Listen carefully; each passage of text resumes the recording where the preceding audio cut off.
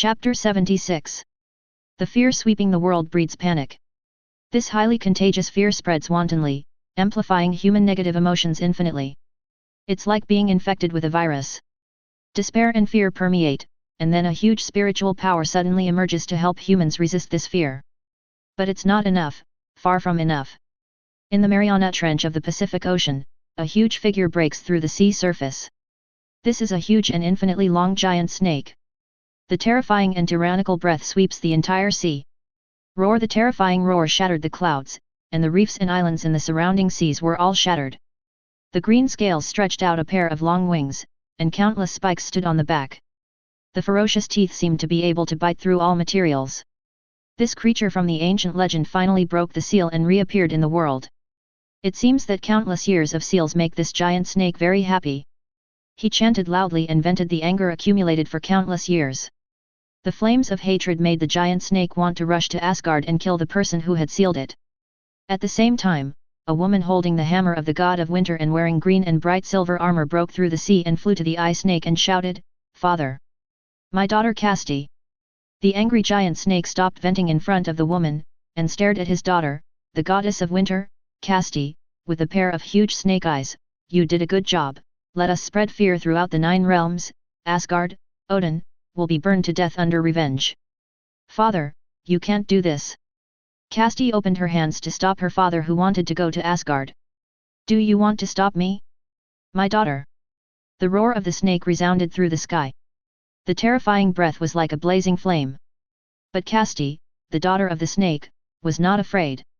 She raised her head and shouted to her father seriously, "Father, don't forget who defeated you. The seal of countless years has already made you weak.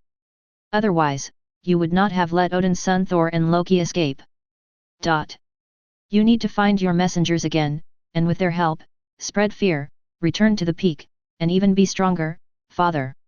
The father and daughter's bodies, one big and one small, formed a clear contrast for a long time.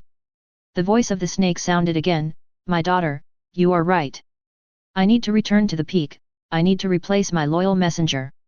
But before that, damn ant, who allowed you to spy on the great god of fear at will?"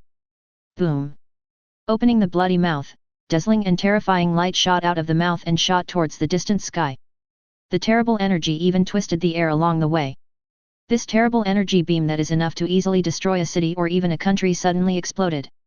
Bang! Like a shattered meteorite, it turned into a meteor with flames and fell towards the sea, exploding dense and sky-high water columns. When the water columns fell, under the heavy rain, a dazzling and sacred golden light bloomed, and endless golden ripples rippled. Even the dark clouds in the sky disappeared under this golden light. The blue sky was revealed. The colorful rainbow slowly emerged, and the figure stood on it, facing the terrifying snake that covered the sky, fearless. A pair of beautiful eyes were painted with red light, like red gems, bright and holy. "The power I have never seen, Midgard people, if you think this is the confidence to fight against me, then you are destined to be devoured by me." The earth-shaking roar, accompanied by the movement of leaning forward, just one movement, made the earth shatter and the sky wail. But facing such a terrifying life, Selina was terrifyingly calm. Her ruby-like eyes stared at the terrifying winding snake, and a wisp of golden flame burned from its body. "Get off the earth, or die!" A dazzling scarlet color bloomed at the fingertips. Even if the snake was in a weak state, Selina did not think she could compete with it, but as a saint under Leon, her faith and will did not allow her to retreat or fear. The vibration of the two auras shook the whole world, and the sea was surging and roaring more violently. Selina's beauty under the helmet wrinkled slightly. The collision of momentum made her feel a little strenuous. And Leon, who was far away in the town, was not spread by fear because of his existence. The town was still so peaceful.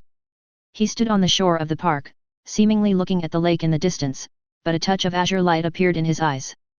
The snake's eyes flashed, and an unprecedented sense of crisis surged in his heart. The snake was crazy but not stupid. He felt the danger and was in doubt. Crisis? Where did the crisis come from? The huge wings behind him fluttered slightly, rolling up a violent wind, and the rampant laughter resounded through the sky. "Midgard people, I can feel your ridiculous faith and will. Next time, you will witness your own death. I will watch the fear you grow, and it will please me."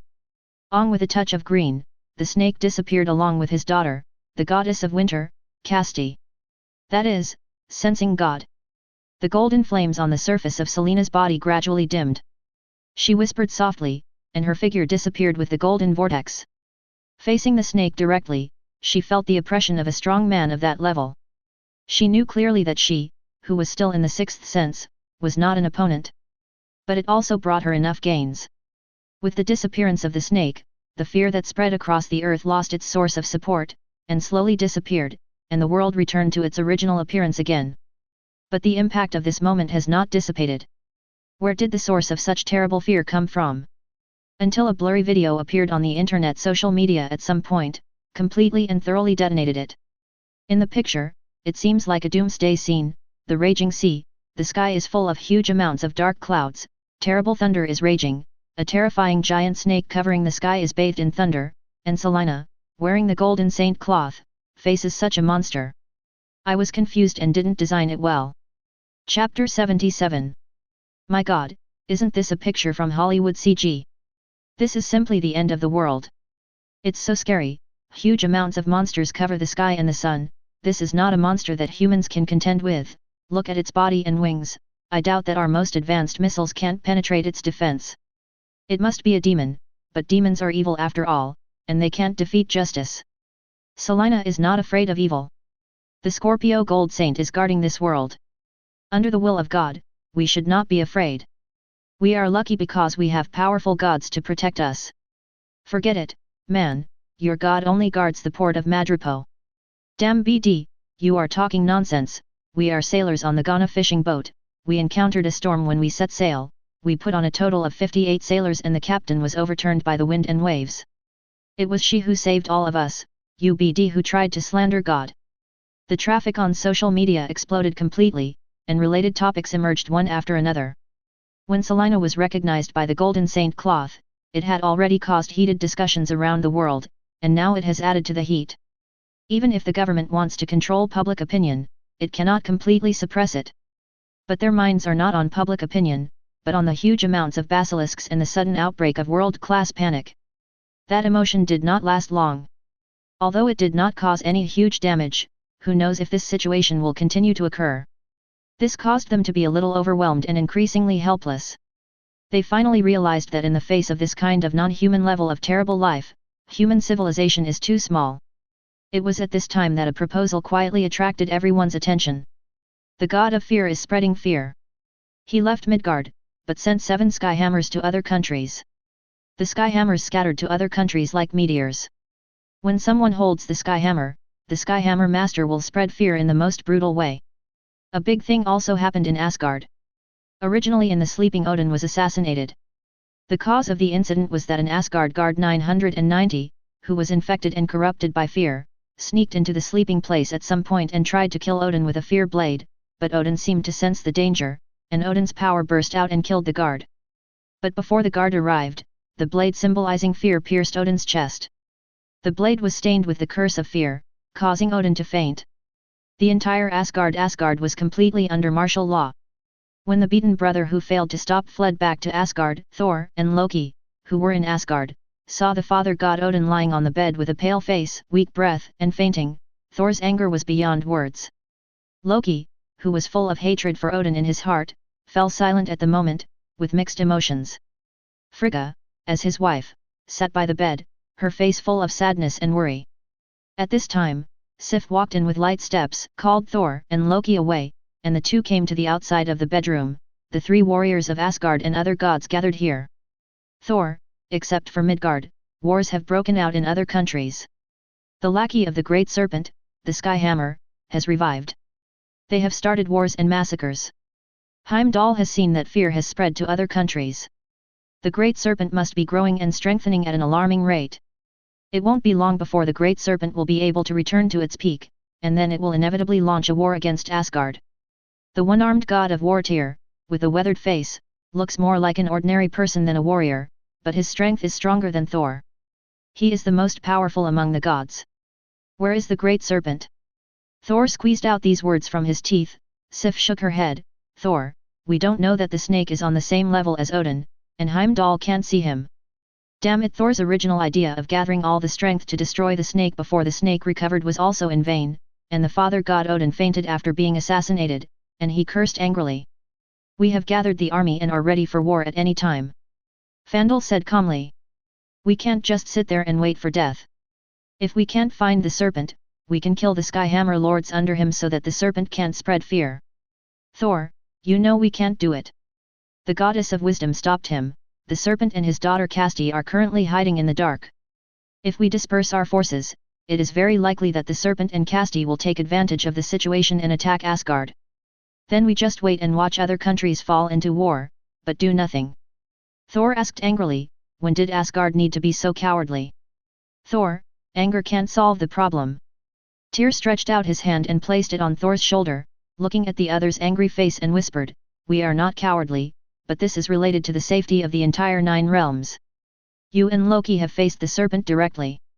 How do you feel?" Thor was silent. After a while, he looked at Loki and slowly said, "Powerless. Loki and I tried to stop Casti, but failed.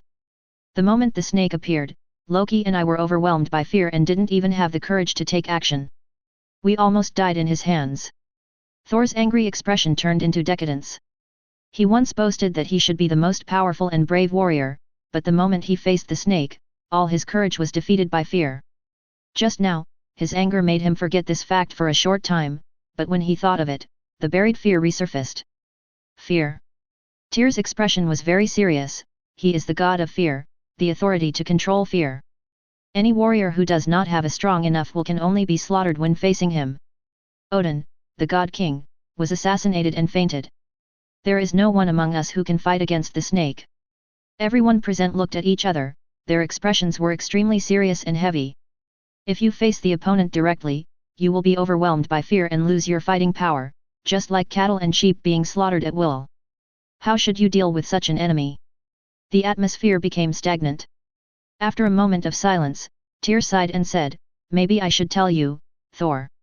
He looked at the dejected Thor with a pair of slightly tired eyes. Before defeating the sealed serpent, the god King Odin once sought the answer to destroy the serpent from the book of the world, but got a fable that only you can kill the serpent, but you will also die in the hands of the serpent. "I don't care, I just want to protect." Thor spoke subconsciously, but he didn't say the next words. Protect? Protect whom? Asgard? 9 realms? He is a person who loses his courage because of fear when facing the serpent. What qualifications does he have to say protection? It's just a joke. Why can't I do it? Thor said bitterly. As soon as he finished speaking, there was a bang and the Mjolnir in his hand fell to the ground. "Thor, you!" Sif looked at Thor in disbelief. Thor stared at Mjolnir on the ground. He bent down and subconsciously tried to pull it up, but found that the hammer was connected to the ground and did not shake at all. "Even you don't recognize me anymore, Mjolnir." Thor's upright figure was a little hunched at the moment. His depressed temperament made the once invincible and high-spirited Thor look completely different from the present. Thor Sif wanted to speak, but Thor shook his head and walked out of the palace with messy steps. Loki. Everyone looked at another person, Loki. The latter had been silent from the beginning. Now he had a complicated expression, but to everyone's surprise, he did not seem to be as depressed as Thor. He has never experienced such a tragic failure. When he loses his courage and no longer believes in himself, his divine power and companions will leave him. Loki sneered, as if he was mocking, and as if he was mocking himself. Loki, Fandral, Hogun, and Volstagg, the 3 warriors of Asgard, were full of anger, and did not understand the meaning of Loki's words. The god of war Tyr stopped the 3 angry people and looked at Loki seriously. "We don't have much time, Loki, the god king fainted. We need the former Thor to come back. What can you think of?" Facing the eyes of everyone focused on him, Loki hesitated, and suddenly thought of that tall, sacred, and elegant figure in his mind. That unparalleled power that also made him feel powerless and fearful. Maybe, there is someone who can help us. Who? A god who can also make people lose their courage. The turmoil in the 9 realms does not include the Earth. Although the social media on the Earth has been detonated in the past 2 days, it still seems much calmer than the turbulent wars in other countries. Madripoor Port. This country, which is praised by the whole world as the true kingdom of God, looks beautiful and lively at night. However, on this day, 3 people who are not from Earth came here. Loki, Tyr, and Sif, wearing gorgeous robes and armor, entered the city, attracting countless people's attention.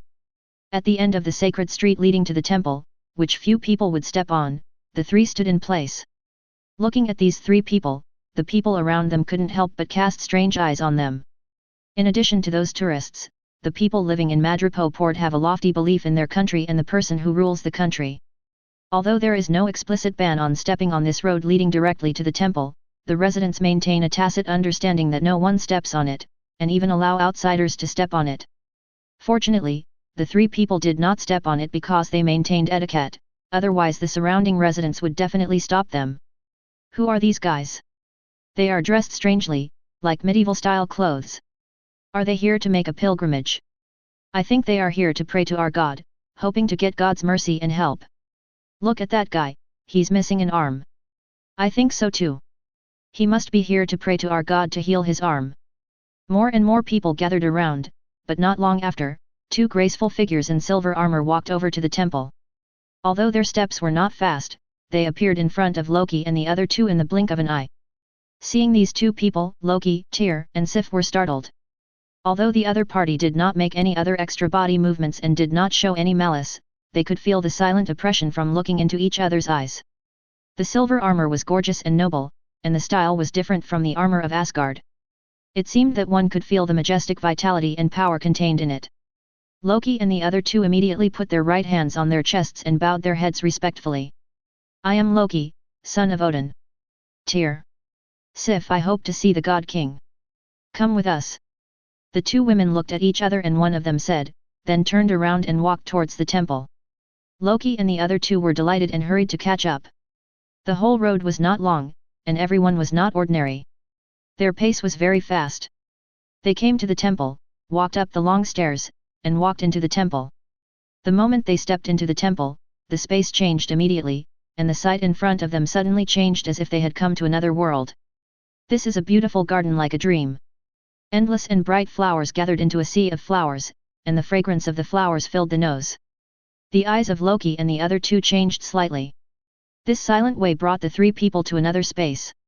This is not an ordinary method. Magic? Or some special ability to transfer space? No matter what, the three of them looked at each other calmly and continued to follow the two women in front of them. They walked along the only road in the sea of flowers for a long time and finally arrived at their destination. In the center of the sea of flowers, there was a fountain with a goddess sculpture. Under the fountain, petals were scattered all over the sky, as beautiful as a dreamland. There was a big lake at the far end of the goddess fountain. Leon stood in front of the goddess fountain and reached out to touch the water flowing through his palm. The two women did not approach, but stopped a few dozen meters away, stretched out their hands to signal the three to continue walking, and then their figures disappeared. Chapter 78. Your Majesty the God King. Loki and the other two immediately bowed their heads to express their humility. Leon was wearing an exquisite robe, which complemented the beautiful dream garden. He turned his back to the three people, and waited until the water brushed over his palms before he turned around and looked at the three people. Tyr was fine. Sif saw the man in front of her, with his back to the goddess fountain under the light and shadow. The fluttering pink petals reflected his handsome face and elegant temperament, which were perfectly displayed in her eyes. Even though she still admired Thor in her heart, at the moment her heart couldn't help but beat. Regardless of other things, appreciating beauty is a common trait of human-like intelligent races. The Asgard people are the same. The waves in Tyr's heart were shocked by the terrifying man in front of him. Even though Loki had described before, as one of the gods, the god of war Tyr had experienced countless life and death battles and met all kinds of powerful people. But the invisible oppression given by the man in front of him was the strongest one he had ever met except the king of God Odin. Loki, you are much better than I thought. Leon glanced at Tyr and Sif, and then set his sights on Loki. His tone was full of praise. Although the two had a huge age difference and seemed to be in contrast, there was actually no sense of disobedience. Age and strength are often not linked. Even someone as arrogant as Loki didn't think it was wrong. Thank you for the praise, His Majesty the God King. Loki was very humble. When facing someone who is much stronger than himself, the smartest thing to do is to be humble enough. He understood this and implemented it from beginning to end. Leon didn't care too much about Loki's flattery. He was indeed surprised and admired. The divine power held by the snake can produce a breath of fear. This is the authority accumulated by the other party when he ascended to the throne of the God King. It cannot be shaken by any means. The strong vitality is closely related to Asgard. To kill the snake, Asgard must be destroyed first. This characteristic is similar to the goddess of death Hela. Definitely enough powerful force can also destroy it, but ordinary people rarely can do it. Loki is pretty good in magic. He is at the level of half-baked melee. He has faced the snake's heart infected by the curse of fear, but he did not become decadent. His courage was defeated, which is the source of his surprise. It is worthy of being one of the 2 best kings of Asgard in the future. Explain your purpose. Your Majesty, the great serpent has revived. My father Odin was assassinated by the Asgard guards bewitched by him and fainted under the curse of fear. Now he wants to regain power. If he succeeds, it will be a disaster for the 9 realms. We beg for your help. Loki said sincerely. Leon stretched out his hand calmly, and a pink petal fell from the sky and fell into his hand. He did not move. The petal was shimmering with golden ripples, as if it was endowed with sacredness. This is the catastrophe that Asgard is destined to experience, and it is also the key to Thor's metamorphosis or death. Then he pinched the petal and handed it to Loki, who took it in a daze. Subconsciously, he wanted to ask, but Leon's voice came to his ear. When the war comes, the stars will come. Go. As his voice fell, the world in front of Loki, Tyr, and Sif changed upside down. The next moment, when they appeared here, they were shocked to find that they didn't know when they were in the grand square of Asgard. This. Sif was shocked. She knew very well what the meaning of sending the 3 people directly to Asgard was. You have to know that Asgard has opened the magic barrier now. The entire Asgard space is locked. It is impossible for anyone to break into Asgard through space means, but the other party did it, so easily and quietly. This method, I finally understand why you said that, Loki. Even the well-informed god of war Tyr was shocked. From his point of view, the man could easily kill them, and they didn't even have the ability to resist. Just as Loki said, those are 10 beings who will lose their courage when facing the big snake. 0. His appearance, originally, was beyond common sense, but I am more concerned about what he said in this thing. Loki raised his palm, and the pink petal with a touch of sacred gold in the palm lay quietly. The stars will come. Could it be that in times of crisis, the God King will lead his warriors to support us? Sif guessed. Maybe, but is this thing for Thor? Loki frowned, and he felt that the petal in his palm seemed to contain some incredible and incomprehensible force area. After a short silence, he immediately turned and left. Sif and Tyr looked at each other and hurried to follow. In the dream garden, Leon stood in place. This place is another space created between reality and the parallel world. The file size of this space is about the same as that of the Earth. It is a space that Chen opened up personally after perceiving the space gem. As for the endless flowers, goddess sculpture fountains, lakes, etc., they are just created out of thin air by his supreme power, but they are not given permanence. If nothing unexpected happens, they will soon wither. To put it bluntly, disposable items. This is just an experiment of Leon, and he made preparations in advance for the creation of the sanctuary next. The sanctuary will not be built on the Earth, but a new parallel space will be opened up, floating outside of reality, but not out of reality. Being assassinated and seriously injured and fainted, thinking of what Loki said, Leon laughed dumbly. It was ridiculous that Odin was stabbed and fainted by the bewitched Asgard guard. But no matter what, his appearance disrupted the sacred timeline, and Odin was unsure. The timeline was already turbid. Odin's decision for the future of Thor and Loki was self-evident. For Leon, this was good news. Asgard has accumulated a huge amount of resources over the years. It includes a lot of knowledge, treasures, materials, etc. Leon wants to build a powerful kingdom of God, and these are the biggest help. The snake chapter feels not well written. I want to add too much, but I didn't take it. Mountain. Chapter 79. The key is that Asgard has no conflict of interest with him, and has enough value to gain his goodwill. Leon is not afraid of having too many enemies, but he does not want to see enemies everywhere, especially before he grows up to be fearless. One of Leon's core principles is caution. Odin is using tricks to release goodwill, and Leon will not refuse it. Moreover, this major event of the origin of fear is also a suitable opportunity to train soldiers and harvest faith. Big Snake Leon's eyes flickered. How high would the value of a father god be? He was looking forward to it. The turbulent country was filled with war, and countless lives were infected by fear. Death, killing, and blood made many countries seem to be filled with a layer of blood. The people living in these countries were desperate and powerless. They prayed for the gods to save them. But unfortunately, the god they expected, Asgard, was also facing terrible and powerful enemies. Helheim, one of the 9 kingdoms, is known as the Kingdom of the Dead. The mist shrouds this kingdom. Under the mist is the wildly twisted jungle, dark and grey. In the shadow castle deep in the mist, a woman wearing a dark green robe and long black hair sits elegantly on the skull throne with her legs crossed, eyes closed, one hand supporting her chin, and the other hand on the armrest, tapping her index finger lightly, making a rhythmic sound. Suddenly, boom, as if the world is upside down and collapsing, she opens her eyes slowly, and a man appears in front of her, with a tall body, full of muscles, and fur of unknown creatures wrapped around his shoulders. The beard, the tough face, and the pair of tyrannical eyes create the temperament of a tyrant in front of her.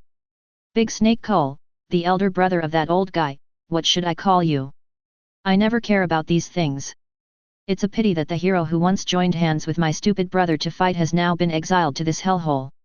Cole turned his head and looked at the environment of the dark castle, revealing a disgusted expression. He didn't like it. As a tyrant, he preferred his former palace, which was magnificent and luxurious. The woman sneered and said nothing. This arrogant attitude did not make Cole angry. A king with a strong purpose, angry? He was only very angry with Odin. In other cases, he would be very calm, even indifferent. Hela, you were once Odin's sharpest spear. You conquered world after world for him and killed countless people for him, but he didn't give you the throne you wanted, but exiled you to this country without sunlight. Cole smiled coldly, I can see the hatred in your heart. Tell me, do you want revenge? My anger is like a sharp sword, piercing my heart every second, torture, pain, this will become my motivation for revenge, without it, I will have no fun. Hela stood up, her voice was as high as thunder. The terrifying breath swept across Helheim, and all the dead souls in this world in the fog were afraid, crawling and kneeling on the ground and trembling because of fear. The whole Helheim was shaking, but it was so solid. Especially when Hela's divine power wanted to break through this world, it was blocked and suppressed by a more terrifying and vast force. See? He blocked me again and again, as if he wanted to destroy my will. Hela retracted her breath, walked down the steps with graceful steps, and stood beside Cole. Cole was tall and strong, like a brown bear, while Hela was tall and looked so petite in front of him. Cole lowered his head slightly and looked down at Hela, grinning, but you can feel that the power is weakening, right? Hela's eyes narrowed. What did you do? She said in doubt. Indeed, she had not thought of breaking the seal that Odin had set for her with her explosive power just now, but she clearly felt the seal loosening just now. She was still wondering, and now it seemed that this brother of Odin, who was also her uncle, seemed to have done something. A gift for my dear brother after not seeing him for so many years. Not only him, but Thor, Loki, and Frigga Asgard should have 10 copies. Cole smiled cruelly. I like this gift, but what do you want to do with me? Hela reached out and grabbed Yujiao's long hair and rubbed it, looking directly into Cole's extremely wild and oppressive eyes. Let's make a deal. You help me leave this damn place. Hela raised her eyebrows. If there is anyone in the 9 realms who can break Odin's seal, I think there is only one person, that is me. What do I have to pay? Go to Midgard. Cole's face became cold, and he said cruelly, for some reason, a powerful god was born in Midgard. I want you to kill that god and cut off his head and bring it to me. Big Snake, will you be afraid of a god from Midgard? Hela said sarcastically. Cole's eyes changed, staring at Hela like a snake. I allow you to communicate with me on an equal footing, but it does not mean you can anger me, Hela. Hehe, you can try. Hela is fearless. She may not be as strong as Cole, but Cole can't kill her. At most, he can seal her. How can it be worse than now? What's more, Hela's unruly and conceited nature will not let her show weakness to anyone, even her father Odin. The two people's eyes collided, and the atmosphere became extremely solemn. After a while, Cole was the first to change his face and laughed, as expected of the blood of the Odin family. Hela, you and I should be born kings, not as hypocritical as me. I'm using you, but you also need me to break the seal. I think you would rather kill him with your own hands than me killing Odin. Cole's straightforward words made Hela narrow her eyes. Just as Cole said, she had accumulated anger for countless years, and the hatred could only be extinguished with Odin's blood. She suppressed the fire in her heart and said coldly, I want to kill that old guy with my own hands. Definitely, he is yours. Cole agreed. I'll bring the so-called god's head to see you. Hela said coldly. But both of them knew that it was just a deal between the two parties, and they also knew that there must be fraud in the deal, but they didn't care. They were very confident in their own strength. After killing Odin, they would start a war for the throne. The two of them smiled knowingly, with cold murderous intent hidden beneath their smiles. Then, a thunderous roar broke out. 01440240 Fila 1214222530. The raging breath, accompanied by Hela's surging divine power, filled the entire Helheim, and the deep green light rushed straight into the sky and disappeared in Helheim. The war began. On Earth, there were unusual movements in the three magician holy places around the world, and the magicians guarding the holy places noticed the abnormal situation. They detected that a huge amount of energy was approaching the Earth. In Kamartaj, the supreme city, Ancient One had a face full of question marks. Your Excellency. An Asian magician beside him looked at Ancient One cautiously. He always felt that the Venerable's mood seemed unstable. Could something have happened? Ancient One waved his hand, feeling tired. What kind of development is this? The Great Snake broke the seal, and Odin's daughter Hela also left Helheim with the help of the Great Snake, and now she is heading straight to the Earth. This collapsed history line left her speechless, although she understood the butterfly effect of the timeline very well and was accustomed to it. She didn't expect it to be so chaotic. Just as she was considering whether to stop Hela, a familiar voice came to her ears, which made her change her mind. Then she showed a helpless smile. This kid can really surprise him. Outside the Earth, a dark green beam of light broke through too fast and headed straight for the Earth. However, before it approached the Earth, a huge golden vortex appeared inexplicably in front of it, completely engulfing it. Dream Garden. With a rumble, a figure fell from the sky and fell to the ground. The terrifying force cracked the ground in a large area around it, raising dust and flowers all over the sky. The petals scattered made the picture violent but also had a touch of romantic beauty. When the dust dissipated, Hela glanced around blankly. She stretched out her hand, and the petals fell into her palm. She crushed them with all her strength. Where did this trademark take her? She didn't come from Midgard? Hela looked around carefully and found that this seemed to be a world that was forcibly opened up. The entire world was very large. This kind of work was not something that ordinary people could create. Just as Hela was thinking, figures fell from the sky like a stream. She suddenly raised her head and looked. Boom! The violent and domineering aura rushed up, and in the sky, more than a dozen figures wearing bronze, silver, and gold gorgeous armor stood and looked down at her with cold lightning. Hela tilted her head, seemingly looking at her with interest, but in fact, she was already violent in her heart. The condescending attitude made Hela sentence these arrogant bastards to death. She decided to crush their bones bit by bit with her own hands. Very good aura, very strong, but, are the guys behind you here to kill you? Hela said jokingly, and couldn't help but think of the war in the past. Odin sent the Valkyrie Legion to hunt her down, but she slaughtered 1,200 of them. You can't say whether you are going to die. A calm voice came from behind Hela, making her body stiffen slightly. Then, a cold murderous intent flashed across her eyes. She stretched out her right hand, and a sharp sword appeared in her hand, sweeping it backwards. Bang! A hand grabbed Hela's sword. The collision of two powerful forces shook the entire dream garden for a moment. Hela was shocked. In front of her, a man in exquisite and luxurious robes grabbed her sword with just one hand. The power was so strong that she couldn't move forward no matter how hard she tried. The black hair, tall figure, handsome features, and elegant temperament made him full of charm. Hela was not moved. It was like two kings meeting. There was no mutual appreciation, only fear and murderous intent. Midgard should not have given birth to people like you. Hela smelled a strong breath of danger, but her face was expressionless. In her heart, she suddenly realized why someone like Orakai would rather help her leave Helheim. It turned out that there was a powerful being in Midgard, so powerful that even Cole felt dangerous. And she was being used to deal with the man in front of her. No matter who wins or loses, it is a win-win for Orakai, and it would be best if both sides were hurt. It just so happens that I was born. There are always many surprises in this universe. Leon grabbed the sword and exerted a little force. The powerful force broke the sword. Hela took a step back and was extremely alert.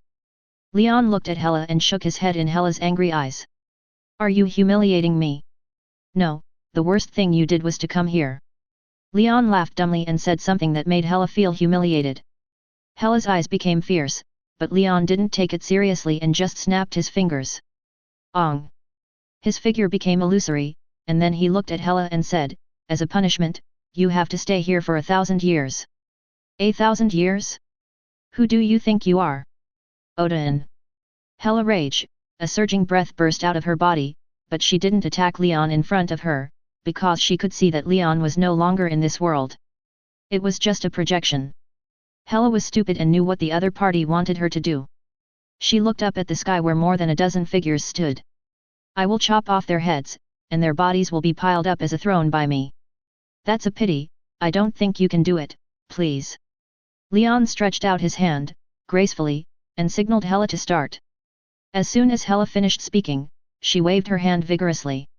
In an instant, countless swords swept toward the sky like a rainstorm. Each sword contained a terrible power that could penetrate any material. However, above the sky stood Selina and other saints recognized by the holy clothes. After shouting angrily, they suddenly punched. Boom! The sonic punch like a meteor smashed these swords densely and turned them into atomic state. The power was not exhausted yet, and it also hit Hela on the surface. Chapter 80. Facing the overwhelming attack of sonic punches, Hela's eyes flashed with tyranny.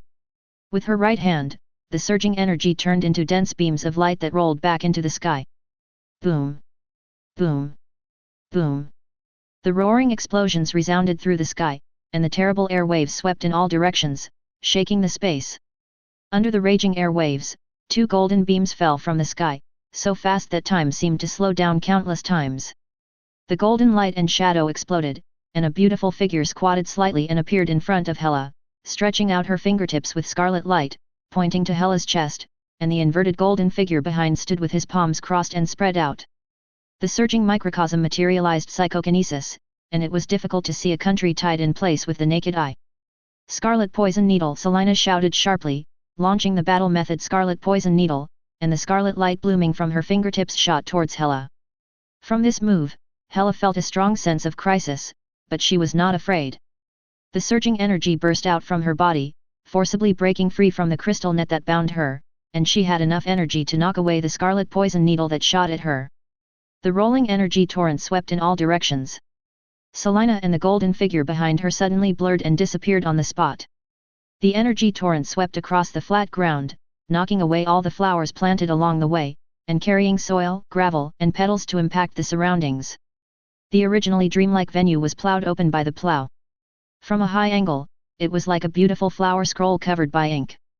Whoosh! Whoosh! Whoosh! Figures stood around Hela, staring at her with indifferent eyes. Hela stood still, looking at these figures. The surging power surprised her. I have never seen such power before, and the combat method that matches the power, with a mature system, this is not the foundation of the newly rising 01 god. Hela's eyes moved. She suddenly felt that she was tricked by the big snake. Hela did have the capital to be proud, or to say that if she could become the father god, she would be proud. Pride is not stupid. If Hela still didn't realize what situation she was in at this time, she would be too stupid. The guy in front of him was amazingly strong, not to mention the mysterious Leon who was watching. No, I can't keep pestering him. I have to find a way to leave here. Realizing the problem, Hela made a decision immediately. It was really troublesome. As the goddess of death, she controlled the rules of death and had the power to control the life and death of the gods of Asgard.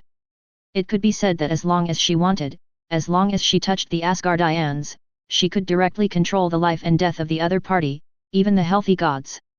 This rule is also valid for ordinary people other than Asgard, but it does not include beings with extremely strong life levels, such as the group of people in front of her.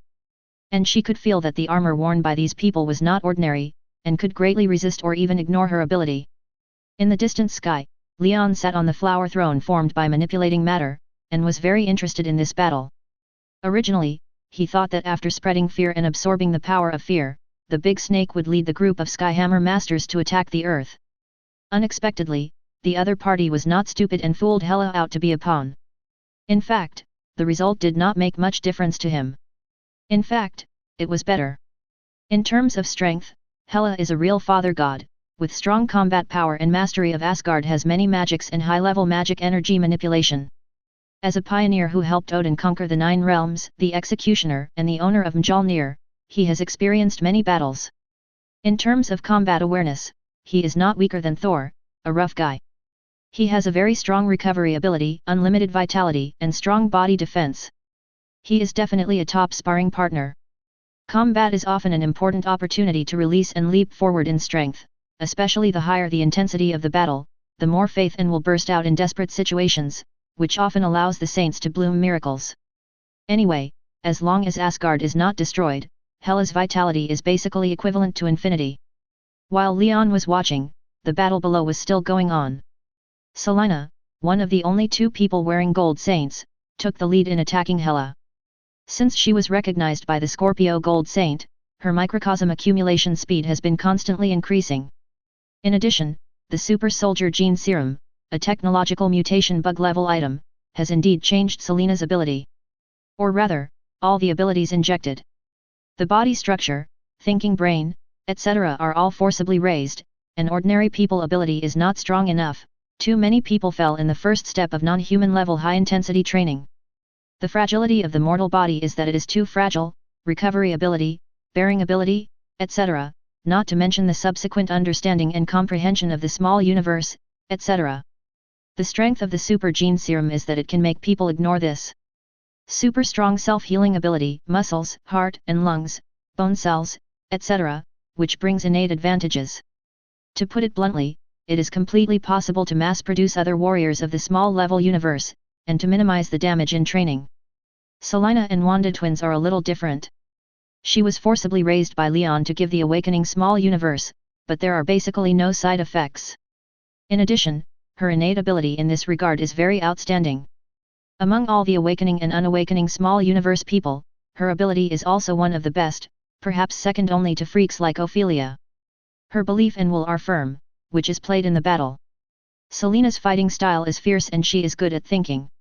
She can calmly analyze the situation in battle.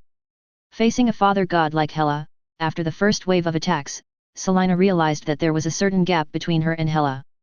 However, Selina was not alone, and she could judge that the gap was not so big that she could be killed instantly. Then, after a wave of telepathic communication with the rest of her companions, she launched the attack immediately. Her figure turned into a golden light and rushed towards Hela. Her speed was several times faster than before, almost equivalent to teleportation. The burst of physical strength and the combination of coordination made her unparalleled and more terrifying speed than other saints. It was so fast that Hela was unable to react for a short time. Her eyes reflected the fierce figure, and the fist with golden gloves contained tremendous destructive power, which hit her head heavily. Boom! Boom! Boom! Hela suddenly turned into a cannonball and shot backwards. The blast was raging, but it was not over yet. Before she flew backwards for 1,000 meters, she hit the invisible wall again. The invisible wall caused layers of golden ripples. This collision damage made Hela look a little painful. Unfortunately, the attack was not over yet. The ground was surging, and countless dense spikes integrated by the road and the small universe appeared. One by one, the spikes pierced Hela, and the storm composed of huge winds was like a sharp blade cutting her body. The terrible spiritual flame turned into the shape of a peacock and burned Hela's body and soul. More than a dozen saints constantly attacked Hela mercilessly, and her body was suffering from severe damage every minute and every second. Under such circumstances, Hela's anger had accumulated to the extreme. Enough finally, Hela, who could no longer bear it, shouted angrily, her eyes glowed with green light, and the surging green flame energy enveloped her, destroying all the tactics that attacked her. The terrifying windstorm swept in all directions, the earth trembled, and the dense cracks spread like spider webs. The dream garden, the kingdom of flowers, has completely become a scorched earth. All the attacks were broken up, but Hela was not happy. A long sword suddenly appeared in her right hand and she turned to block in front of her. In front of her, Serena's index finger with a scarlet glow happened to touch the sword body. Boom! The dazzling scarlet light bloomed, exploding with surging and terrifying energy, but Hela was nailed to the spot and motionless, like a pillar connected to the earth. Selina felt that the vast magic power in the sword body seemed to have signs of an explosion, and her thin eyebrows frowned, but she did not retreat. The surging small universe exploded, and the battle method hit the light needle at one point, erupting with unimaginable terrifying destructive power. She actually had to resist Hela's full-strength counterattack. Seeing this, Leon's eyes moved, but he did not take any action. Boom! The devastating explosion resounded through the sky, and the terrifying air wave torrent that annihilated everything swallowed everything. The planet created by Leon, which was comparable to the Earth, was completely blown to pieces. The beautiful flower kingdom was completely destroyed. It was broken into pieces of large and small plates that shot out and stirred in the boundless space. Among them, more than a dozen figures shot back from this terrifying torrent. One of the golden figures smashed countless plates along the way and flew for many kilometers before slowly stopping in the sky. The long black hair and delicate face stained with a little dust and blood were Selina. Blood kept flowing from the corners of her mouth, which showed how much impact she had suffered under the huge force. Selina ignored her severely injured body and looked forward. Millions of continental plates of different sizes were floating in a mess, blocking her sight.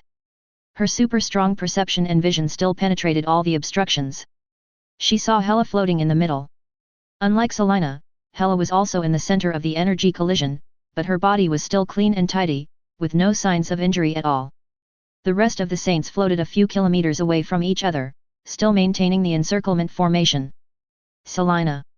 Recalling Lisa's concerned voice, Selina shook her head and telepathically sent a message to Lisa and other saints. I'm fine. Continue to attack according to the previous battle plan. Her physical strength and energy magic operation strength are stronger than ours. Our only advantage is speed and number. Use the containment. Lisa, use your small universe and psychokinesis to find an opportunity to restrain her, and then the rest of you will focus on attacking one point and break her defense. Understood. 573. In a flash of communication, after Selina continued to maintain the previous battle plan, accompanied by a series of air waves, Lisa and other saints shouted angrily and turned into a series of light and continued to rush towards Hela. And Selina also followed closely behind. Hela was surprised that Selina could survive the turbulent explosion just now. She completely discarded the remaining arrogance and conceit in her heart and tried her best to deal with this group of difficult warriors. This level of battle can no longer be measured by time. 100-day wars and 1000-day wars are common. The only difference is that Hela's life level is too high. For Selina and other saints, any slackness or flaw may bring destruction to themselves. However, in such a high-intensity battle, Selina and the others gradually began to adapt. Since they were in the awakening microcosm, they began to be recognized by the holy cloths one by one. Their life level is no longer that of ordinary people, but they lack experience in high-level battles. This war is to make up for their lack in this aspect. Danger and despair will not make Selina and other saints feel any despair or fear. On the contrary, strong faith and will create miracles. Every minute and every second of the battle makes them grow rapidly. Leon still sits on the flower throne, overlooking the battle from above. One hand supports his cheek, and the other hand pinches the gem with azure light, using the endless energy of the gem to reinforce this world that was forcibly opened up. Don't let it be destroyed in this level of battle. By the way, in this process, you can understand the knowledge of the space rule. Asgard. Thor sits on the top of a palace building. He silently looks at the beautiful scene of the sunset in the distance, with an inexplicable look in his eyes. His face is full of complexity. Thor could hear the solemn footsteps of Asgard. It was the soldiers of the Asgard Legion patrolling the tower and guarding against attacks. He also heard angry shouts. It was Sif, and Fandral and other commanders setting up defenses. He, as the future king of Asgard, was admired and worshipped by countless people and believed to be the most outstanding king in the history of Asgard. However, he hid here because he was afraid of the snake.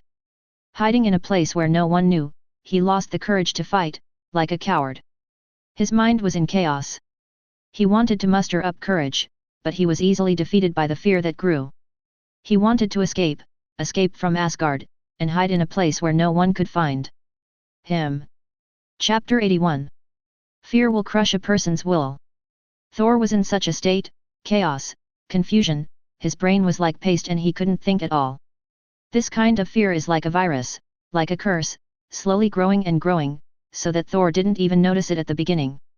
At the beginning, Thor returned to Asgard, and he might have the courage, but as the fear grew, his courage would gradually fade away until it was like now. But at the moment, he didn't think about it at all.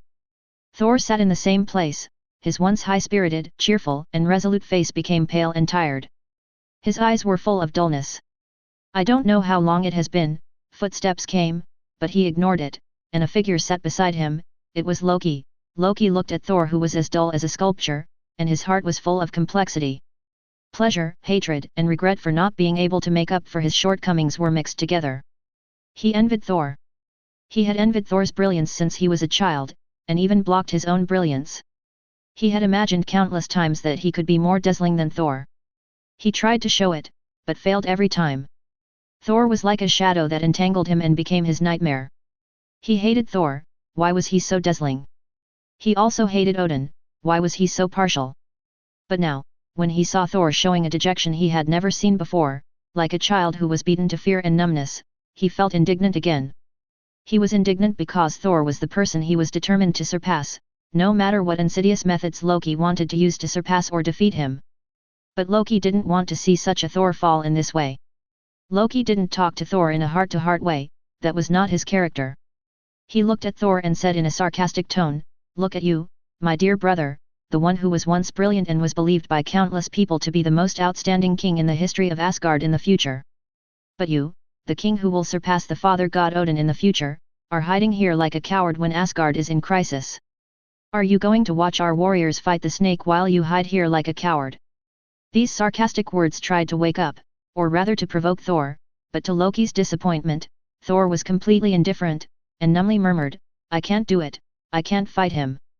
He is too powerful." Loki gritted his teeth, his eyes full of anger. He turned around angrily and grabbed Thor's collar and lifted him up, looking straight into his eyes, and said angrily, "This is bullshit. I know how strong the snake is. I have faced him like you. But I was not defeated. I look forward to fighting alongside you. Even though I know that I may die, I have not lost the courage to fight him. But you, my brother, you want to retreat. Your will is defeated by fear. This is not the Thor I know, nor the Thor I want to surpass. Wake up, you know that if you do this, father, mother, and everyone we know will die, Asgard will be ruled by that tyrant, and the responsibility we once shouldered to protect the 9 realms will vanish. We will become a permanent laughing stock." This was Loki's unprecedented roar, bombarding Thor like thunder. Thor's dull eyes changed slightly, but eventually became dead silent, and he didn't even dare to look into Loki's eyes. His eyes wandered. This damn look made Loki laugh in anger. He threw the coward to the ground with force, and his foot stepped on the other's head mercilessly and crushed it hard, squeezing out a sentence from his teeth, "You are not Thor, and you are not my brother. I, Loki, don't have such a brother, Odin, and your mother doesn't have a son like you. You will become the trash and garbage that countless people have despised in the history of Asgard. You betrayed the proud bloodline of Odinson, you are a disgrace to the Odinson family." As he spoke, a dagger appeared in his hand. He loosened his feet, then bent down and grabbed Thor's neck and lifted him up. He walked a few steps and put it on the wall of the corridor. The sharp part of the dagger pierced Thor's neck skin, and it could be inserted with a little force. But Loki's hands were shaking at this moment. His eyes turned red, containing murderous intent and inexplicable emotions. Just as Loki hesitated, a terrifying roar resounded throughout Asgard, accompanied by the boundless and terrifying energy frenzy sweeping across, and the terrible power of fear spread. Asgard shook and shone. Loki turned his head suddenly and saw a huge winged giant snake showing off its power in the sky above Asgard. Above the city of Asgard, a golden energy magic shield appeared, constantly resisting the energy impact released by the snake. "Asgard warriors, respond to the enemy." Roar below, countless fully armed Asgard warriors roared, sending huge sound waves straight into the sky, and the entire Asgard began to operate at high speed like a tight instrument. "Damn big snake!" Loki cursed and let go of his hand.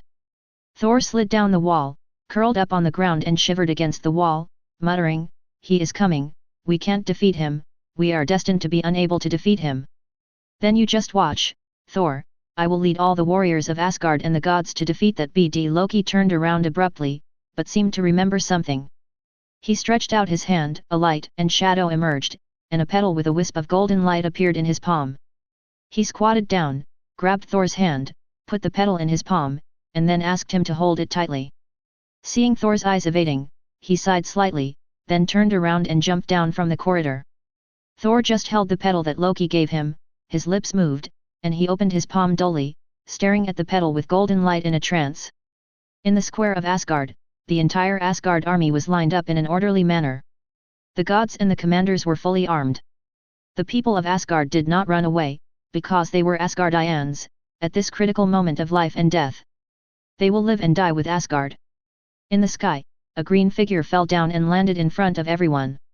The green light flashed by, with a sheep-horned helmet on his head and holding the artifact of authority that only Odin can hold, Gungnir, the eternal spear, swept his eyes over the gods, and all the determined and fearless warriors.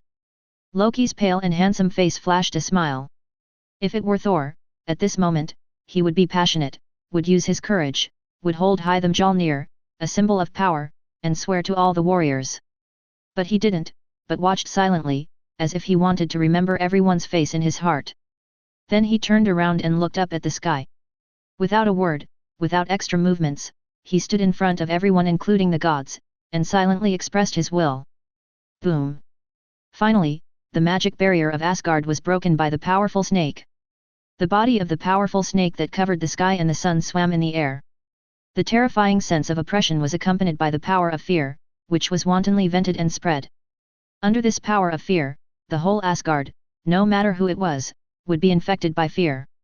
Even the Asgard warriors with iron were shaking. When fear was growing, Loki raised the eternal spear Gungnir and hit the ground hard. Ding!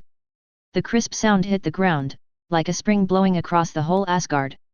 Everyone, whether they were unarmed people, warriors, or gods, dispelled the growing fear under this clear sound.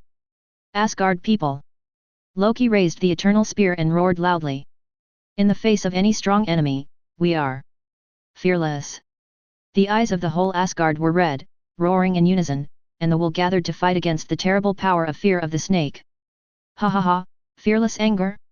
No, you should be afraid, all of you should be afraid of me, the God King, the despicable and hypocritical Odin, who stole my throne, and you will pay the price for your foolish loyalty. The sound of the snake exploded like thunder. The next moment, huge amounts of snake tail swung. Boom! Countless Asgard buildings were smashed by the swing of the snake tail with boundless power. The whole Asgard was shaking, and the sky was full of rubble. Loki held Gungnir and aimed at the snake without hesitation. The terrifying golden beam gushed out and hit the huge body of the snake. The latter roared in pain. Gungnir? You are qualified to control it. Very good, but not enough.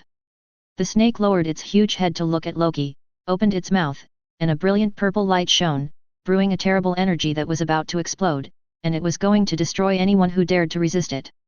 However, Loki's mouth curved into an arc, really.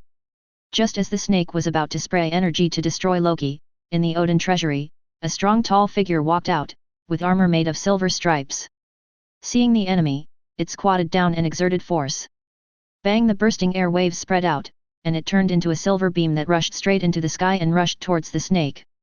The powerful force hit the snake's huge eyes, and in the latter's painful roar, it interrupted his attack and raised his fist high to hit the head. Every time the fist hit like a tide, it exploded layers of air waves, which showed how heavy the power was. When the snake was attacked, tall figures appeared on the ground in the distance on the street. There were stone men, huge monsters covered with scales, pink people, and black elves. But everyone held a huge amount of hammer in his hand. They were the most loyal servants of the snake, the Sky Hammer Venerable, and the leader was the goddess of winter, Casti. For Asgard, Loki pointed at the 8 Sky Hammer Lords at the end of the street with Gungnir in his hand and shouted coldly. The next moment, the roar in his ears was like a volcanic eruption. In the passionate roar, countless Asgard warriors stepped forward, brushed past Loki and the gods, and attacked the Sky Hammer Lords. As for Loki and the gods such as the god of war Tyr, they all jumped suddenly. Those who could not fly jumped with powerful explosive power, and some rode flying mounts. Loki also jumped, and a Pegasus with pure white wings flapped its wings. Loki happened to land on it and rushed towards the snake with the gods. The mighty war started. The roar, the sound of fighting, the explosion, the sound of building collapse, the crisp sound of weapons colliding, intertwined and integrated into a symphony representing an epic and tragic war. The ground forces besieged and strangled the Skyhammer lords. In the sky, there were countless flight troops driving flight devices to cooperate with Loki and the gods to attack the snake. The whole Asgard is full of war and blood. No one retreats, no one is afraid, facing death, they suppress their fear. Every minute and every second, countless Asgard warriors fall. The great snake is so terrible, Loki, that the gods can't shake it with all their strength. Every time he flaps his wings, swings his tail, and bursts out his fear, people in the sky will fall like raindrops along with the wreckage of the destroyed flight. Life is extremely fragile in war. Everywhere you look, there are tragic scenes, countless buildings are destroyed, and there are Asgard warriors who die. The Asgard warriors behind will continue to attack on the corpses of their companions. Blood falls like raindrops, the afterglow of the sunset completely sinks into the horizon, and night falls. Under the bright moonlight, Asgard is no longer beautiful or peaceful. Thor was in the hallway of a high-rise building far away, with roars echoing in his ears. He held the pedal tightly, stood up slowly, looked up at the sky, and saw the figures falling in the sky. On the huge body, Loki, the gods were fighting hard. What am I doing? Thor's turbid brain seemed to be awakened a little by the shouts and roars of the Asgard warriors. He saw Loki being hit hard again and again, and then riding Pegasus and holding Gungnir again and again. My warriors, my brothers are fighting the enemy, and I am hiding here, watching. Thor clenched his fists and covered his heart. His heart filled with fear ignited a flame. He lowered his head, and a brave breath suddenly burst out from his body. Lightning bloomed from his eyes. I am Thor. Odin. Boom. The sky, dazzling thunder fell, shattering the darkness. Chapter 82. The vast space was dim and dark. A golden figure shuttled through the dense rocks like countless meteorites like a beam of light. Every time it stepped on them, a golden halo would explode, full of extreme speed and visual impact beauty. The figure rushed in front of Hela, but then the surrounding rocks surged, and the dark green vines turned into a huge amount of vine nets, wrapping the figure. The figure suddenly went straight, and while exploding the golden halo, it opened its arms and spun its body suddenly. Boom! Boom! Boom! Instantly, a golden storm wrapped in lightning was born. Under the terrible natural disaster, the vine net that surrounded itself was torn to pieces, and then those vines were destroyed but they continued to grow. Realizing that the battle method was useless, she stopped spinning, and the cloak and long hair behind her danced wildly with the strong wind. Selena's eyes were painted red like gemstones, and the small universe in her body was burning, bursting out energy countless times beyond the previous one. She stretched out her index finger and pointed it at the sky, shining like a meteor at the speed of sound, blowing up everything around her, including the vines. 870 This is the most practical kingly way of fighting, and its destructive power is not inferior to other fighting methods at all. However, after destroying everything in the surrounding tens of millions of kilometers and clearing a piece of land, she saw the floating figures at the front. Each of them was panting, with blood flowing from the corners of their mouths, including Lisa wearing the Ares gold saint, staring at the goddess of death Hela standing on the top of a huge rock. Strong, extremely strong, Hela showed the horror of life at the level of the father under the siege of Selina and others. Will speed, strength, energy release, and magic are all far beyond all of them. And the combat awareness is very outstanding. Selina and others adapted to the joint siege and attack with the combat style of the Saint Seiya at the fastest speed, and through the manipulation of Asgard magic, they were put into desperate situations several times. In desperate situations, Selina and others also surpassed their own limits again and again to barely resist. But the small universe is also on the verge of extinction. Especially Selina and Lisa, it is too difficult to control the Gold Saint clothes with the sixth sense. They have used too much combat methods belonging to their own constellations countless times. Their fists can crush atoms, but Hela's body is too hard. Originally, the flesh is at the level of the Father of Heaven, and there is also divine power and infinite vitality. It is ridiculously hard, and the opponent is proficient in manipulating Asgard magic, and various practical magics are constantly emerging. Through these magics, they have disrupted their siege several times. But no matter how much they consume, the small universes of Selina, Lisa, and other Saint Seiya are still burning, with strong beliefs and wills, so that Hela is amazed. She went from being angry and joking at the beginning to being serious now. Hela is a cruel tyrant like the Great Snake, but she appreciates such warriors. Other benevolent kings will sympathize with each other, but Hela is different. She respects such warriors with faith and will, and the respect she offers is to kill them with her own hands. Cut off their heads and use them as iron blocks. The fierce battle aroused Hela's desire to fight. After being expelled and sealed in Helheim by Odin, she has never experienced such a high-level war again, and her original anger has become a little happy. She jokingly laughed at these warriors who were about to lose their fighting power. This is a real warrior. She looked seriously at the warriors in front of her who were staring at her fearlessly. She raised the night sky sword in her hand, and the void trembled. The divine power symbolizing death was like a long river covering and spreading, extending infinitely, making the world a realm of death. Death, trapped attack. These dozen warriors who were recognized by her, Abia, will be annihilated under her respect. Far above the sky, Leon, who was sitting on the flower throne holding the time gem, had his eyes slightly condensed. His body suddenly tensed for a moment, and a touch of azure light flashed in his eyes. Hela wanted to kill his warriors, but he didn't allow it. However, when he wanted to stop her, he noticed the burning faith in the eyes of Selina, Lisa, and others. That faith was fearless and powerful. He was silent. He forgot that Selina and the others had become qualified saints. Their faith and will did not allow them to retreat when facing powerful enemies. He saved them at the critical moment of life and death, and at the same time, he would break the process. Every saint would create miracles in desperate situations. Desperate situations and the edge of life and death are what they should experience. They cannot grow up under his protection, otherwise, they will end up with nothing but appearance. Leon held back. Come on, let me see if you can create a miracle. No, you can definitely create a miracle. Leon muttered to himself. Just as Leon saw and thought, facing the desperate situation, Selina, Lisa, and all the other saints had no fear. The strong belief made them completely burn their small universe. Boom! A terrifying breath burst out from their bodies. They had long forgotten death and desperate situation. The figure in front of them was reflected in their eyes. They had only one belief, to defeat the enemy. Under the shouting of faith that penetrated the world, they burned their small universe and used the strongest fighting method against Hela, which was far beyond the previous limit. And Hela also waved the night sky sword. For a moment, time seemed to freeze. The terrifying energy collision burst out a devastating wave, and the whole world began to twist, turn upside down, and shatter. Under the frenzy of chaotic energy, no matter Hela, or Selina, Lisa and the others did not retreat a step, the energy continued to collide and stalemate, and it was unknown how long it lasted. Finally, the power of annihilation plunged the whole world into darkness. There was no light, no wind, no concept of time, no sound, it was chaos, it was darkness. Maybe it was a minute, maybe it was 10,000 years, a faint light appeared, and then the light became brighter and more vast, like a blazing sun, dispelling the darkness. Then it went out again. I am proud of you. The proud voice came from the darkness.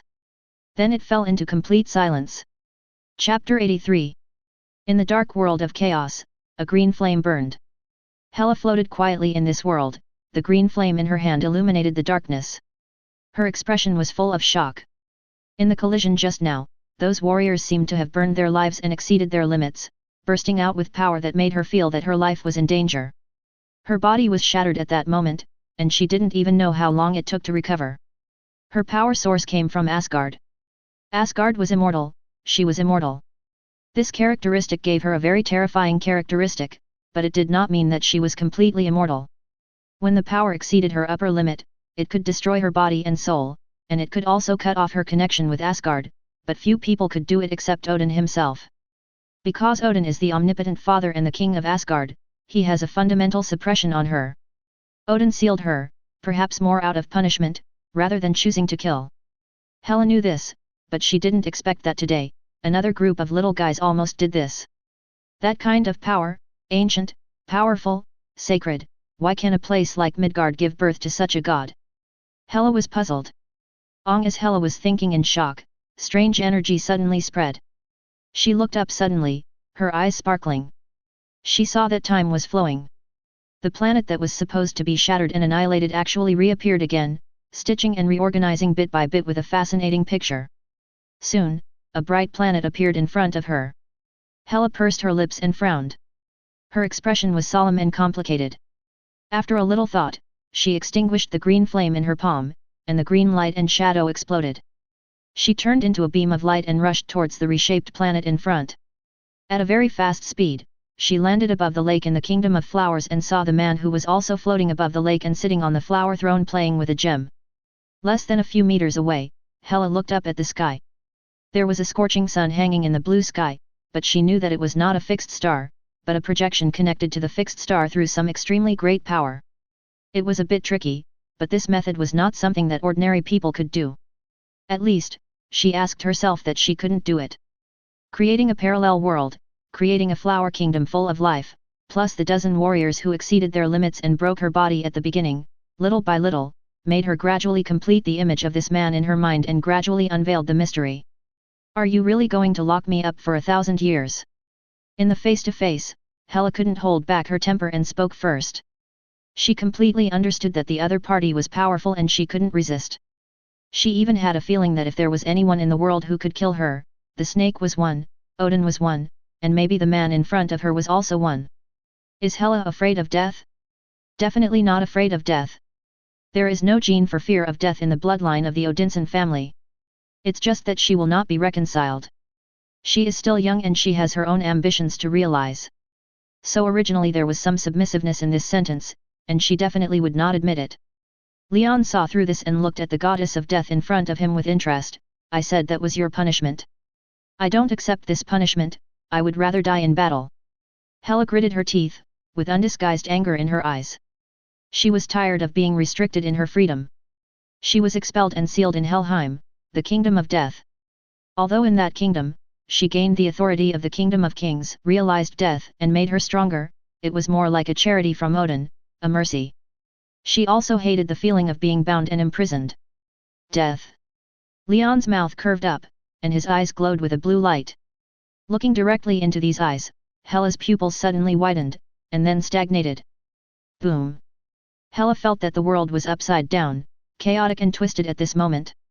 She was like being exiled, falling from one space to the next, falling infinitely, as if falling into the bottom of a distant universe. She struggled and resisted, but Hela was horrified to find that her body seemed to be out of control. She could not use her abilities, divine power, etc. She was like a puppet that could not struggle, falling into hell. She just stood on the shore full of magma. The dead souls who had been beheaded by her own hands kept crawling out of the magma. These dead souls came back from hell with revenge and crawled up and pounced on Hela. And Hela cursed these ant-like guys, wanting to resist, but she couldn't do it at all. She could only watch the dead souls she had slaughtered tear her body apart bit by bit, but soon she was resurrected and then torn apart. Back and forth, endlessly, the torment and pain of biting and tearing filled her nerves, from pain to numbness, from numbness to dullness. At this moment, her soul seemed to have died. At the last moment when her will and consciousness were killed, suddenly, everything in front of her was completely frozen, and it slowly broke into pieces and disappeared. The terrible scene that she had experienced before returned to the beautiful, peaceful, and harmonious flower kingdom. The extreme contrast made Hela unable to recover for a while, or it could be said that her soul was severely damaged and made it weak and sluggish. When she woke up, something even more frightening happened to Hela. She found that she didn't know when she went from floating above the lake to a beautiful white jade pavilion by the lake. She was bending over, holding a teapot in her hand, pouring tea for the man sitting in front of her. As if realizing something, she let go of her hand in fear, and the teapot hit the table with a bang sound, making a crisp sound. She stepped back a few steps and looked at her hands with a pale face. The ambitious and tyrannical goddess of death was like a weak girl being bullied, fragile and pitiful. You can attack my soul? And you can control my body? This is impossible, you can't do it. Hela was stupid and knew what happened before. She was full of disbelief. She was the Father God. Gods at this level could be said to be almost omnipotent, and their life level was completely different from that of mortals. As the Father God, it was impossible to control the other party's thinking and consciousness and attack the soul level.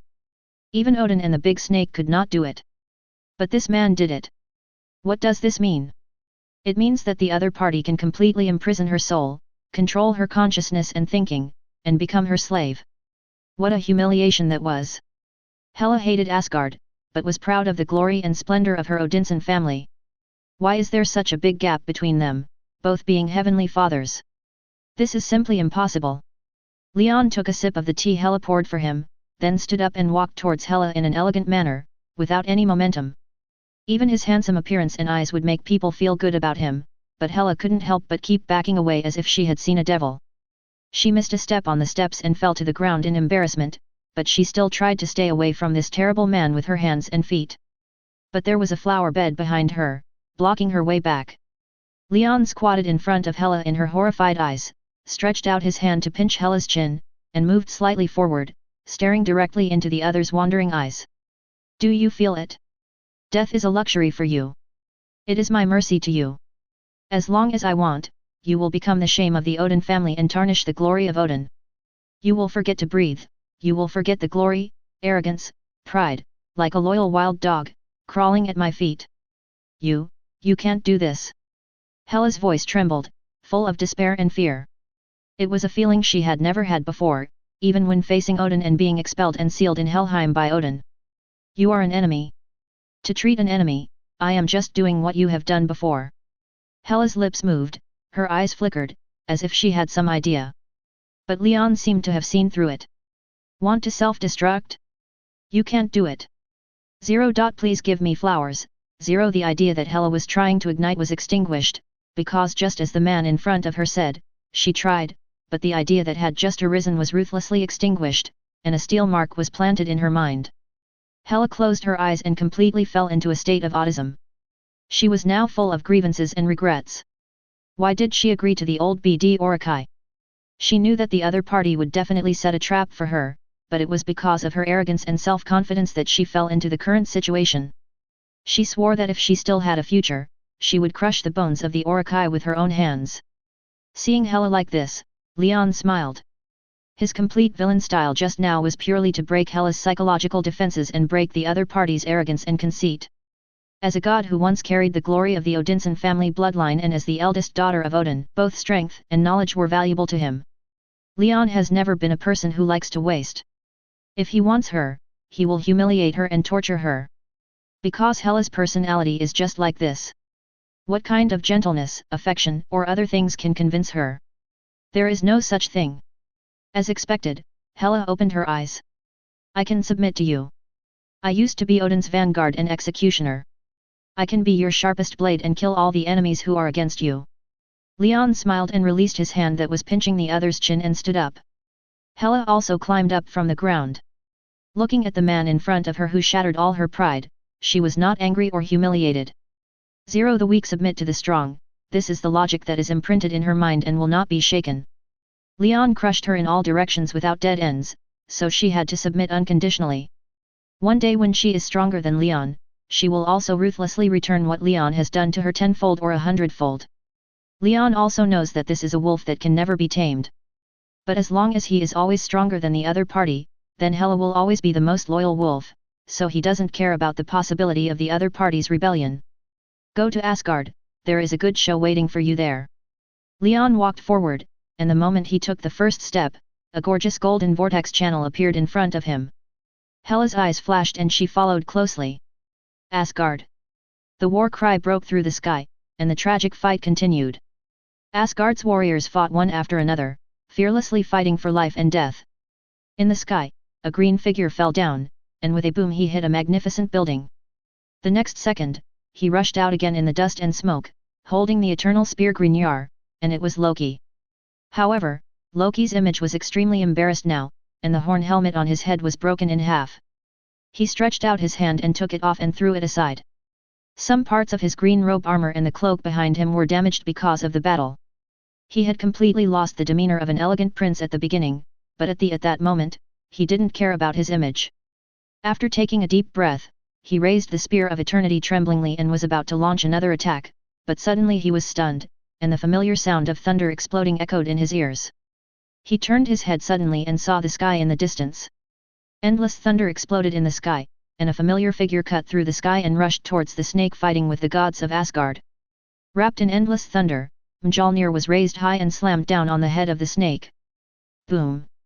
The terrifying force shook the body of the snake flying in the sky, and then there was a roar, Damn Thor, you actually broke free from my fear.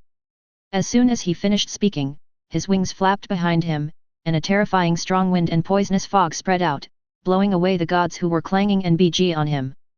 Facing Thor above his head, he shook his head and threw him away. At the same time, huge amounts of tails swept over and smashed Thor hard. Bang! Thor fell to the ground and exploded into dust and smoke, and gravel was stirred out. Then lightning flashed, and he roared, "Here! I am Thor Odinson. Fear and evil will never defeat my will." For Asgard and Chapter 84.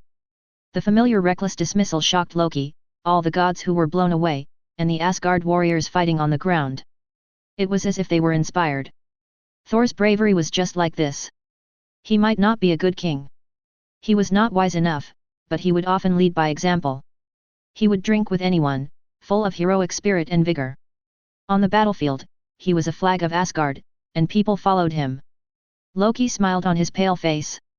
At the moment, he forgot his jealousy and hatred. He just knew that when Asgard was in crisis, what he needed to do was to destroy the enemy with Thor, everyone, and all Asgard warriors. He held the eternal spear and sprayed the surging golden energy. The dazzling golden energy beam hit the snake with a destructive posture, and the snake staggered, so that it could not continue to chase Thor. With Loki's help, Thor laughed loudly, holding up Mjolnir, and the raging thunder continued to fall from the sky, bombarding the snake. Bathed in this level of thunderstorm, the snake's scaled body was burned black, and it was definitely just that much. Facing the powerful snake, Thor couldn't hurt him. "Thor, you are just as fragile as your damn father." The snake laughed wildly, and the earth-shaking sound resounded throughout Asgard. He roared and showed his power and destructive power wantonly. The power of fear constantly gathered from other realms, and he became stronger and more terrifying. All the power that Thor burst out was just a tickle in his eyes. The terrible power of fear gathered and covered the sky of Asgard. The mighty energy vented and made all the people in Asgard feel fear. Even Thor and other gods were blown away and fell to the ground under this power. People or warriors with weak willpower all fell to their knees, their originally resolute faces were occupied by fear, and only a few people could barely resist. The whole Asgard shook violently, and even the sea under the Bifrost roared and surged. "Damn it!" Thor climbed up from the ground and looked around. He saw the courage of the Asgard warriors who were defeated. Just like him before, the tall Skyhammer masters holding skyhammers were showing off their power and staring at him, Loki and other gods with cold eyes. Everything seemed to be settled. The big snake defeated everyone with its incomparable strength. The army and the number were just numbers in front of it, just like a destined fate. No matter how hard Thor and the other gods fought and resisted, it was futile. Is this really the case? Thor didn't want to believe that he had overcome fear, and he was no longer afraid of fear, nor would he be afraid of the big snake. Everyone might be afraid of fear, but he didn't want to retreat in cowardice. Asgard! Thor roared to the sky, thunder gushed out, endless lightning burst out from his eyes, he waved Mjolnir, and rushed towards the snake with fearless and firm belief, and everyone stared blankly. He was knocked away again and again, stood up again and again, wiped the blood from the corner of his mouth, and rushed forward again and again. There were no passionate words, only the charge again and again, until death. The eyes of the gods were bright.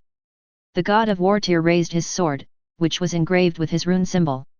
He was the god of courage and war, symbolizing contract, oath, and glory. After being eroded by fear, witnessing Thor's charge, his courage was reawakened. Tyr's glory bloomed, he said nothing, roared, and rushed into the sky. The gods of wisdom, light, darkness, forests, and other gods sounded the gods of courage. One by one, they were brave and fearless, forgetting fear and death, and charging at the snake, even though they knew it was impossible to defeat the other party. And Loki was also a person who had never been infected and cursed by fear except Thor. He raised the eternal spear again and again and controlled the destroyer armor, but, just like the snake's mockery, he was too weak like Thor, and he was too weak to fully control the eternal spear and the destroyer armor. In the terrified and desperate eyes of all the Asgard people, the passage of time seemed to be slowed down. All the gods, Thor, Loki, Tyr, the god of wisdom, Sif, and the three warriors of Asgard, fell one by one under the powerful and unmatched power of the snake. The fluttering wings stirred up terrible waves. His roar could cause countless buildings on the land of Asgard to collapse. Every movement of soaring in the sky would cause the sea to surge, and the waves would hit Asgard. Silence, endless silence, all the gods fell to the ground, and Thor was caught in the claws of the snake. Although he was called a snake, his huge body was more like a western, with wings and claws, and only the head belonged to the head of a snake. Thor lost all his strength. He was caught in the claws of the snake, blood kept gushing out of his mouth, his face was stained with blood, and under his weak head, he no longer had any strength. He exhausted all his strength in his charge again and again.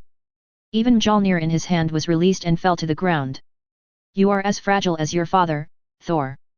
I will kill you and Loki in front of your father and mother. I will make them feel torture and pain, which will please me. Ha ha ha ha. The snake was very happy. He did it. Since Odin betrayed him, defeated him, and sealed him, he had been imagining this scene all the time. Now, this happy moment has finally come. He will ascend the throne again, regain the glory of the god of fear, and let fear rule the 9 realms. Thor Loki, who was lying on the ground with blood and injuries all over his body, raised his head weakly, his eyes blurred, and saw Thor caught by the snake in the sky. He gave everything at this moment, but he still failed.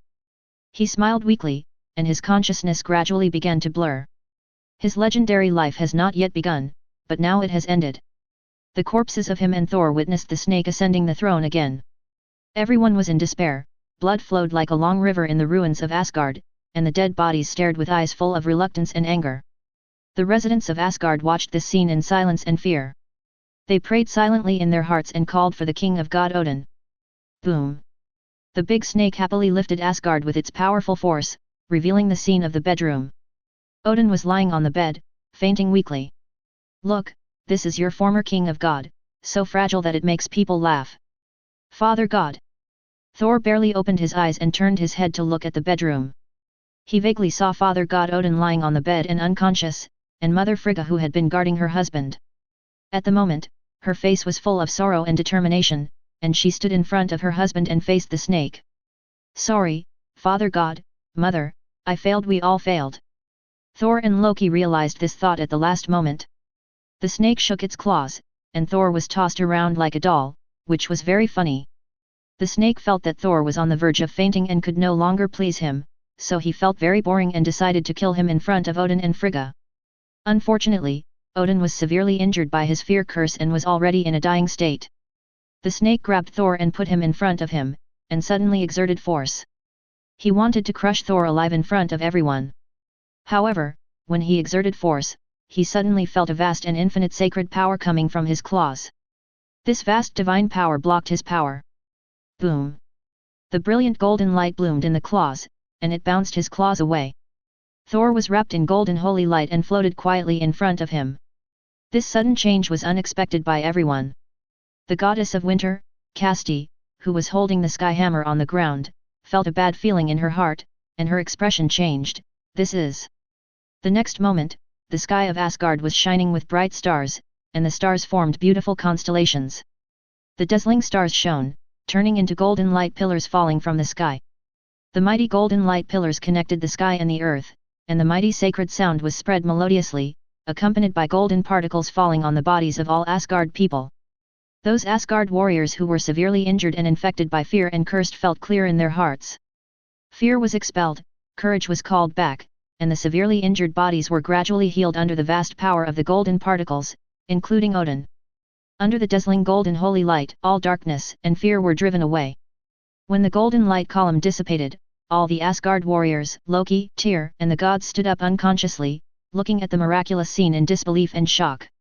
In the sky, tall figures appeared at some point. The warriors wearing bronze, silver, and gold gorgeous armor guarded the king sitting on the throne in the middle. The tall figure sitting on the throne was elegant and sacred. The king looked at the big snake in front of him calmly, and saw Thor floating in the air and gradually recovering under the golden particles. He waved lazily, and Thor didn't know what was going on, and the whole person suddenly flew to the ground and landed in front of Loki and the other gods. Thor! Thor, are you okay? The gods, Sif, and the 3 Asgard warriors rushed up and asked with concern, while Loki stood there, looking up at the figure sitting on the throne in the sky, and unconsciously relaxed a lot in his heart. I'm fine. They saved us. Thor regained consciousness, feeling the surging divine power and energetic body in his body. He moved his body a little, shook his head, and looked up at the sky. The others also followed his gaze. They were all shocked and grateful. Except for Sif and Tyr, everyone else was a little confused. He is from Midgard, a very great god king, and he is also an Asgardian of Midgard. Tyr explained in a low voice to the other gods who didn't know. The gods nodded with respect. At the critical moment of Asgard, the Asgardian of Midgard, the god king saved them, which had won the respect and gratitude of all of them. Those warriors are incredibly strong. Odin is above, unbelievable. Volstagg, a brave and aggressive warrior, one of the 3 warriors of Asgard, the first focus of this tough man was on the saints who guarded the god king. There were men and women, wearing gorgeous armor, feeling the extremely powerful aura, majestic sacred power, and vitality, like a burning fixed star, looking at it seemed to be burned. Volstagg thought about a question with his unintelligent head. Midgard, that once backward and ignorant country, has only been a few years, and has given birth to such powerful gods and so many powerful warriors. Why does it feel that each one is not weaker than Thor, or maybe, probably, should be stronger? No, it's impossible. Thor is the most outstanding descendant of the Odinson family in history, he is destined to be a great king in the future, those people should not be stronger than Thor, right? After taking a look, Volstagg hesitated again. The others were silent, staring at those extremely gorgeous and beautiful armors. How could they look better than theirs? As for these warriors, many of them were women, and they looked a little thin in the eyes of these tough guys, but they would not discriminate against them. After all, judging from the powerful aura they felt, it had nothing to do with thinness. Discrimination against them? They would probably be beaten up. You are from Midgard, and you are the one who makes me feel threatened. The snake's huge snake eyes stared at the man sitting on the throne, and the mighty voice exploded in everyone's ears. Leon supported his chin with one hand, as if he was very lazy, and did not answer. The snake felt humiliated, and the arrogant attitude made his huge body wander in the sky, emitting a surging and vast supreme pressure, sweeping towards Leon and others. Leon's eyes, like black gemstones, flashed a blue holy light. Boom! The majestic divine power erupted like a volcano, hitting the giant snake's escaped power head-on. The collision of the 2 father god-level auras caused the entire continental plate of Asgard to shake wildly, with strong winds raging and the ocean surging more violently. Chapter 85. The collision of 2 overwhelming forces, no matter who is below, Asgard gods, residents, soldiers, Skyhammer Venerable, all were bent by the pressure, and the weak-willed bodies had already kneeled on the ground or fainted.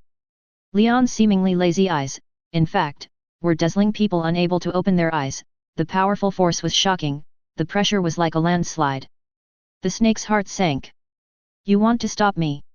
A strange, powerful, and mysterious god, the snake's heart was violent, but he did not want to fight such an opponent at this critical moment. The healing ability shown by the opponent before, in an instant, hundreds of thousands of severely injured soldiers below, Thor, Loki and other gods were healed. She did not dare to underestimate this method. And, what about Hela? He knew that Hela was not as strong as himself, but after all, she was also a father god, and had the same origin as Asgard. Asgard was immortal, Hela was immortal. How long had it been? Hela disappeared without a trace, and the opponent appeared in front of him. From the perception, Leon did not feel weak at all. The opponent was so strong? The snake was in doubt, and Leon said softly, I think you should not worry about me now, Mr. Cole. What? The snake had not had time to react to the slightly joking words, and suddenly heard a familiar and hateful voice in his ears, Cole. Odinson, you are trying to subvert Asgard and spread fear. You have tainted the blood of the Odinson family. The snake stared. His eyes suddenly turned to the direction of Asgard, and he saw that Odin, who was supposed to be lying on the bed and fainted, had woken up and did not feel weak at all. Odin, you the snake was shocked, and Odin had already put on his armor and stretched out his hand to summon the eternal spear Gungnir in Loki's hand. Suspended in the sky, a clear horse neighing sound came, and in the sky, an 8-legged divine horse with white fur and 8 legs was running in the air. Odin jumped on the horse, with a lot of muscle carvings on the armor, and a solemn face exuding a sense of divinity. The complex muscle texture of the 8-legged divine horse was full of strength, and the back and horse head were matched with armor painted with heavy metallic colors, which was very imposing. At this moment, Odin once again showed the style of the King of God. The 8-legged divine horse ran and turned into a ray of light. Thor and other gods didn't even see it clearly, and it appeared in front of the snake, only a few hundred meters away from Leon. In the sky, the three kings stared at each other, and wisps of extremely terrifying breath dissipated. The heavy dark clouds rolling in the sky turned into a vortex, and thunders raged and flashed. The exploded light and shadow reflected the figures of the three kings and the saints floating in the sky. At this moment, it was like an epic picture frozen in time, which caught everyone's eyes and engraved in their minds, and could never be forgotten. Below Thor, Loki, even the 8 Skyhammer lords of Skadi, the local goddess of winter, and the gods could not participate in this level of battle. Everyone knew that the decisive factor in the direction of the war had now shifted to a higher level. They did not continue to fight, but stared at the situation above Asgard. "Thank you for your help, Asgard will always remember it." Sky, riding on the 8-legged horse Sleipnir, Odin glanced at the saints such as Ophelia who were guarding Leon with his one eye without leaving a trace, and then expressed his gratitude to Leon. He was also shocked in his heart. After all, the alien who changed the sacred timeline has grown to this level in just a few years, and has also cultivated a group of equally excellent warriors with unlimited potential. Each of them is no worse than Thor, Loki, Tyr, and other gods, and many are even better than Thor. With Odin's level as the omnipotent father, he can definitely see the footsteps of Ophelia and other people. Before this, they were just a group of mortal bodies. But mortal bodies have changed their fate and risen to this level. This is an incredible and incomprehensible thing for Odin. The more incomprehensible it is, the more mysterious it feels. While Odin is jealous and curious about Leon's heart, he is also grateful. He is grateful for his previous decision. He and Leon had never met before, but they completed a tacit test and deal. From acquiescing to Thor Loki going to Midgard for investigation, after being beaten up in the first meeting with Leon, he went to Midgard again to stop Casti, the daughter of the snake, from releasing the snake. Thor was depressed because of the fear of infection. The third time Loki took Sif and Tyr to Madripoor harbor to ask Leon for help. They were just giving favors. Once the favors were given, the potential alliance was completed. This was definitely a game between Leon and Odin. Thor, Loki, and others didn't know about this at all, and thought that it was because of their request for help that Leon took action. Not to say complacent, but at least thought that he had his own credit. In fact, the fundamental reason for Leon's appearance in Asgard, Odin was severely injured, and Thor regrouped to fight against the snake with Loki and other gods was just the tacit understanding between him and Odin. As the most hated person of the snake, no matter how old Odin is, or how deep he sleeps, he will not be assassinated by the fear-inspired Asgard guards, nor be stabbed in the heart by the fear blade. The snake, Skadi can believe this because they are all Asgardians, and they know clearly what state Odin is in. This is essentially a deliberate layout by Odin and Leon. The snake is a chess piece in the game between the two. If there is no tacit understanding, the situation will definitely be different.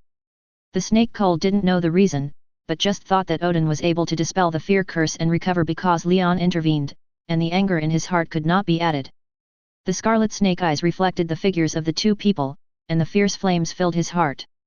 The majestic breath burst out one after another, and the terrible power of fear pressed on the two people like a wave, but unfortunately, the two people he encountered were more terrible and more powerful than him.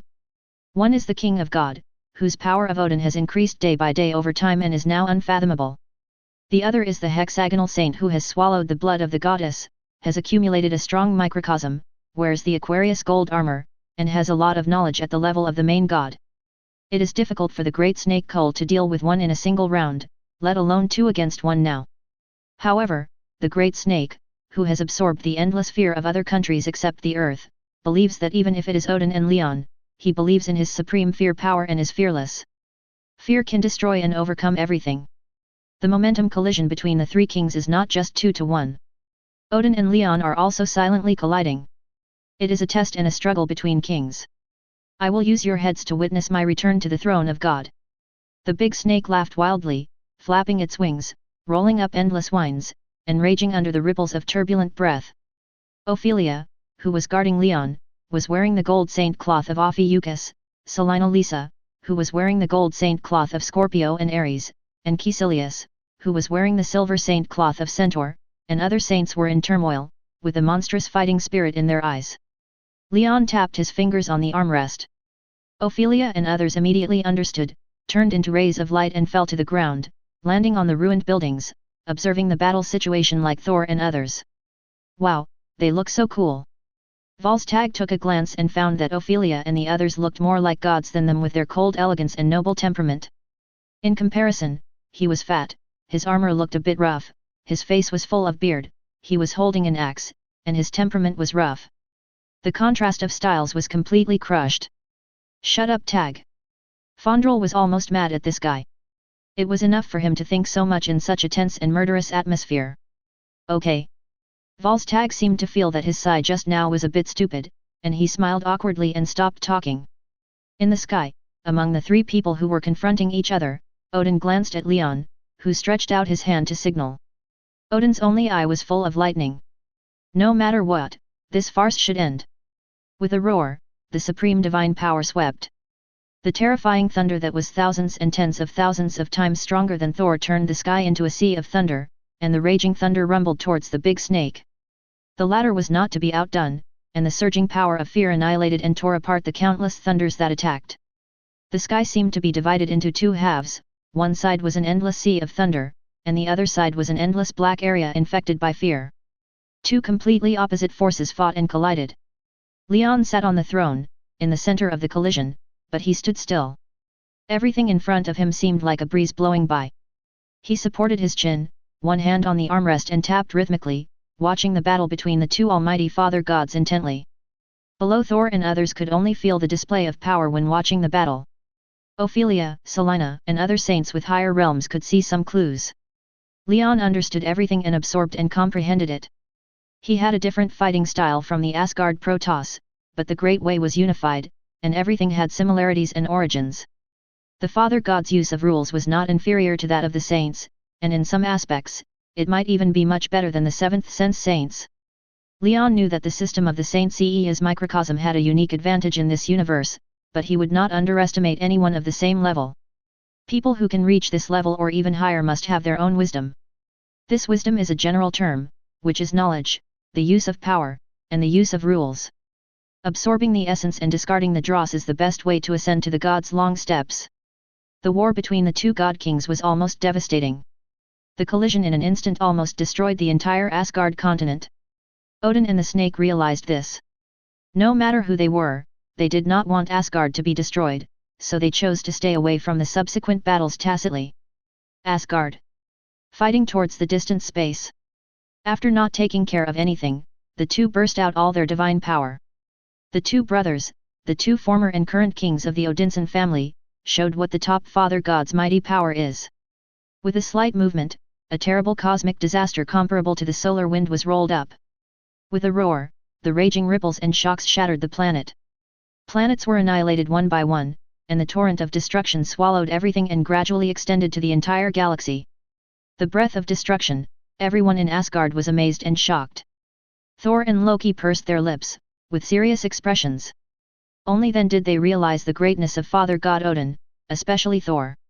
In recent years, he thought that Odin's attitude towards the other 9 realms was too gentle, even cowardly, and that those rebels were not killed mercilessly, but released instead. He once thought that Father God Odin was already old and had begun to gradually become incompetent. But now, he knew he was wrong. Odin's greatness far exceeded his imagination.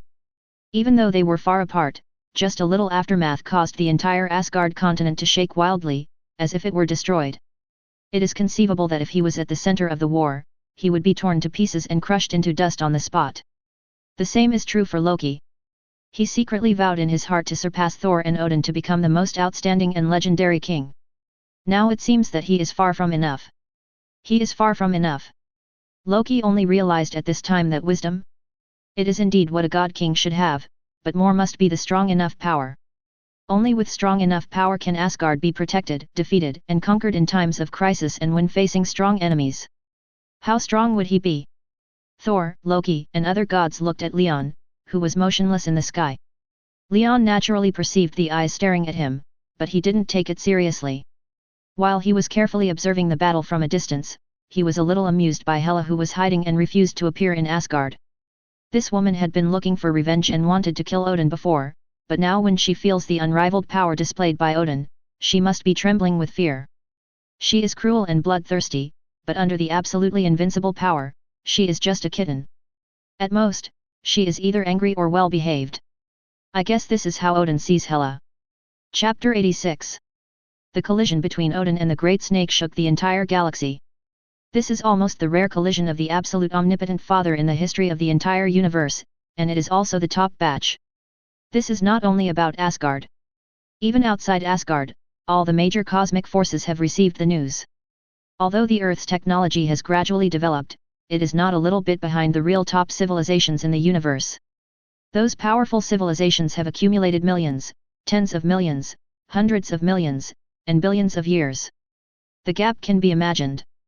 Today, the Earth is still in the stage of launching rockets to explore the Moon, but in those civilizations, colonization across planets and interstellar is also a common means. Wormhole jumps across countless light years, superluminal flight's curvature engine, etc. are too numerous to mention. Asgard, as a powerful civilization that once made the entire universe notorious, although Asgard has been self-contained under the rule of Odin over the years, and rarely moves between the universe. But no one will underestimate Asgard, and they are all paying close attention. Odin and the Serpent fought a war with all their might this time, which naturally attracted the attention of all the top civilizations. 253 in particular, Odin, who had always been considered to be gradually aging, once again showed his terrible power, even surpassing his peak period, which surprised the leaders of the top civilizations. They once recalled the scene when Odin rode an 8-legged divine horse, holding the eternal spear Gungnir, and led the Asgard warrior army to attack their door. Those unbearable memories of the past once made their backs cold. This war came inexplicably. In a war of this level, few people would dare to go to the center of the battlefield. After all, no matter what technology or who went to the center of the collision of forces, it was equivalent to seeking death. No material could remain intact under such circumstances. These leaders of the top civilizations held a meeting to analyze and discuss the subsequent attitude towards Asgard. Asgard's past reckless behavior and historical legacy have led to countless civilizations that have grudges against Asgard. After a round, the top civilizations were beaten up, and their attitude towards Asgard was once fearful and angry. Later, time gradually diluted the hatred, and after Odin grew old, the attitudes of these top civilizations gradually became ambiguous. After all, Asgard's huge foundation was enough to make people covet it. They were just afraid of Odin, the Almighty Father. Once Odin died in his old age, these top civilizations would stare at Asgard like hungry wolves. Once it showed weakness, it would surely face their backlash. This war completely shattered their coveted ideas. Odin was still the Odin who single-handedly challenged the 11 gods, still so powerful, and still so untouchable. The leaders of these top civilizations rushed to celebrate. Under a vast unknown starry sky, countless spaceships and warships of different file sizes guarded the planet-like mothership. In the dim central hall, a man with purple skin, a huge vertical striped chin, a muscular body, wearing a blue-gold armor with golden shoulder armor, golden short boots, and a blue-gold helmet inlaid with gemstones, stood in front of the huge transparent windshield with his hands behind his back. Looking at the vast starry sky in front of him, his light grey-blue pupils were deep and dark, and no one knew what he was thinking at the moment. Father. Behind him, a man with grey skin, wrinkled face, and wearing a golden and light blue striped clothes was elegant, bent over and called out humbly. Ebony Maw, what is the result of the investigation? A low voice came to his ears, and his voice was full of majesty. Father, Asgard is experiencing a turmoil. The cause of the turmoil is unknown. We only know that the source of this turmoil should come from the internal rebellion of Asgard. Asgard suffered heavy casualties. Odin personally took action to face another Almighty Father. As he spoke, Ebony Maw stretched out his hand, and a blue sphere appeared in the palm of his hand. The sphere was rippling with light and shadow, and a holographic projection appeared in front of him. In this frozen picture, a man wearing armor riding an 8-legged divine horse, holding the eternal spear Gungnir and summoning thunder, was facing a huge terrifying monster with wings and claws, a snake body and head, a ferocious face, a big mouth, and scarlet eyes. The man called the Master by Ebony Maw turned around and looked at the projection. When he saw the huge monster fighting with Odin, confusion and doubt flashed in his eyes. The former god king of Asgard, Odin's brother, Kur Odinson, was defeated and sealed by Odin. He said in a low voice. Ebony Maw was not surprised why the Master knew, because the man in front of him was called Thanos, one of the most powerful gods in the universe, a great existence with both wisdom and power. With a vast knowledge, he could see through everything. Father, you seem to be confused.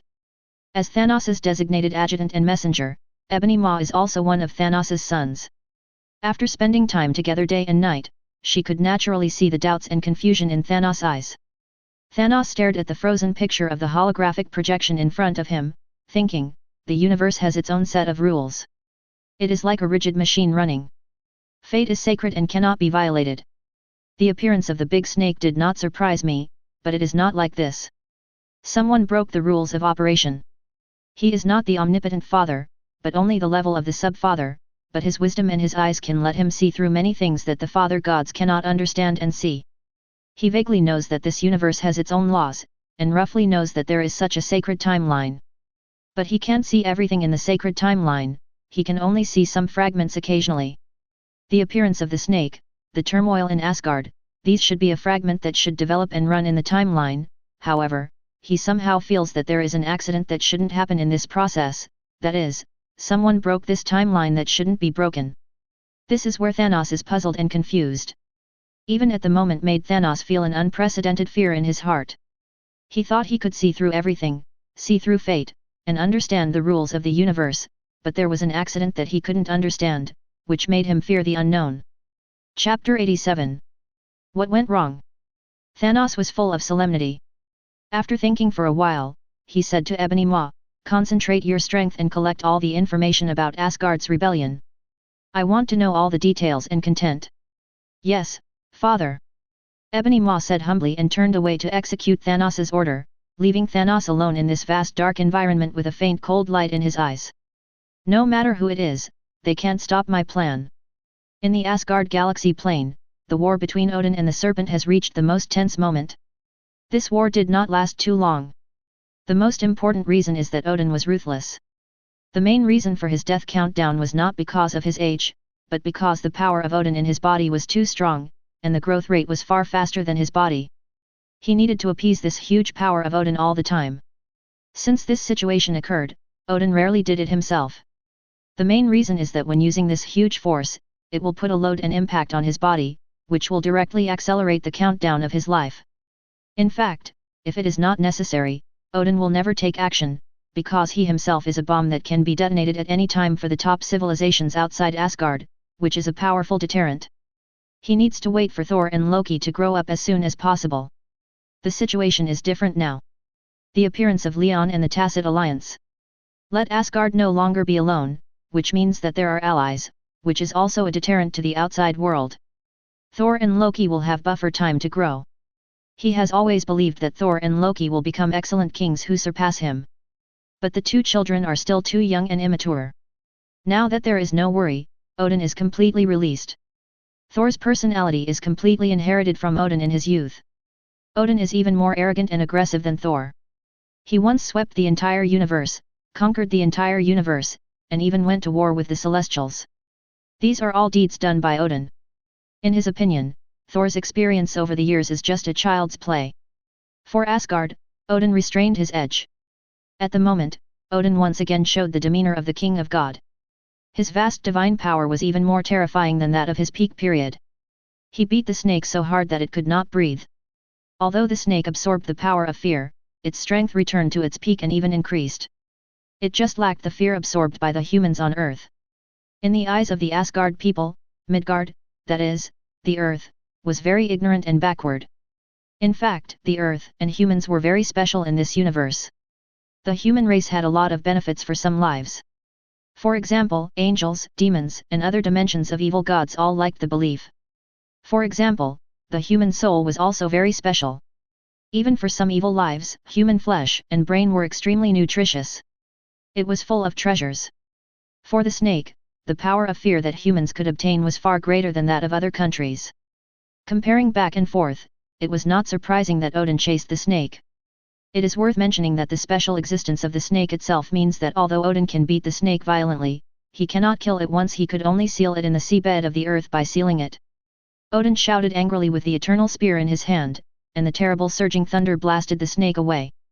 The latter was shot back under the bombardment of the thick and violent thunder, and it is unknown how many planets it smashed along the way. Riding on the eight-legged divine horse, Odin's one eye flashed with lightning, and his divine power was infinite. The surging terrifying aura made him majestic and powerful under this vast starry sky. Odin stared at the snake that was blasted into one of the planets.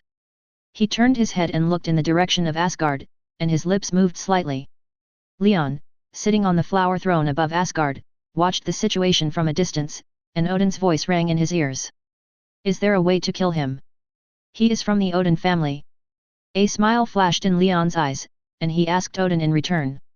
Odin answered without any hesitation, the Odin family does not need such a person. His existence tarnishes the Odin family. Whether it is for his own rule or for the answer he once asked the World Tree, Odin will not hesitate. For Odin, Thor and Loki are the future of Asgard. 0. He must not let that fable have any possibility of realization. As for brothers? Blood connection? What is that? Odin's coldness did not surprise Leon. After all, according to the original timeline, Odin wanted to blow up the earth and the snake together in order to prevent Thor from meeting the snake. As Hela said, Odin seemed to become more merciful in his old age, but he did not touch his bottom line. Thor and Loki are his bottom line. As long as this line is touched, he will sacrifice everything without hesitation. Leon did not negotiate conditions and deals, because when the moment Odin asked him for help, it already represented Odin's attitude. Bang! Leon's figure suddenly turned from the flower throne into a golden light and rushed straight into the sky. The super light speed flight cut through the vast starry sky. This sudden action shocked everyone who had been paying attention. Casti and the other Skyhammer venerables all widened their eyes, and uneasy emotions passed through their hearts. At the same time, a giant snake that was blasted into the interior of a planet rushed out and roared at Odin angrily. Odin gave him a cold look as if he was looking at him. Dead man-like eyes shocked the snake, and then as if he smelled the breath of death, he turned his huge head and looked at the source of danger. Under the starry sky millions of kilometers away, the figure wearing the luxurious golden holy clothes raised his hands and clenched his fists. The endless cold air turned into snowflakes that rose and scattered all over the sky, gorgeous, beautiful but full of danger. The terrifying cold air ravaged this space. Behind him, the shadow of the goddess Aurora holding a water bottle stood, and the snake's eyes flashed with horror. Before he could react, Leon raised his fists and aimed at the snake's subordinates. The supreme combat method of Aquarius, Aurora execution. The absolute 0-degree cold air of the colorful Aurora poured out, and the raging cold air storm swept in. The speed was so fast and the cold air was so cold that even time and space were frozen. Chapter 88. No, the desperate and terrified roar of the snake resounded throughout the galaxy, and even spread to the distant Asgard continent. All Asgardians, Casti, and Skyhammer venerables heard the absolute zero freezing storm, gorgeous and full of terrible murderous intent, because no matter whether it is life, matter, time, and space, they are all frozen at this absolute zero. The same is true for the snake. Although as a life form at the level of the Father of Heaven, it is already extraordinary, and its physique and soul are no longer what low-level species can achieve. However, under the Aurora punishment that destroys everything and freezes everything, the snake was finally completely frozen, and the planet that was almost smashed became the burial place of the snake. The crystal clear and beautiful ice layer, the broken planet and the terrifying monster snake frozen in it, brought an unparalleled impact on the visual sense. This terrible battle method even made Odin, who was watching, flash with shock in his one eye. This is a terrible battle method that is enough to kill any god. Any god here is at the level of the Father of Heaven. Odin is also very clear that when Leon becomes stronger and stronger, the power of this fighting method will also increase. The speed of the attack is so fast and the power is so great that if there is no fast enough reaction and speed to dodge, then the fate that awaits is death, including Odin himself. It's incredible. Odin was also glad for his choice.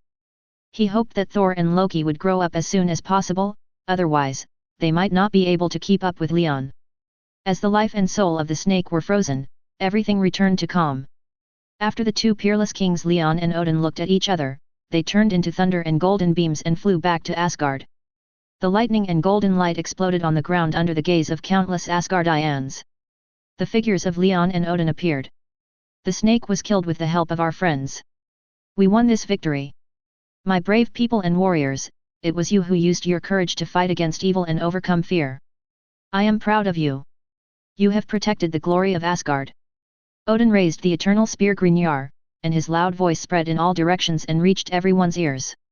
We won, ha ha ha ha, we won, Odin, the almighty Odin, the almighty and great god from Midgard. Too strong, even at such a long distance, I can still feel that terrible power. Do you feel that the temperature seems to have dropped?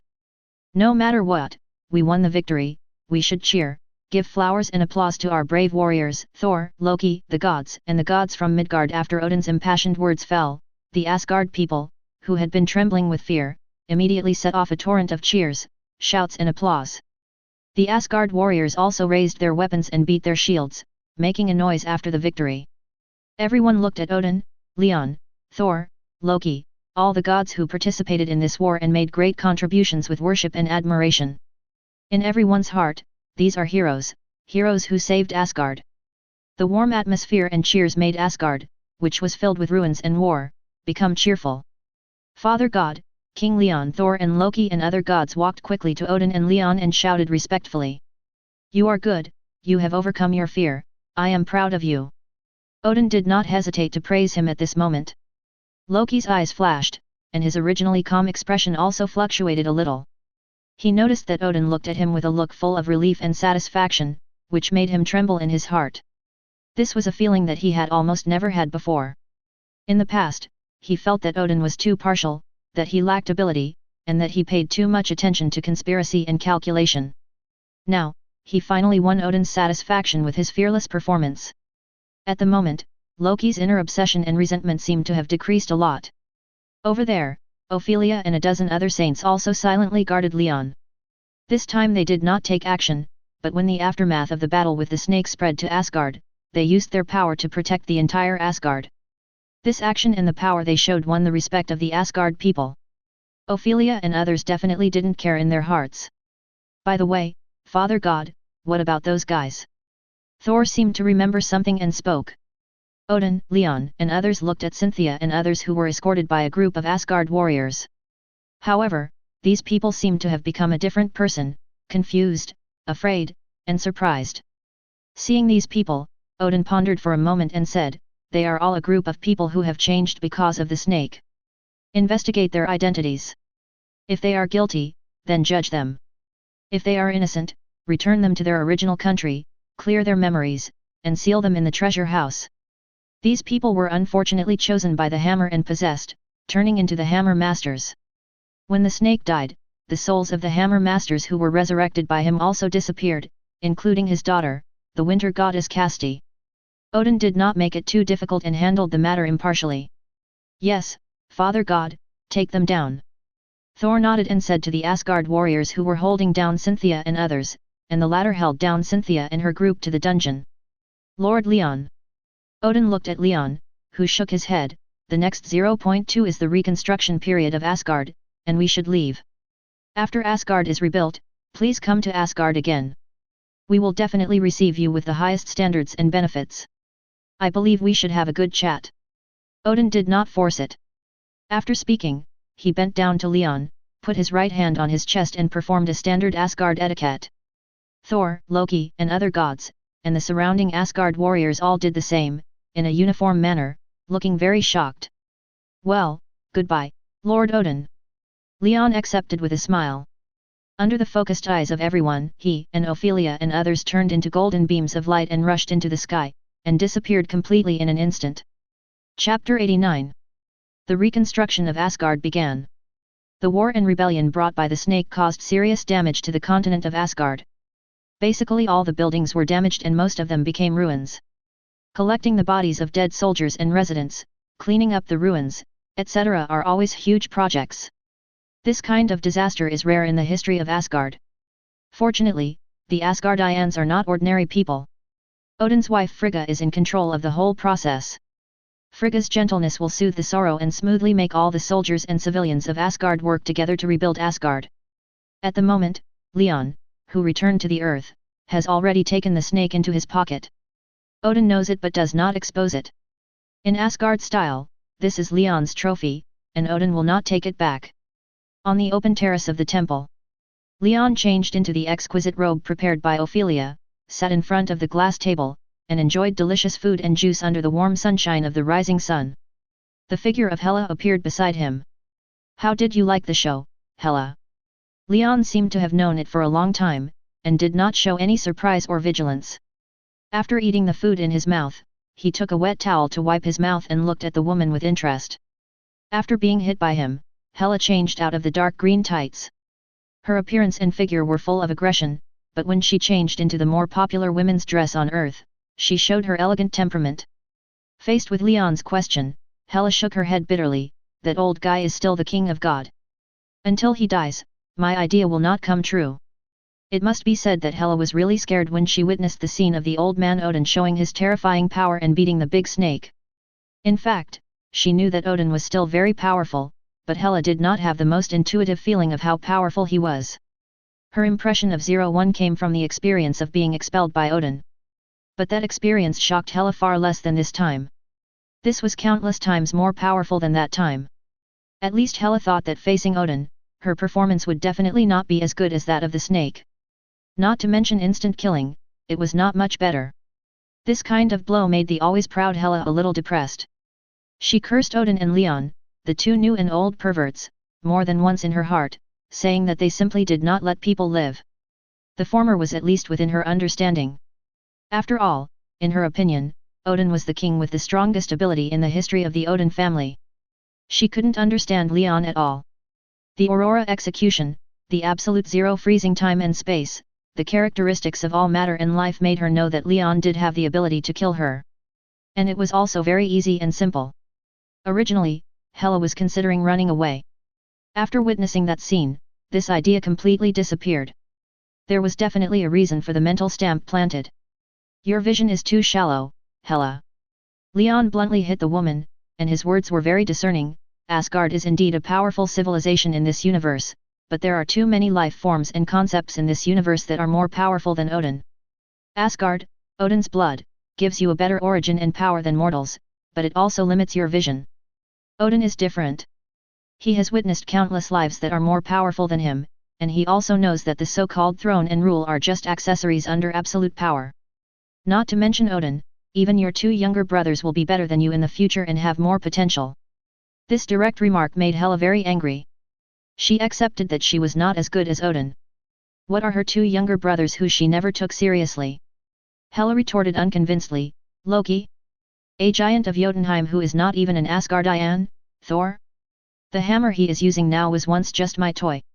Two fragile little things, I can crush them with one hand.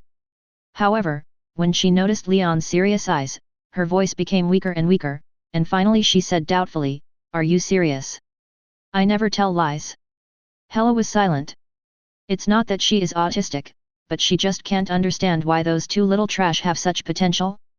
Thor is fine, but Loki, a giant of Jotunheim, can surpass her father, the direct descendant of Odinson? Why? Before she could think carefully, Leon's calm words rang in her ears. You seem to have forgotten one thing, Hela. The voice that was intimidating without anger shocked Hela's heart. She subconsciously looked at Leon and met his eyes that were like black gemstones, deep and bright. However, this look made her feel fear involuntarily. I can allow freedom, but it does not mean that you can forget humility. I gave you a chance. Next time, you will lose all your freedom. This warning was not only about Hela's attitude towards him just now, but also aimed at Hela's previous idea of trying to escape. I know. Hela didn't dare to face those eyes. Her eyes unconsciously turned away, and she whispered. Originally, this should have been extremely humiliating and made her angry, but for some reason, the absolute toughness of the man in front of her brought her a strange emotion, which came and went quickly, and even Hela herself didn't notice it. Leon's mouth curved up, but he also knew the principle of hitting someone in the face and giving him a date. You want to surpass Odin, but with your current situation, you can't do it at all. I said that your excellent bloodline has brought you enough innate advantages, but at the same time locked your upper limit, narrow thinking and vision, which will lead to your complete downfall. I can give you a chance, Hela. Hela's eyes suddenly focused on the man again, her lips moved, but she still lowered her head to show humility. Leon nodded secretly with satisfaction. His training skills are not bad. It must be said that a woman at the level of the Father God, the daughter of Odin, who has a top appearance and figure, performing in front of him like this, any man will feel a sense of accomplishment. He stretched out a finger, and a sacred and ancient power blossomed at his fingertips. Hela raised her head and looked at the power at her fingertips. The authority and power you possess all originated from Asgard, from the Aesir. Although the authority you possess may be extraordinary, it cannot escape this scope. Odin can easily expel and exile you, not only because he is powerful enough, but also because he is the king of Asgard and the master of the Aesir. He is naturally repressive to you and other Aesir. If you want to grow, you need to accumulate time and years to strengthen your divine power, and you also need to comprehend knowledge in a certain period of time to achieve leapfrog growth. Leon slowly dissected Hela and the advantages and disadvantages of the powerful system of the Aesir. As he said, the innate advantage is unreasonable. The excellent bloodline gives these gods a healthy and powerful body and a long enough lifespan, allowing them to accumulate, learn, and acquire knowledge over time and become stronger. This process is very long. Like Thor, under normal growth Hela himself reached this level at the age of 3000. In general, without special circumstances, their upper limits are completely locked. Occasionally, they can have extremely outstanding abilities, such as Thor and Loki. Rune King Thor, after experiencing Ragnarok, the death of countless relatives, friends, and people, learned from Odin. He dug out his eyes and drank the fountain of wisdom, and then hung himself on the world tree for 7 days and 7 nights in exchange for the power of the original runes, thus combining the power of Odin with rune magic to create a god of the end, Rune King Thor. Loki walked his own path and became the first magician in the 9 realms with magic wisdom. But there has only been Thor in Asgard throughout the ages, and Loki is not a member of the Aesir gods, but a giant of Jotunheim. This is the beginning of the legendary story of the 2 brothers. To put it bluntly, he is the protagonist. What about Hela? A mere supporting role, she must be just a memory fragment in the legendary story of the 2 brothers. Without any accidents, even if Hela did not experience Loki releasing the fire demon Surtur to destroy Asgard, she would die with the destruction of Asgard, and in the remaining time and lifespan, she would not have much growth. So this also means that the upper limit is locked. After all, who makes Hela not one of the protagonists of this universe? In addition, this person's vision is not high enough. Asgard can improve its level and strength in addition to those magics this person has not studied much about the points of grace. If you definitely want to comprehend runes, you also need opportunities and abilities. Hela has none of them, so she is locked. Hela listened to Leon's words thoughtfully. What do you think of my guards? After analyzing, Leon threw a question to Hela, which made Hela inevitably recall the warriors who fought with her in the Dreamland, Selina, Lisa, and other saints. She nodded unconsciously, her tone full of praise. They are excellent, and few people in Asgard can compare with them. Unyielding and firm will, faith, in the desperate situation of life and death, burst out with miraculous power, and can even unite to fight against all her power in Hela's view. They are also a group of little perverts. But they were just mortals once. Leon whispered. You mean? Hela's tone became more humble.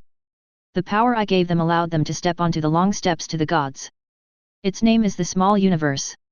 Leon turned his eyes to the power that bloomed in the middle, and then dimmed. It is a miraculous power. It can make mortals transcend and have power comparable to or even beyond the gods. The time required is only a few decades, Shang years. And it has no end. Leon looked at Hela with a smile on his face. At the moment, the latter's expression was completely out of control, excited, and fanatical. After witnessing the great power of Odin and Leon, which was not at the level of the Almighty Father, Hela had already burst out with a desire for power. Now, she saw the future and the light. How could she not be excited? Leon just looked at Hela quietly and waited. Hela knew that if she wanted to get, she had to pay. Her thoughts were complicated, and her desire for power overcame her hatred for Odin and her obsession with the throne. During this period of time, her worldview was completely shattered, making her realize that only power is eternal in this universe. With enough power, any throne is just an accessory. I am willing to submit to you, I am willing to give you everything, body, soul, loyalty. In the years to come, I will be your sharpest knife, chopping off all enemies standing in front of you.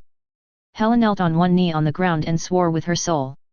And this oath is an invisible contract that will be deeply imprinted in her soul, so that she will never, ever, ever violate it. Leon smiled with satisfaction, stood up, and said to Hela solemnly, I will accept your soul and loyalty, and you will accompany me to conquer a wider and vaster world. The ethereal voice was like the sound of a bell, concluding this contract. Leon reached out and helped Hela up.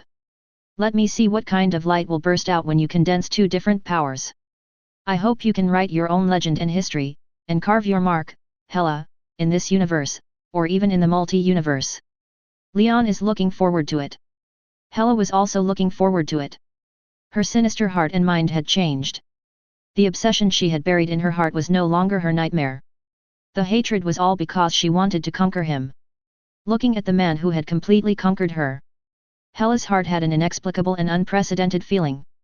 As an Asgardian, Hela never knew what it meant to be reserved. Since she felt the feeling in her heart, she also followed through with her heart. My dear master, I will follow through with my oath. I will give you everything I have, including my body. Hela said faintly, and her clothes floated down. Leon was shocked when he saw this. The spring breeze blew by, and under the witness of the blue sky and the sun, Hela was firmly carrying out her declaration. Chapter 90. During the period of the Great Snake Incident, the earth was slightly shocked, and the concept of Saint Seiya was definitely equally shocked. People on earth now know that they are not alone, because there are still many strange and terrifying lives. If it were in the past, I am afraid that the concept of the end of the world would be rolled up among all human beings on earth. But the events in Port Madripoor have proved that there are gods in this world, and they are located in the human world. In the face of the threat and panic of powerful lives, people will always subconsciously seek spiritual comfort, which is human nature. And Leon, the Saint Seiya, undoubtedly fills this gap. In fact, before Leon, religious beliefs were all kinds of strange and diverse, believing in demons, angels, God, evil gods, etc., and definitely the mainstream with the most believers was Christianity, the three major Christian sects of Catholicism, Protestantism, and Orthodoxy. Jesus is believed in and regarded as the Savior. Believers believe that he has provided hope for the salvation of mankind through his resurrection from the dead. However, when the real monster appeared, causing a brief panic on the earth and making the whole world terrified, this Jesus did not end up, which made many believers of Jesus realize that Jesus was just a spiritual comfort and a sustenance in a bad life. Do these believers believe that Jesus really exists? Some people believe, but many people know that Jesus does not exist. There are very few records of Jesus in human history, and most of them only exist in some books. They don't know that Jesus does exist, but Jesus has never come to show miracles in the eyes of the world. Now there is a new choice. Leon and his saints clearly showed their strength and greatness in front of everyone. It becomes natural to transfer beliefs. Why should they believe in a God who only exists in the concept instead of believing in a real God? This God healed millions of people in Madripoor port in an instant. These believers are like this, and those who have no faith are even more so. As a result, Port Madrid has changed from a tourist attraction to a sacred place revered by countless believers. Countless believers spend all their wealth just to come to Port Madrid to seek God's help. Many believers or non-believers come to Port Madrid in the hope of curing their terminal illnesses, and Leon doesn't need to help at all. The main reason is that the Science and Technology Department has done a lot of research on super gene serum.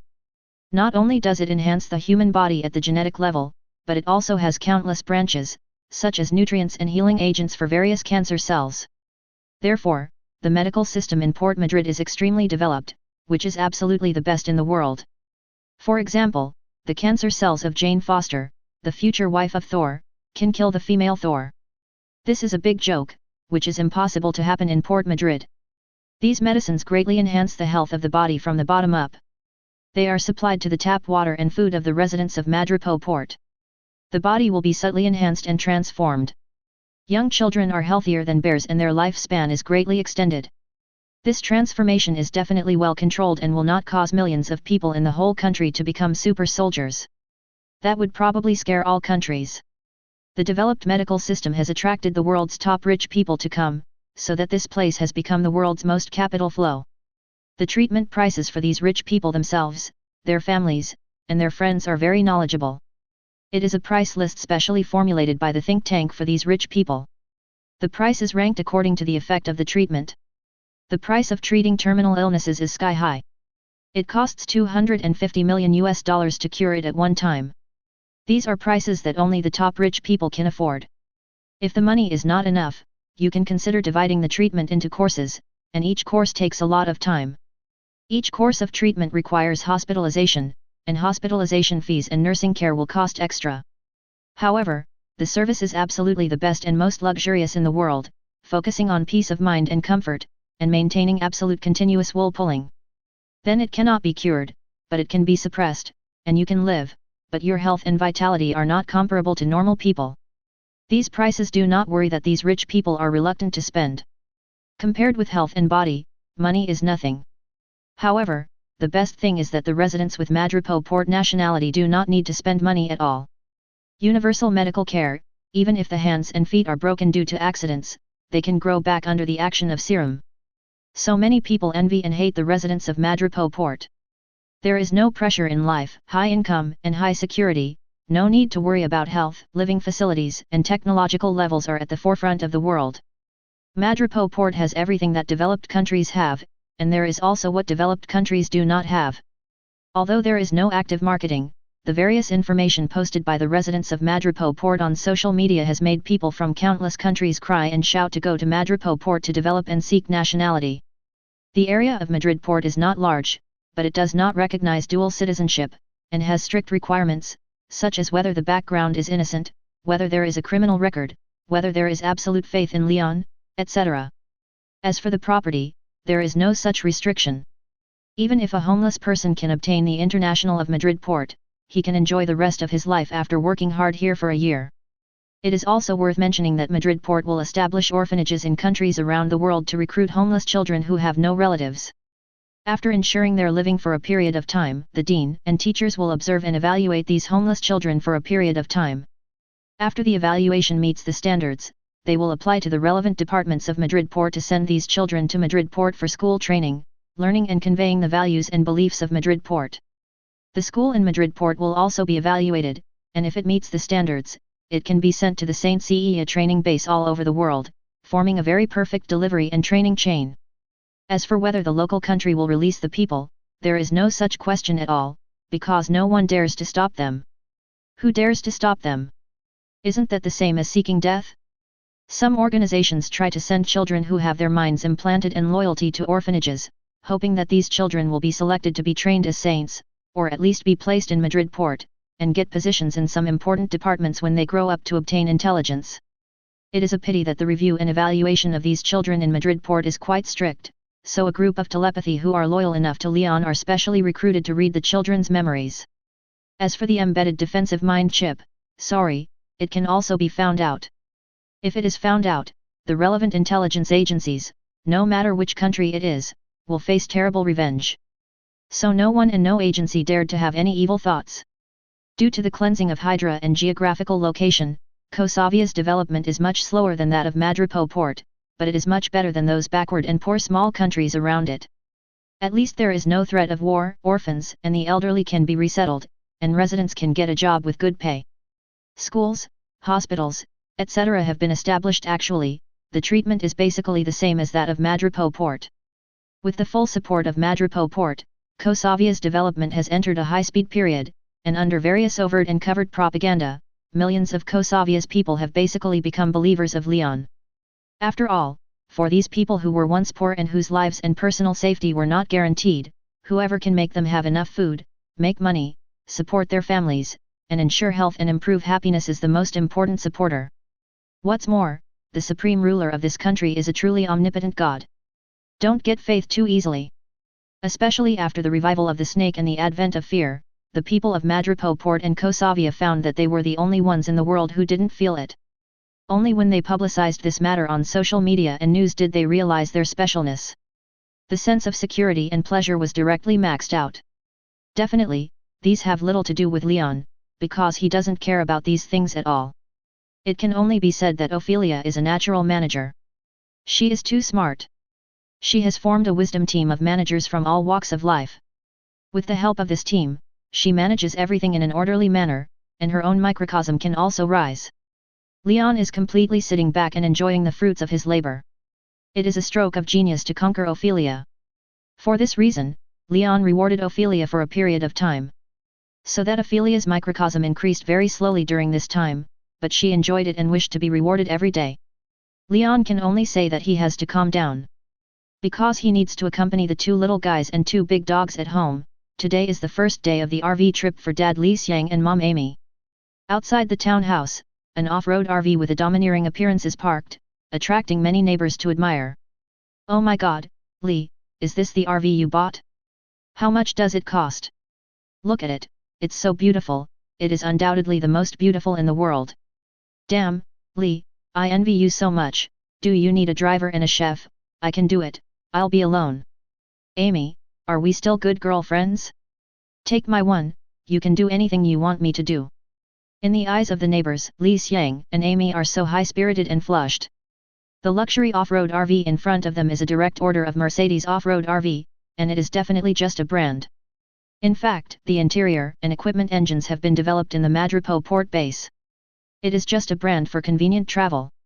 The external dimensions are 11410 x 2540 x 3940 mm, the total weight is 22 tons, and the ground clearance is 385 mm. It is equipped with an 800L fuel tank with electric heating function to ensure long-lasting endurance. High-pressure common rail, turbocharged engine, matched with a fully hydraulic automatic transmission, full-time 8-wheel drive, with 7 differential locks, 3 inter-axle locks, 4 inter-wheel locks, and a vehicle capacity of 6 people, including those living in the back. The electric lifting roof structure can raise the height of the roof by nearly 5 meters, expanding a second-floor terrace. The second floor is also equipped with a flip-up 75-inch large LED LCD TV, with audio equipment. It can be said that watching movies, karaoke, and even small parties here can be satisfied. There is nothing you can't do if you can't think of it. Double-layer design, the first floor covers the reception and entertainment area, kitchen and bathroom area, and guest and bedroom area, induction cooker, steam bake microwave integrated box, refrigerator, coffee machine, and other kitchen equipment. The dry and wet separated bathroom is also fully equipped, and the various entertainment facilities equipped in the multifunctional area add a lot of fun to the travel life. The second floor rest area is equipped with tatami, Lee's favorite, and soft beds, which can accommodate a family of multiple people. The entire RV can accommodate 9 people, and there are as many as 5 rest areas, which is enough for the whole family of 3 generations to travel together. The equipment and interior decoration inside have all been carefully developed by the Scientific Research Department, and various anti-collision materials and other precision measurements for safety, comfort, endurance, etc. If they were not specifically instructed, these crazy scientists would even want to put some special things in it, such as plasma weapons, turbojet engines, etc. Compared with the black technology that has been thinking about studying the Sky City, transforming this off-road RV is as simple as a doctor doing kindergarten homework. Even so, this off-road RV is already the world's top luxury. No wonder this makes the neighbors around crazy.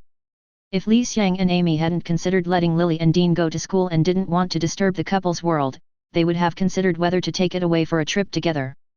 There is definitely no need to rush. After all, we can just wait until the 2 little ones have a holiday and insert it in the middle.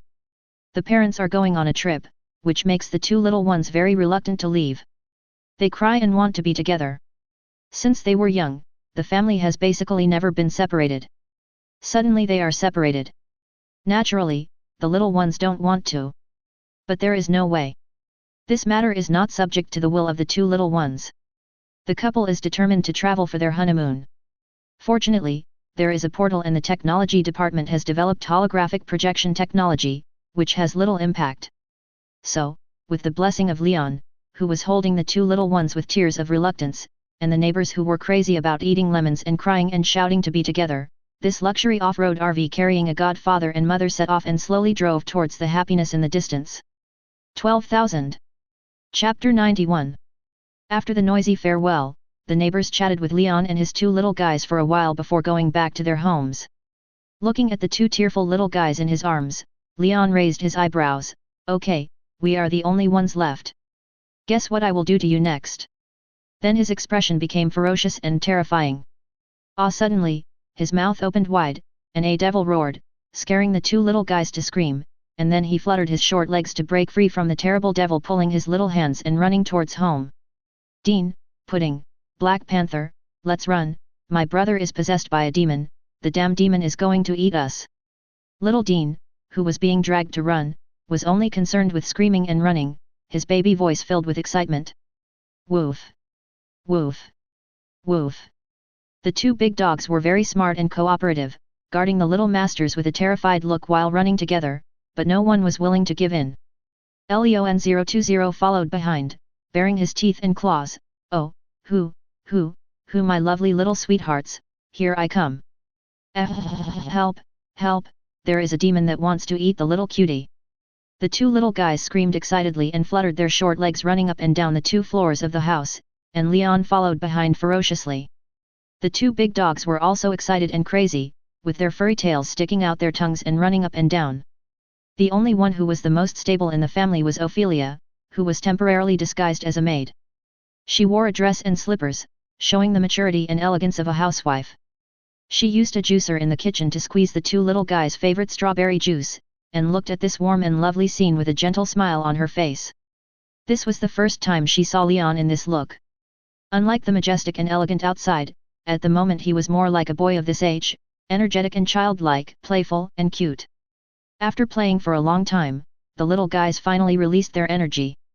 The tongue-sticking little tongues lay on the sofa with a tired expression, motionless, like 2 little salted fish, and Pudding and Black Panther, 2 big Asgard dogs, snuggled beside them and occasionally twitched their tails. The juice is here. Ophelia timed it accurately and came over with a plate with several cups of fresh strawberry juice. She gently handed 2 cups to the 2 tired little guys first, and then received the sweet smiles and thanks from Lily and Dean, who held the cups in their little hands and sucked the straws and drank. Ophelia didn't forget the 2 big furry dogs either. She also prepared 2 big basins for them. The big dogs got off the sofa and licked the water. They licked it very well and carefully, so as not to splash it on the clean and smooth ground. Ophelia picked up another cup and sat on the sofa in Leon's arms. Leon sucked the straw lazily like a landlord. Ophelia looked at it with satisfaction, and then asked in a low voice, "Don't you need me to find someone to protect your parents?" The experience during this period, the growth of strength and the reading of more information made her understand that the earth is not a quiet and peaceful place. The threat she was worried about did not come from humans. She believed that there was no one on the earth who could threaten Leon's parents. The main threat came from those powerful lives outside. Although the possibility is very small, it cannot be ruled out.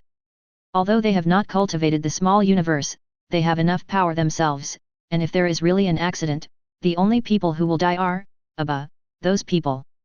Leon was very calm about this.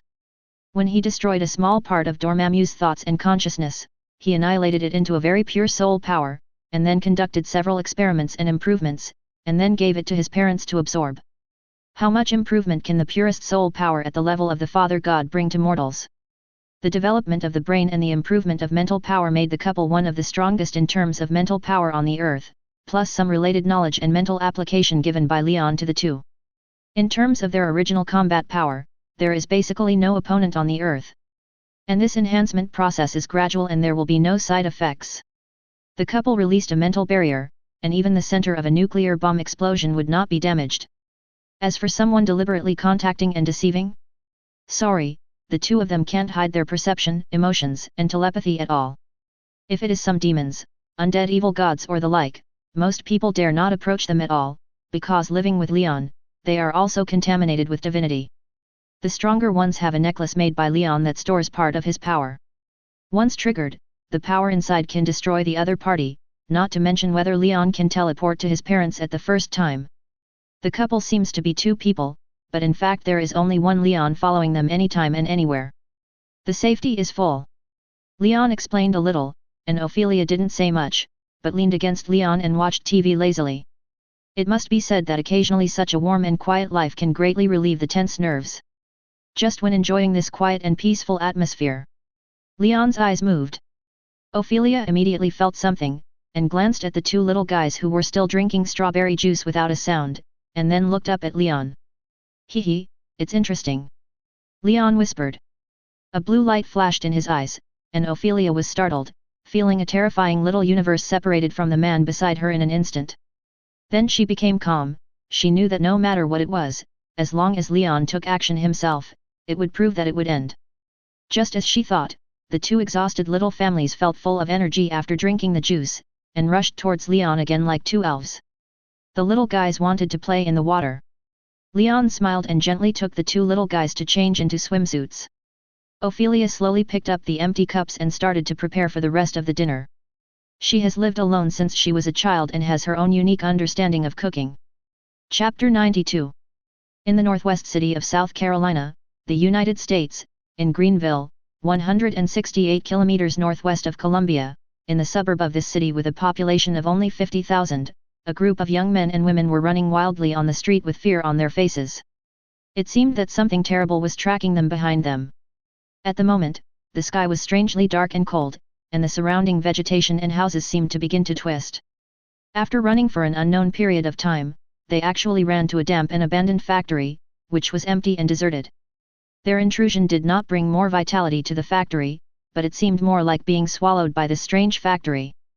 After running for a long time, the group of young men and women were panting and finally stopped in the factory. "Damn it, damn it, damn it, why did that terrible monster chase us?"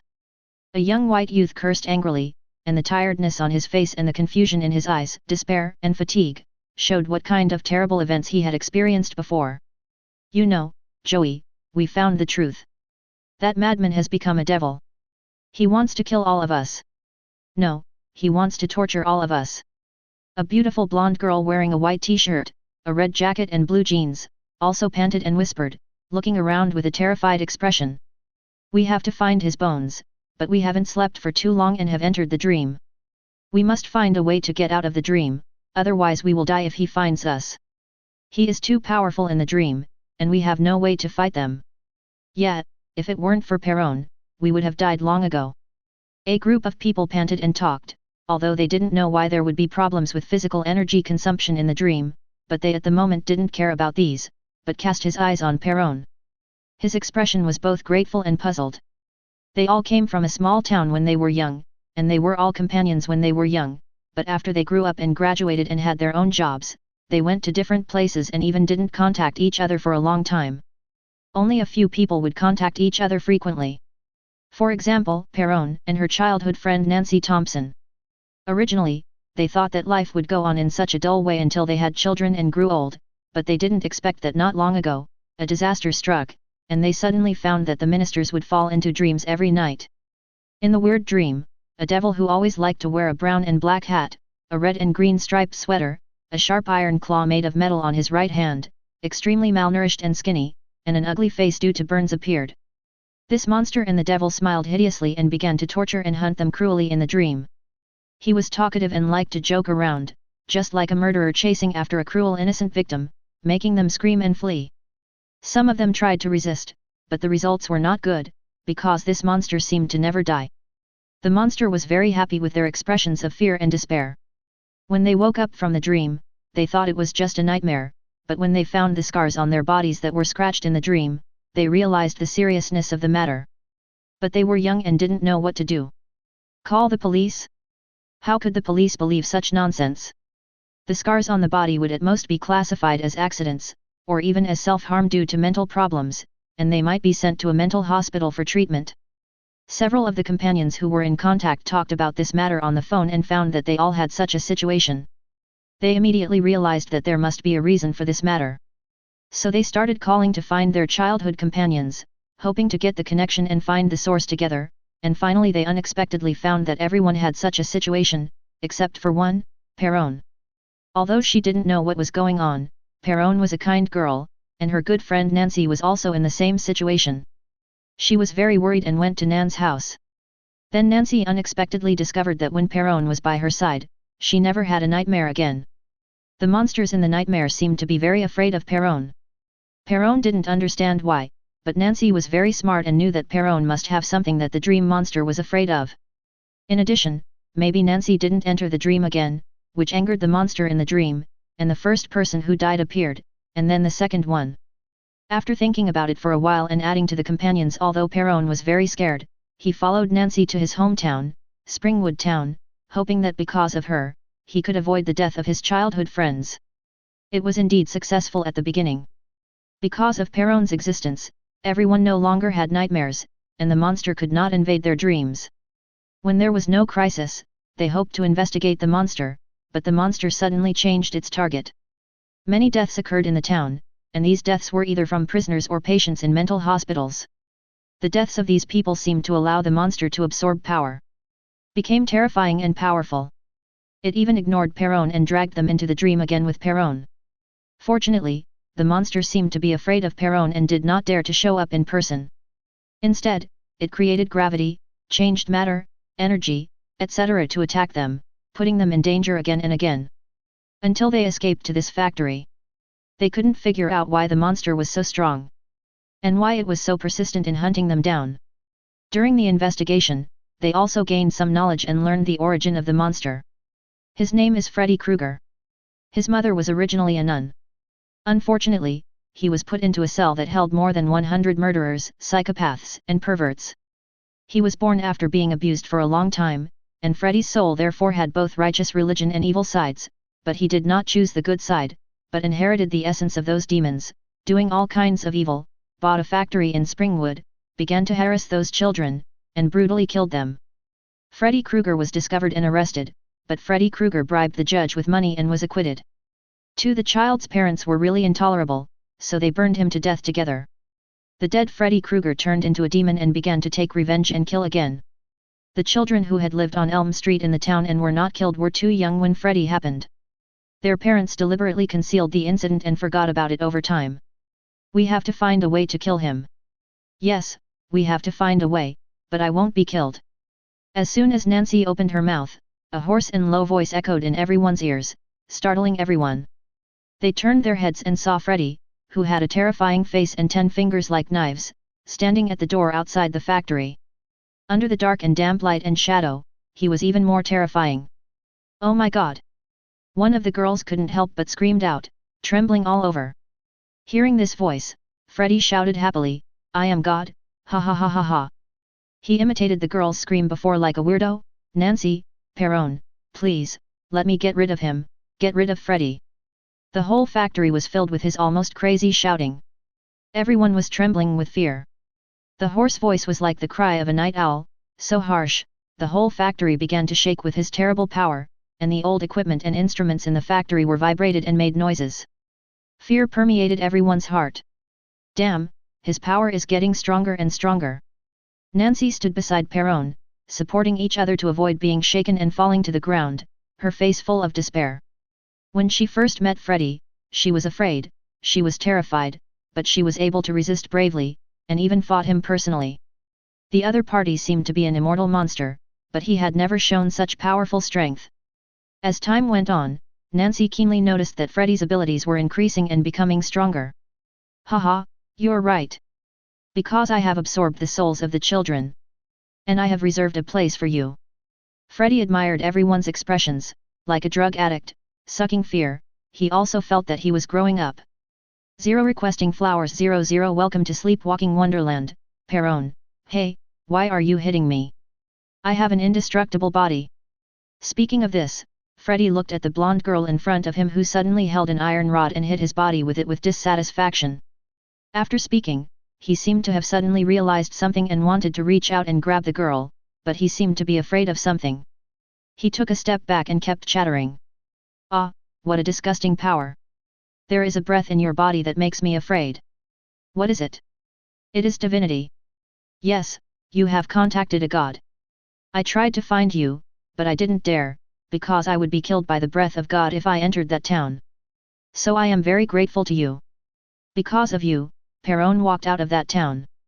Freddy bowed gracefully like a gentleman and saluted Nancy and others.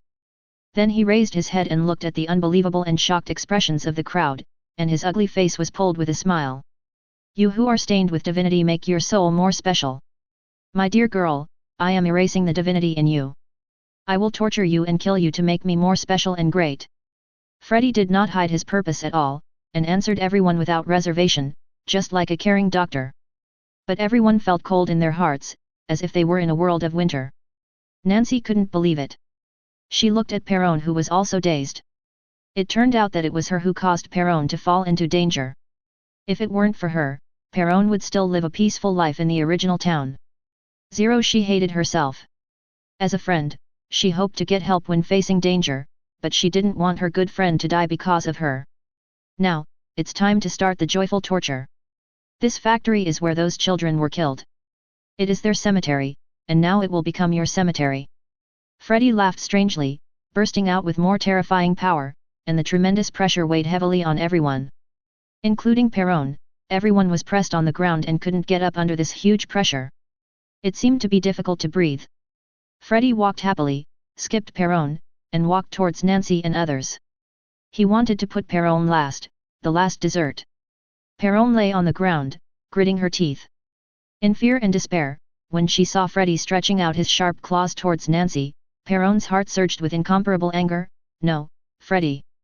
She roared heartbreakingly. She couldn't bear to see her good friend being tortured to death in front of her.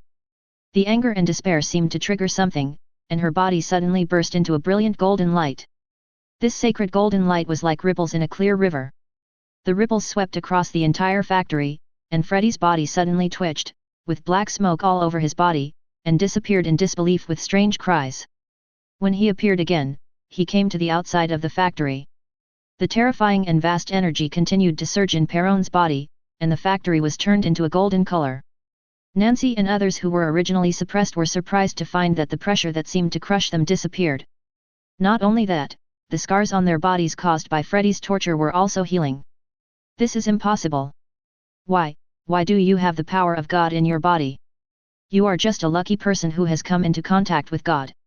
Freddy outside the factory looked at the blonde girl who climbed up from the ground. Her whole body seemed to be burning with golden flames. Under the golden holy light, the girl looked so majestic and sacred. Ugly and disgusting monster, God will not indulge evil existence like you. Perron's expression was still angry.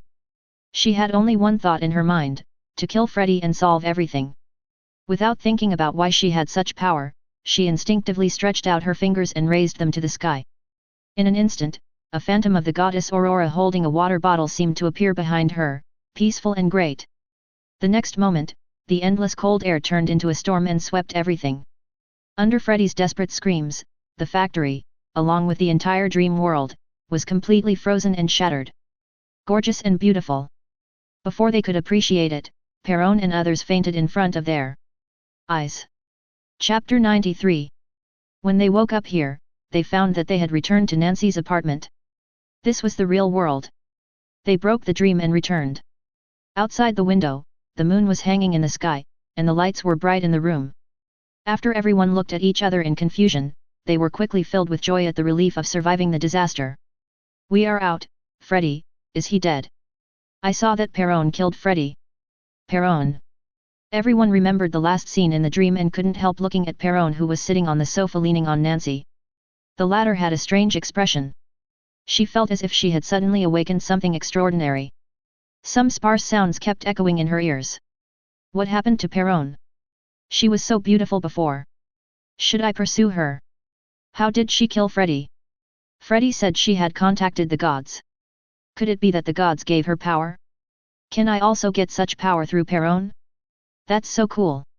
Perron frowned, feeling the power and warmth that burst out in the dream. She didn't know why, but she suddenly remembered a figure that she could not forget. Her eyes became blurred. Freddy was a little panicked. He used to like to chatter, but he completely shut up and crawled on the ground with trembling body. He was completely free of the rampant and crazy torture and killing of those children before. It was like a dog standing in front of a tiger, without the courage to bark. Because 030 looked up, he could see the figure that seemed to be huge amounts of than the planet. He was in a tiny world, a world composed of crystal clear crystals. Outside, the moonlight gently sprinkled on the town, and the drizzle fell, washing away some filth.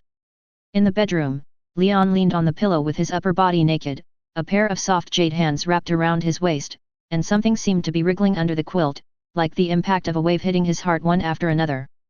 Soon, after the shockwave broke out, the beautiful snake came out of the quilt, her green hair blocked the milky white snow in front of her, and walked barefoot to the bathroom.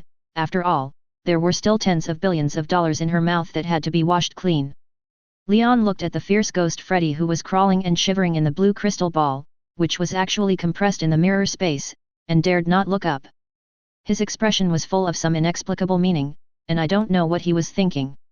Soon, the beautiful snake, after rinsing her mouth and cleaning, pounced on him, glanced at Freddy, and said in surprise, "The breath of this thing is very strange." The voice was very gentle and very magnetic, but Freddy in the mirror crystal world trembled more and even began to twitch. Because the sound seemed to be amplified countless times, like thunder, if Freddy had not been immortal, he would definitely be finished this time. Freddy wanted to cry but had no tears.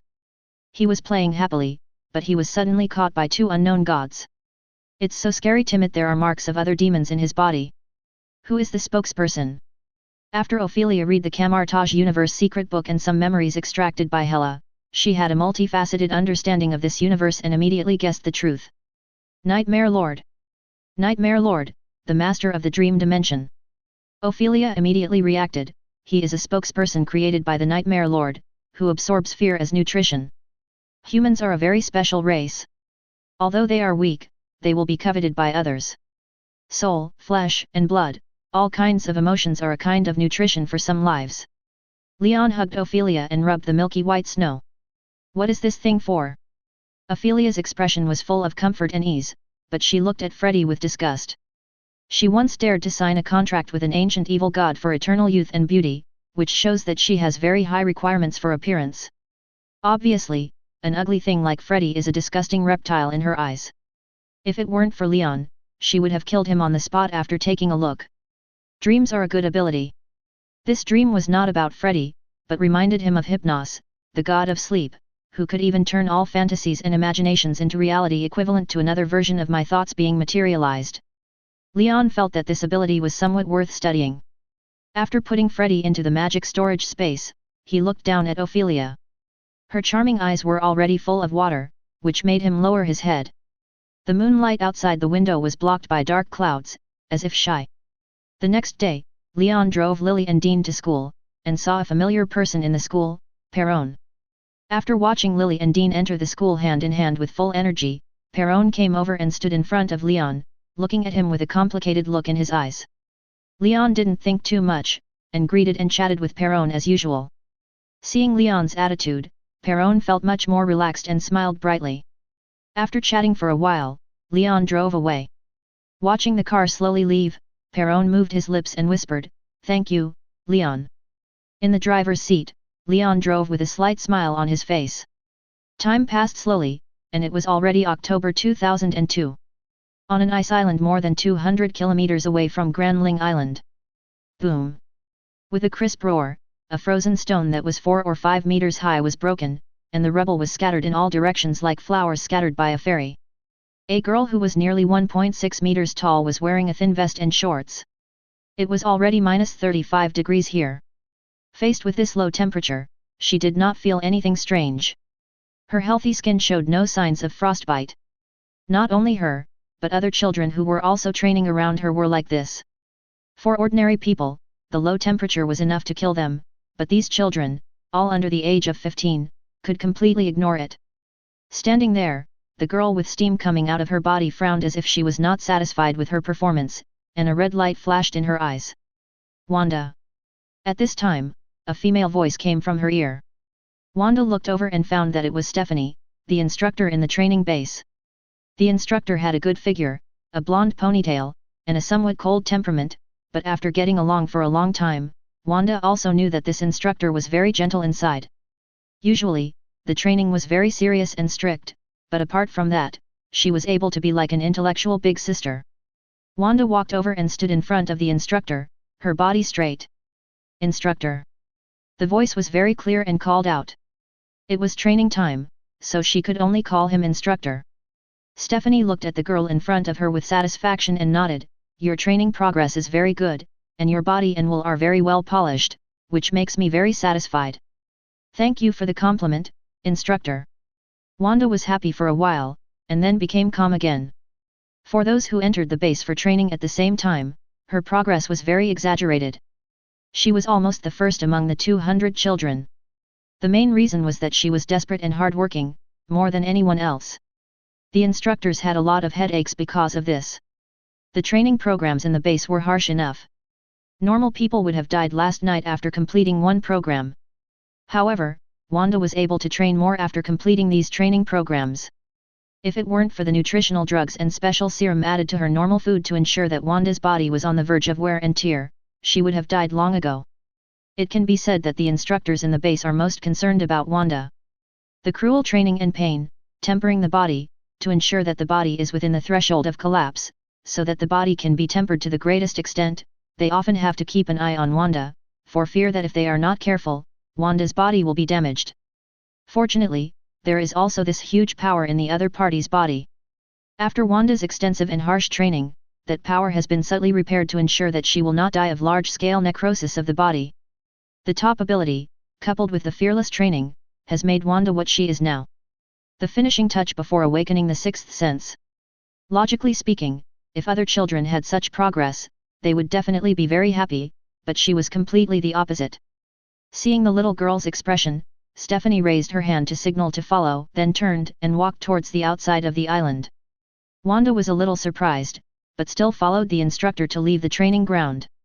After leaving the training ground, Stephanie got on a special snow off-road vehicle built by the headquarters, and Wanda sat in the co-pilot.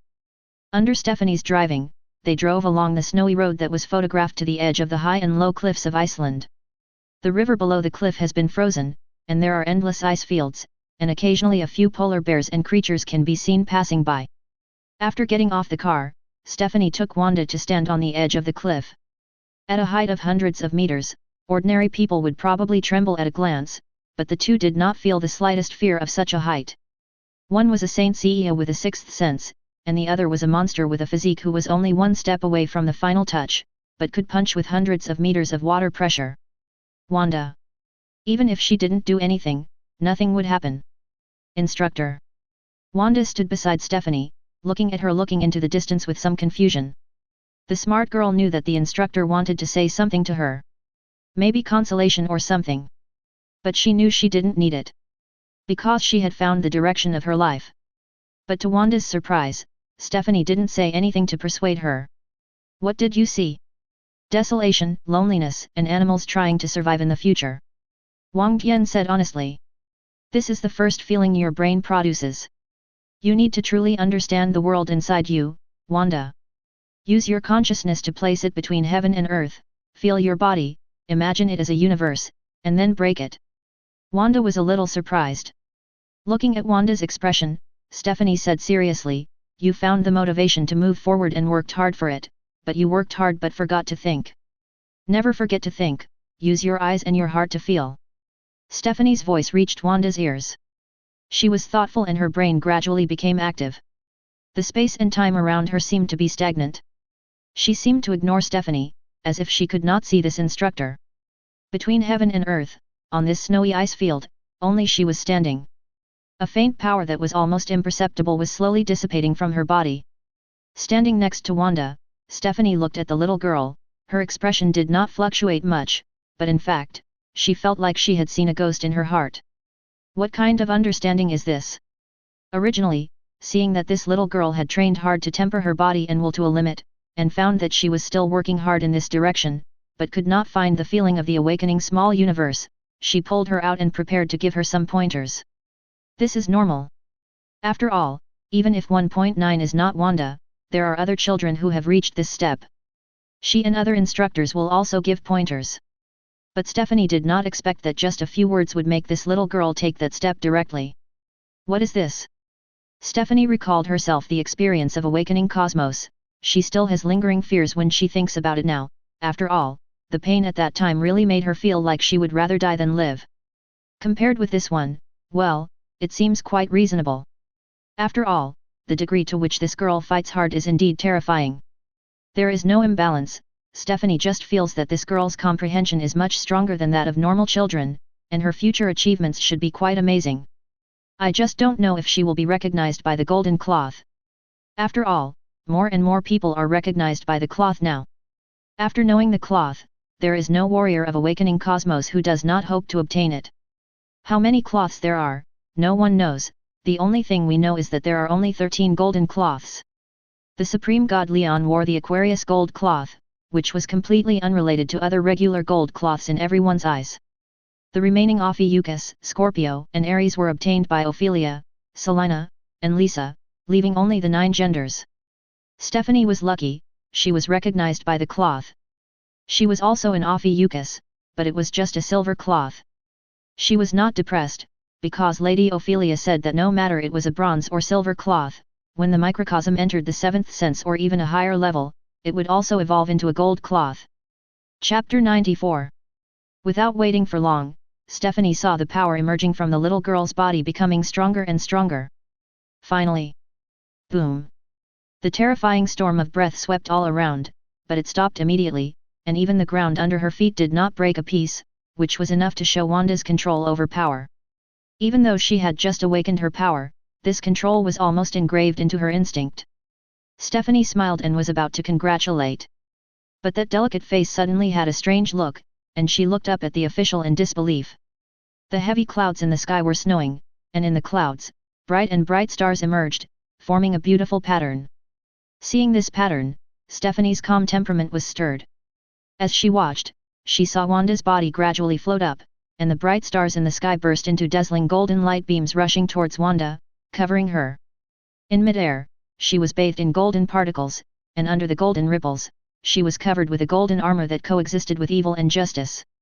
Spreading her hands, the evil face on the left, the holy cloth gesture is a symbol of strength and power, and the good face on the right, the holy cloth gesture is a symbol of wisdom and peace. A double-sided helmet like a crown on her head. Under her delicate and sweet face, she exudes the aura of a king, which further highlights this contradictory and opposing atmosphere, and also highlights a certain harmony. The golden holy light brushed past, and the golden holy cloth was filled with the wind of the king, fitting her petite body. The cloak fluttered with the breeze. As the golden light dissipated, the heavy snow in the sky seemed to be afraid of her and fell to the side. This earth-shaking vision shocked Iceland and even the world again. The appearance of the Gemini Gold Saint, definitely Wanda has just awakened her microcosm, and cannot be called the gold sequence.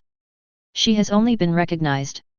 To truly reach the gold sequence, her microcosm must reach the seventh sense.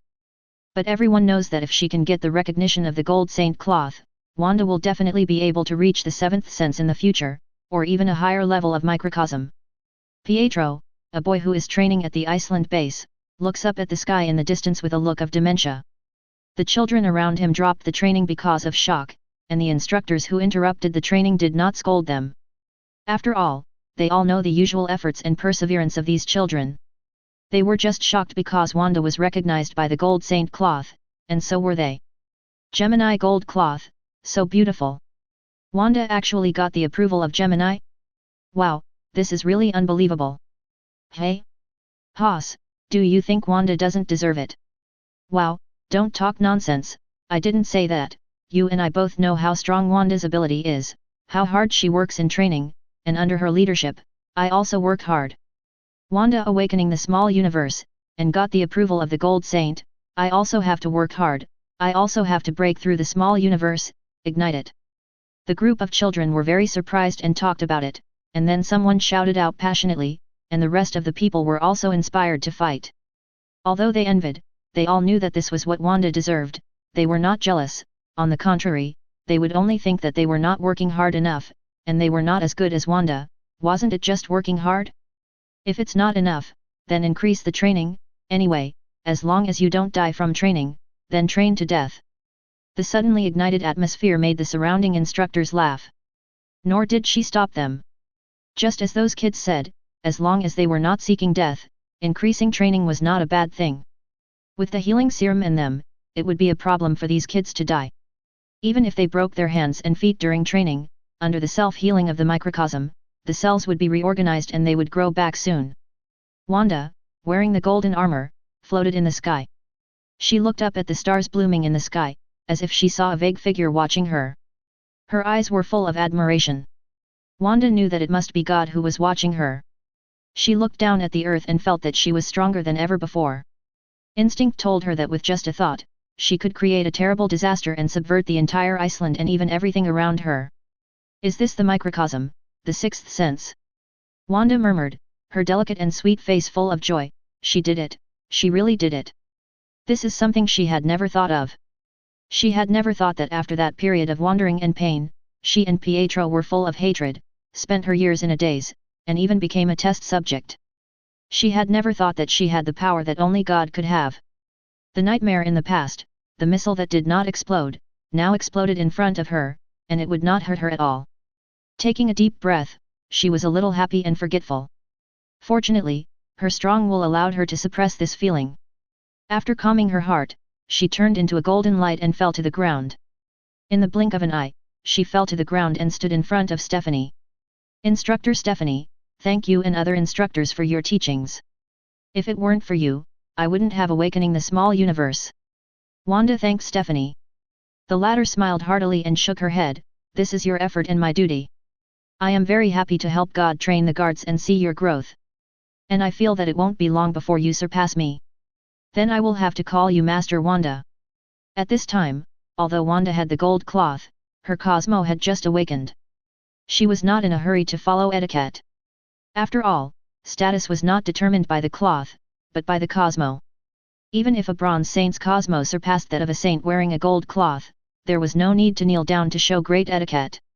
But everyone knew that those who were recognized by the gold cloth must have the best abilities and would grow faster than others. Wanda immediately shook her hand in embarrassment. She wanted to say something, but Stephanie held Wanda back. "Okay, this is an order that must be followed. This is an order that no one can violate. Let's go, Wanda, you have another important thing to do next." Chapter 95. Stephanie took Wanda back to the base. The latter did not wear the bright gold armor. After all, she was not the kind of person who liked to show off. When she returned to the base, she attracted the attention of these children. Definitely did not pay attention for too long, and these children were fully focused on the training state. Wanda's awakening of the small universe was recognized by the gold armor, which was a stimulation and encouragement for them. Everyone entered the base at the same time. She was actually ahead by a large distance. Even if her mind was mature, she still had a competitive spirit. Wanda did not continue to waste time on the training ground. After awakening the small universe, coupled with the gold armor, the training here was no longer suitable for her. She needed to accumulate the small universe while feeling the inheritance of the Gemini combat method in the armor, and to comprehend her own combat method. Definitely she would not stay in the Iceland base in the future. She would meet Leon in the future and be assigned tasks or training. Wanda stood cross-legged on the balcony of her room. The heavy snow outside did not affect her. The dormitory and training ground had special barriers, and noisy sounds would not reach her ears. After receiving the knowledge of the secret warfare from the Gemini gold cloth, she stretched out her hand, and a flowing red energy appeared in her palm. This energy was not the microcosm, but another energy zone hidden in her body and soul. Very strange, huge, and powerful energy. Even to some extent, it was stronger than her current microcosm, two different extraordinary powers in one body. This feeling is very strange. Wanda stared at the red flowing energy in her palm and murmured, as if she had some enlightenment. With a thought, a very exquisite and beautiful white cup suddenly appeared in her palm, and there was steaming coffee in the cup. She did not look back, but could clearly see the same cup placed on the table in her room. This is an ability that was inspired by my own awakening microcosm, and this energy integrate infinitely magnified this ability. As long as I want, I can create any material I can imagine out of thin air.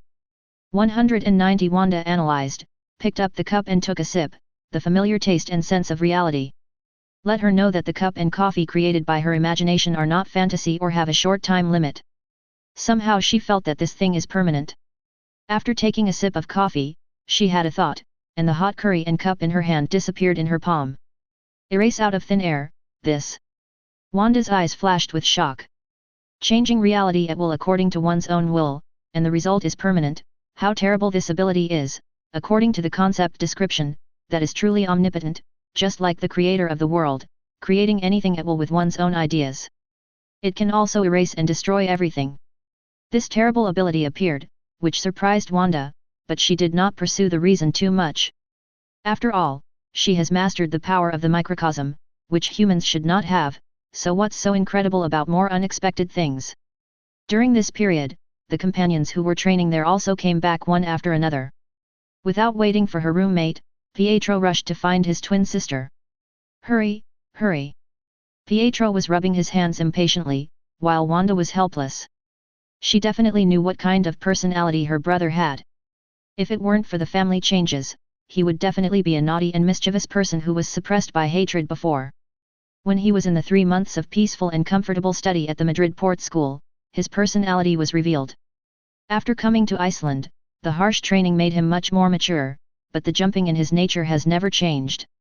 Not only Pietro, but a large number of children have gathered in front of the door. Those pairs of eager eyes made Wanda a little overwhelmed. She didn't refuse either. Wong. As the mind moved, the golden particles of light and shadow fell, and the noble and gorgeous Gemini gold saint cloth that opposed justice and evil, war and peace was already put on. The cloak danced with the wind, majestic, abef, solemn, and extremely kingly. The shock brought by the double impact of the visual and psychological impact of this gorgeous appearance and inner temperament made the children around them in an uproar. This is really beautiful. Do we have to follow the order and kneel down to salute Master Wanda? Suddenly someone said this, and everyone looked at each other immediately. Pietro widened his eyes and felt that he seemed to have cheated himself, but the order rule planted in his heart made him and other peers not unconvinced. As they knelt down, Wanda was amused but did not move.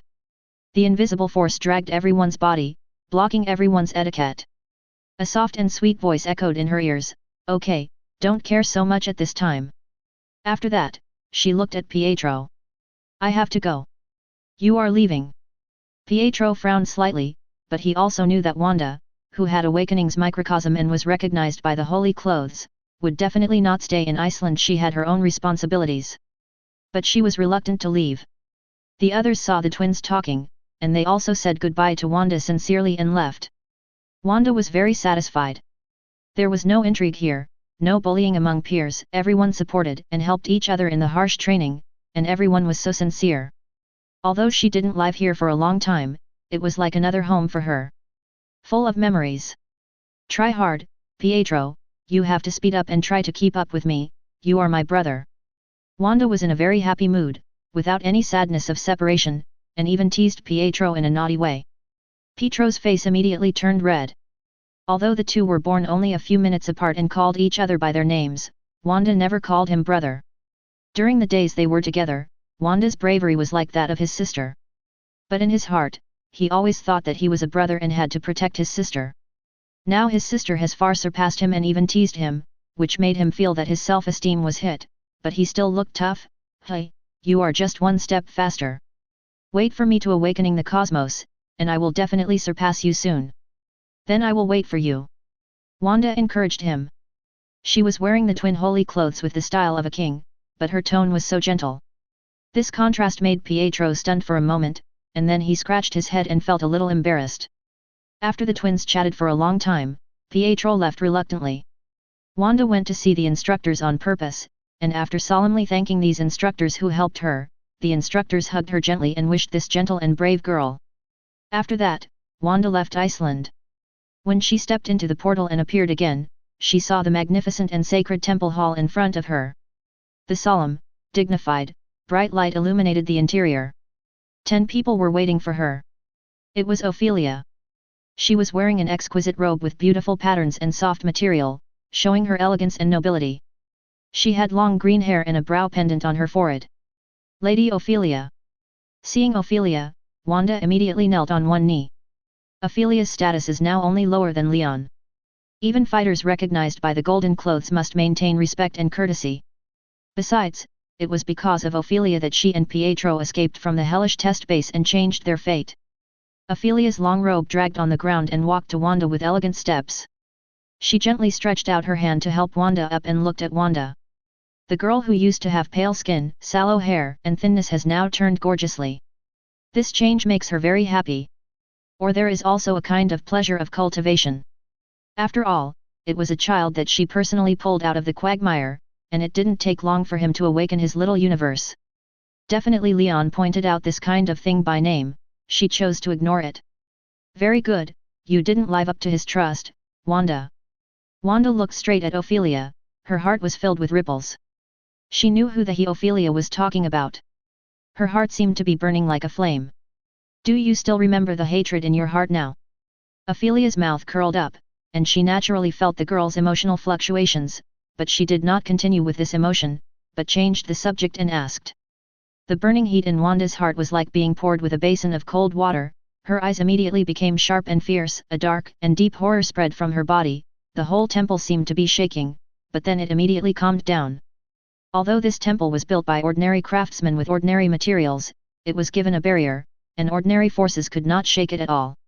Although Ophelia knew some of the girl's situation a long time ago, she was still surprised by the power that the girl burst out when she was stimulated. Is this the host of origin magic power? With the blessing of 2 powers, no wonder he values it so much. Ophelia sighed in her heart. Fortunately, Wanda's tempered will and character suppressed her sudden emotions. Wanda became much calmer and whispered, I have never forgotten my hatred. I will wait for Pietro to leave the training base, awakening the small universe, and investigate the source of the tragedy. No matter who it is, Pietro and I will make them pay the price. Very good, learning to think is always a trait that a warrior must have. Recklessness, arrogance, and conceit will only bring destruction, disaster and death. You are very good, Wanda. Ophelia nodded with satisfaction. She deliberately used hatred to stimulate Wanda, just to see how she would behave, whether she would lose her mind and be overwhelmed by hatred and anger. Now it seems that under the deep-rooted hatred, Wanda has learned to think. Hate is a very strange emotion. This hatred contains many aspects, perhaps because of family, because of injustice, etc., but it contains a corresponding destructive impulse. This emotion rarely weakens and disappears with the change of time, place, and space. What's more terrible is that once the seeds of hatred are planted, they will take root in people's hearts and grow into a towering tree, controlling people's lives from beginning to end. It will drive people to move forward madly and at all costs for this goal. Hatred can make people strong, but it can also make people self-destructive. Madness, distortion, and ultimate self-destruction are the portrayals of the most hated people in the world. Revenge is the driving force. After that, what comes is emptiness. People who lose their goals and motivation will be confused, and there are many people who commit suicide for this. Ophelia has never been a gentle character. Her bottom line is the pursuit of power. When she achieved this goal, her character changed. The expansion of vision and thinking changed her. Wanda is the same. She is in such an important and critical process. Ophelia doesn't care about Wanda's revenge. The bottom line of the saints will not kill innocent people because of power. In the theocracy advocated by Leon, there is a line that blood debts must be paid with blood and karma. Since you have sinned, you must pay it back. The cause you planted at the beginning, the fruit you produced later. What she cares about is whether Wanda, the person Leon has taken a fancy to, will be dominated by hatred. If Wanda's mind is twisted and crazy because of hatred, then Ophelia will have to consider whether to deprive her of the qualification of the twin gold saint clothes. Yes, she has such authority. At this level, authority is not a concept, but a substantial thing. The authority given by Leon allows her to have the authority to deprive the saints of their saints to a certain extent. Who makes these saints the real owner of Leon? Getting the approval of the saint clothes does not mean that you are the owner of the saint clothes. As Leon's most trusted person, Ophelia thinks that Leon is everything to him. She will ruthlessly eliminate any possibility of disloyalty. So the conversation just now and Wanda's performance are the final test. Not only Wanda, but all the saints who have been recognized by the saint clothes will have this process. Wanda, you passed. So Ophelia said calmly, you are special, Wanda. Chapter 96. Wanda's expression was calm, and she listened patiently. Ophelia's voice was melodious and resounded in the hall, like a clear spring that made people indulge in it. Since the God King started the guard's plan, we have started to select children. Most of them are like you, with unknown and tragic pasts, losing relatives and family members, no hope for the future, and numb like zombies. Or they have awakened some abilities since childhood, but were abandoned by their parents and relatives as monsters, or even beaten and scolded. But none of them is more special than you, Wanda. Wanda's emotions fluctuated slightly when she heard this. She recalled the experience of being saved by Lady Ophelia and Caecilius in the experimental base. She didn't think about it at the time, but now it seems that there are many strange things. As if seeing through Wanda's thoughts, Ophelia chuckled, it seems that you thought about it. Yes, Caecilius and I went to that experimental base for you and Pietro. But it was the God King who really guided us to find you. He is a great God, a great miracle that should not have been born in such a place. His eyes can see through the long river of fate and witness the protagonists who will stir up storms in the future. And you, Wanda, are one of the protagonists in the future. Seeing through the long river of fate, Wanda understands this. The seventh sense is at the level of the Father God, and a pair of eyes can see through the future. However, the future timeline has become chaotic now. A future branch will appear every minute and every second. There are hundreds of millions, billions, and tens of billions of possibilities. It is not so easy to see clearly. Wanda is definitely not clear about this, and she doesn't care. Now she is concentrating on honestly practicing, growing, completing revenge and following the God King. No matter what the future will be, this is the oath she once made.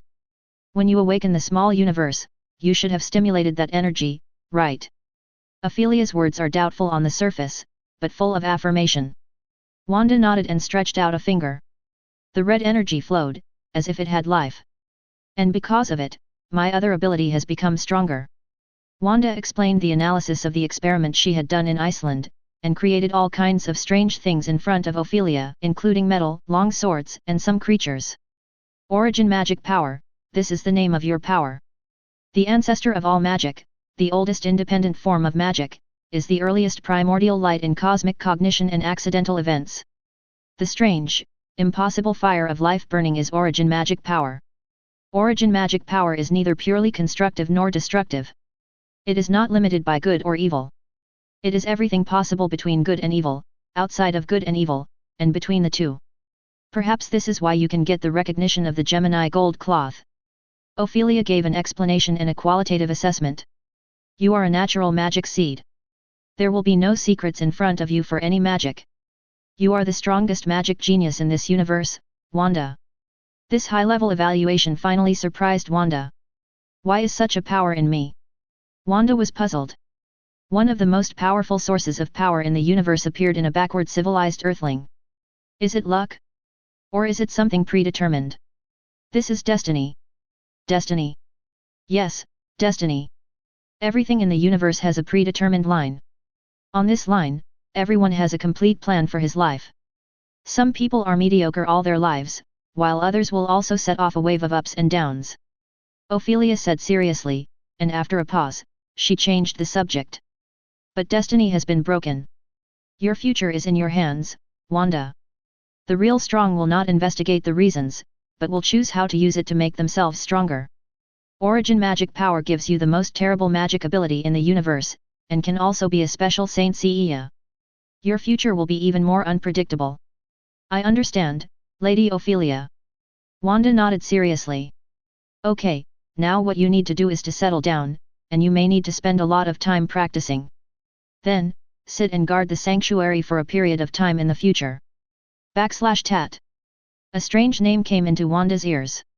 Sanctuary. Ophelia repeated the name affirmatively, as if it was a magical name. Is this the sanctuary you want to build? Under a beautiful and vast starry sky, on an unknown continent, Hela stood in a gorgeous robe, looking at the huge continent in front of her. Beside her, the figure standing there was Leon. Hela didn't expect that Leon had found an unknown galaxy and built a new continent here, a continent with a structure similar to Asgard. Definitely Hela also provided a lot of help here. The Earth can no longer accommodate too many powerful lives, which is not a good thing for both the Earth and us. Leon looked at the Holy Land he had built with his own hands, and was very satisfied. The Holy Land in front of him was the kingdom of God in the true sense. Looking down, he could see the clouds. It was a huge kingdom of God with a great fantasy. The architectural style was a combination of retro and future technology, which was very dreamy. Buildings, roads, gardens, fountains, mountains, seas, and lakes could all be seen here, and it had its own complete life cycle system. Above the ground buildings, there were also temples and the zodiac, star towers, and swamps. The architectural styles of the temples and the zodiac tended to be classical, magnificent, and extremely noble and gorgeous. Unlike ordinary buildings, they floated above ordinary buildings, which meant that the Holy Land originally, it was a space country. The goddess temple and the zodiac are the kingdoms of God. The height relationship between the palaces is not obvious, and they are connected by arched bridges. The Star Hill is located at the top of the sanctuary, where only those he allows can go. The air is so clear that it seems not to belong to the human world. The night sky cut into a circle is like a view that can only be seen in an astrology museum. The mosaic craftsmanship on the floor is very delicate, and the astronomical map of the zodiac is painted on it, correctly pointing out the east, south, west and north. Aries, Taurus, Gemini, Cancer, etc., are like stars peeled off from the Milky Way. The zodiac is centered on the temple, and the palaces are built around it for protection. There are a total of 12 palaces, guarded by the golden saints of the guardian stars of each constellation. The powerful barrier has always covered the 12 constellations. In addition to the palace of the golden saints symbolizing the constellation, each golden hall also has other facilities and parts, such as the place where the servants live and the place where they practice. It can be said that each golden hall is like a city-state, with all aspects complete. This zodiac kicked out his Aquarius and added the Ophiuchus, located between the Scorpio and Sagittarius.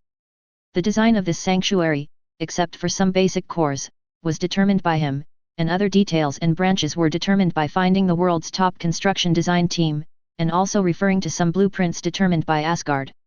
And this sanctuary can be expanded completely, and it will expand again as the number of people increases in the future. This seemingly miraculous work was not difficult for Leon. Unlike the original sanctuary, it was blessed by the goddess Athena and had special significance. The new sanctuary he built had similarities but no special features. Originally, the Almighty Father could do everything, move mountains and fill the sea, and create out of thin air. In addition to representing war and wisdom, Athena, the main god, is also the goddess of art and the patron saint of handicrafts. She knows almost everything, including textiles, cooking, gardening, pottery, painting, music, poetry, dance, and construction. These are also included in the knowledge contained in the divine blood. Letting him receive all aspects is equivalent to understanding these. It is not an exaggeration to say that it is an encyclopedia. It is not too easy to create a sanctuary. He also laid dozens of barriers in the sanctuary, which can hide, defend, attack, teleport, etc. It is roughly the same as Asgard. Beautiful, dreamy, and magnificent belong to the sacred realm that mortals cannot set foot in. It has never been difficult to build a holy land. The difficulty lies in finding a suitable unknown galaxy and region. The universe is very huge. Nowadays, no cosmic civilization has been able to fully explore the galaxies because it is too vast. There are too many unknown galaxies, at least more than 2 trillion. 000. It takes a lot of time to find a suitable uninhabited galaxy. Even if Leon is at this level and can quickly cross the galaxy at superluminal speed, that kind of energy and time is not necessary at all. After having the space gem, he used it to instantly cross one galaxy after another, and finally found a suitable place, and began to build the Holy Land. As for Hela, she was originally excited to comprehend the power of the microcosm, which is completely different from the power of Asgard. Before she could study it out, she was pulled over by Leon to work as a laborer. As for reluctance, maybe a little bit, and then under Leon's severe punishment, Hela was satisfied to work as a laborer, and she was very motivated. At the end of that effort, Leon decided to reward her severely afterwards, right at the Star Hill. Hela looked at the Holy Land, and for some reason, a ripple appeared in her heart. This country that she personally helped to build was very beautiful. Where do I live? Hela asked suddenly. Then she looked at Leon with a sharp gaze, and Leon did not even turn his head, definitely the temple. Hela was very satisfied, and her long legs suddenly wrapped around Leon's waist, and her hands were soft and boneless around his neck, and she whispered in his ear, "My great master, your slave works so hard, how should you reward him? 0 Definitely take you to experience the beauty of the Holy Land, tonight is our time." Bang! Leon hugged the waist of the goddess of death, and turned into a ray of light and rushed to the temple of the Holy Land. Tonight is beautiful and sacred under the starry sky, spring thunder will explode tonight, and a fierce war will continue until dawn. Asgard, the hot reconstruction work is still going on. But the rebellion of the snake and the spread of terror did not end with the death of the snake. On the contrary, various rebellions and wars continued, making Thor, Loki and others very busy leading the army to suppress the rebellion. Fortunately, Thor and Loki were strong enough and suppressed the rebellion quickly. However, there was a special country that made Thor and Loki a little troubled. This country is called Jotunheim. Jotunheim has a harsh environment, full of rocks, cliffs, and wild forests. It is often dark and windy and snowy. It is the home of various giants such as mountain giants and giants of Jotunheim. Among them, the giants of Jotunheim are the most powerful. A long time ago, they fought against Asgard under the leadership of the giant king Lauf. He had led his subordinates to fight against Asgard many times, but was eventually defeated by Odin and the Asgard army. The war failed, a large number of giants died, and even the most powerful artifact in Lauf's hand, the ancient winter coffin, became Odin's trophy and was placed in Odin's treasure house. In order to stop the loss, Lauf signed an agreement with Odin, guaranteeing that Jotunheim would become one of the kingdoms ruled by Asgard, but requiring Asgard to stop attacking Jotunheim and the giants. When faced with a crisis, Asgard must send troops. Defeated and severely injured, Lauf began to lick his wounds. He curled up in Jotunheim, but his ambition and hatred never made him feel at ease. He longed to lead the giants to defeat Asgard and seize power from Odin sooner or later. But there was no chance. Then the serpent revived, and the Hammer Lord broke into Jotunheim, killing a large number of giants and spreading fear. Lauf was defeated by the serpent himself and almost died. Fortunately, he survived. The serpent led the Hammer Lord into Asgard to start a war.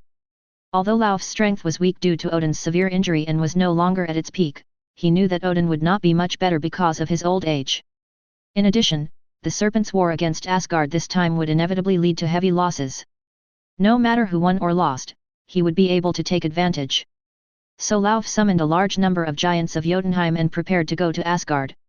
Under the world of ice and snow, the tall, blue-skinned king of giants of Jotunheim led his loyal army to gather together.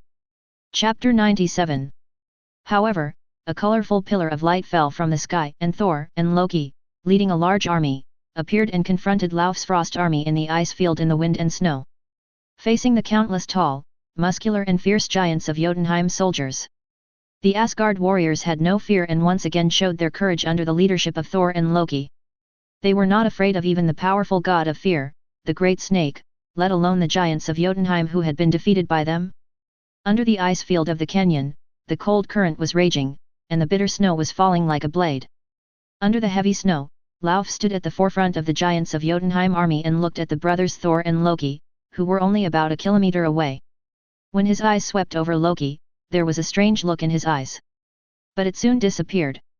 6, 7 You have violated the contract you made, Asgard people. Lauf's deep voice resounded and echoed in the ice canyon, like a faint cold wind, piercing the coldness in the heart. Asgard people will never break their promises.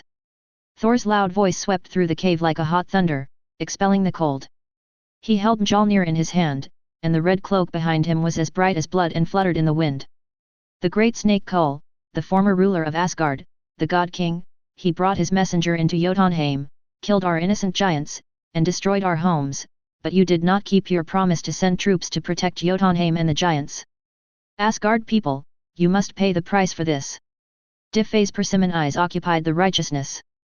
War can need a reason or not, but it is better to have a righteousness than not. Who made this opportunity come so well? Thor fell into silence. No matter what the great snake was like, he did have the blood of the Odinson family flowing in his body, and he was also in Asgard. Seeing that Thor could not answer, Loki spoke up, holding a spear also made by the dwarf clan, and shouted, "The great snake abandoned Asgard and fell into evil. He had long been spurned by the Odin family and deprived of the stigma of the Odin family. Odin led the gods to defeat him and killed him. We did break our promise, but he also paid a price. We are willing to mourn for the dead, but we can avoid more tragedies, Lord Lauf." Loki's words were sincere, but Lauf had a fundamental purpose and could not listen at all. He raised a stick full of ice spikes, pointed it at Thor and Loki, and said angrily, "You broke your promise and watched the giants being slaughtered. Asgard people, your cowardice can no longer protect Jotunheim or rule the 9 realms. You have lost your qualifications." Loki wanted to speak, but Thor stopped him by holding out his hand. He stared at Lauf without blinking, his eyes flashing with infinite lightning, and said in a low voice, "Lauf, no matter how high-sounding your words are, they are just for your ambition. Asgard is never afraid of war. If you want war, then war." Boom! The terrifying thunder exploded in the sky, and the heavy clouds turned into a vortex, rolling up the heavy snow. A storm has been brewing. The murderous atmosphere swept across the entire ice canyon. Asgard is never afraid of war. Countless Asgard warriors raised their weapons and shouted in unison. The terrifying sound waves shook the earth and even shattered the falling snow. Roar! The giants of Jotunheim soldiers were also not afraid, opening their hideous bloody mouths and roaring violently. Loki did not persuade them. If Lauf had not shown any rebellious behavior, Thor's attitude towards war would have been questioned by Odin, but Lauf's undisguised attitude had already proved the other party's ambition. "Okay, then war." Loki grinned. As Thor and Lauf raised their arms, the two huge armies immediately rushed towards each other and soon fought together. After being severely injured by Odin and being in a weak state, although they recovered a lot in the following countless years, they still could not return to their peak. Fortunately, this is Jotunheim, the most comfortable environment for giants of Jotunheim and Lauf, and the giants of Jotunheim can exert even more powerful power. Thor and Loki's strength has increased after experiencing the Great Serpent Fear War, but facing Lauf, who was once able to fight against Odin, they still seem a little powerless. The tragic war continues, and countless giants of Jotunheim and Asgard warriors die every second. Later, under the report of Heimdall, Sif, the three warriors of Asgard, and the gods joined the war, which escalated the war again and became more tragic. The war finally ended in victory, and the winner was undoubtedly Asgard. Originally, Odin was unwilling to start a war and advocated peace after he got old, but it did not mean that someone could openly attack Asgard. Would Asgard tolerate that? Odin would not tolerate it either. If Odin could tolerate it, it would be a huge blow to Asgard's prestige. The fundamental reason why Asgard could truly dominate the Nine Realms was his unparalleled power and Asgard's terrible military strength. Odin's means of conquering the Nine Realms was to beat them to submission. Whoever refused to submit would have his head chopped off, leaving behind a bunch of surrenderers. He would only pretend to show mercy after he had conquered them with no power. The Great Snake Incident brought tragic casualties to Asgard and also shook Asgard's rule. Thor and Loki, the gods, ruthlessly suppressed the rebellions in various countries, even under the order of Odin. The same is true for Jotunheim. No matter how heavy the casualties are, as long as Lauf plays the card 1.7 to go to war, Asgard will definitely suppress it at all costs. After the fight, Lauf was numb. He originally thought that Asgard would suffer heavy losses, but he didn't expect Asgard to still be so strong. Even Odin himself did not show up. Thor, Loki and the gods surrounded him, making Lauf very uncomfortable. In the end, Lauf and the giants of Jotunheim were defeated and surrendered. Fortunately, because Asgard had indeed betrayed the original contract and promise before, they did not kill Lauf after his surrender, but ordered Lauf and the giants of Jotunheim to never leave Jotunheim. Odin, looking at Thor, Loki and others who were picking up the corpses and leaving, the defeated Lauf stood among the corpses of the giants of Jotunheim and smiled strangely. Chapter 98. In the biting cold wind, a wild and gorgeous heavy off-road RV is driving along a wet and old road. Perhaps because of the heavy rain yesterday, the weather today is also very gloomy. The sun is deeply hidden by the clouds, and the color of the sky has changed from the previous blue to the color of water soaked by a dirty rag. The grey and cool breath lingers among the lonely leaves and weeds, and a hint of cold wind blows between the swaying again and again. On the desolate road, the dust is flying, and there is only loneliness and the sparse weeds and sand and rocks around.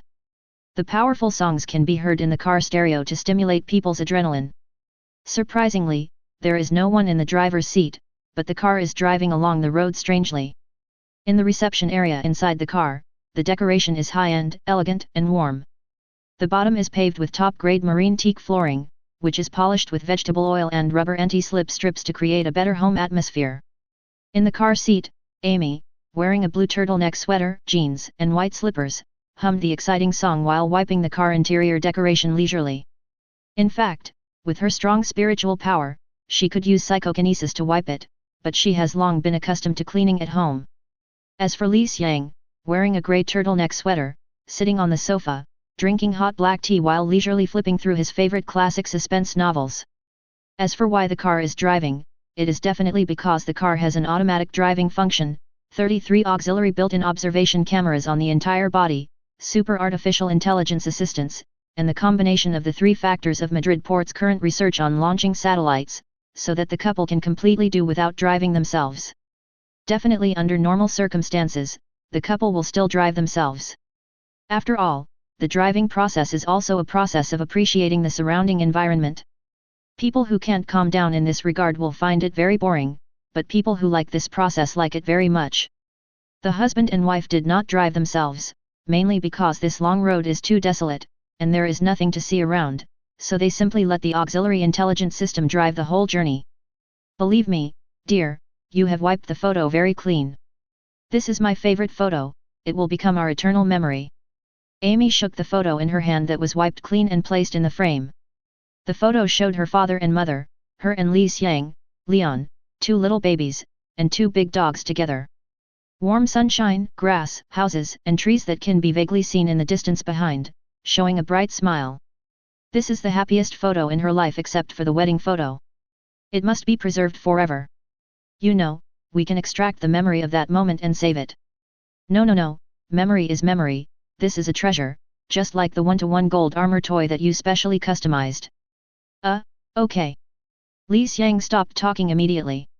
No man could refuse that kind of gorgeous, elegant, and noble armor. He didn't have the original gold armor, so he customized a replica. Sir, madam, we still have 3 kilometers to reach our destination. At this time, a gentle female voice sounded in their ears. It was the artificial intelligence Veronica. Veronica was a strong artificial intelligence developed by the top computer team recruited by headquarters. In this era, it is an invention that is absolutely ahead of its time. A large server was specially built at the port of Madrid at a huge cost. With the support of a large server, the performance of strong artificial intelligence is definitely in the first echelon of the world in terms of computing power. Thank you, Veronica. You're welcome, sir. Okay, leave my work to me next. Li Xiang put down the suspense novel in his hand, walked towards the driver's seat, and switched from the automatic driving function to manual driving after sitting down. Amy washed the cup of coffee that Li Xiang drank and put it in the tableware storage box, sat in the co-pilot seat, looked through the car window at the environment where the drizzle had begun to fall, and looked at it with interest. This picture composed of drizzle, deserted roads, and gloomy weather also has a unique sense of loneliness and quietness. As if catching Amy's thoughts, the originally powerful music in the car was automatically changed to melodious music that matched this dark tone and drizzle environment. It added to the feeling of loneliness and desolation. After a while, Amy suddenly said, I like this feeling. Yet I feel good too. Reading in such an environment must be very comfortable. Li Xiang agreed. The two chatted for a while and came to the destination along the highway. There was a small road at the kilometer. Li Xiang turned the steering wheel and drove along the small road. After driving for more than 10 minutes, they arrived at the destination. There is a small town in the winding and bumpy area here. This town is called Bodhi Town. Bodhi Town, located in Northern California, was influenced by the American gold rush in the 18th and 19th centuries. It was once a prosperous town with a population of up to 10,000. However, in the early 20th century, as gold mines were discovered in other places, people left one after another. Today, this town has been isolated from the outside world and seems to have few people.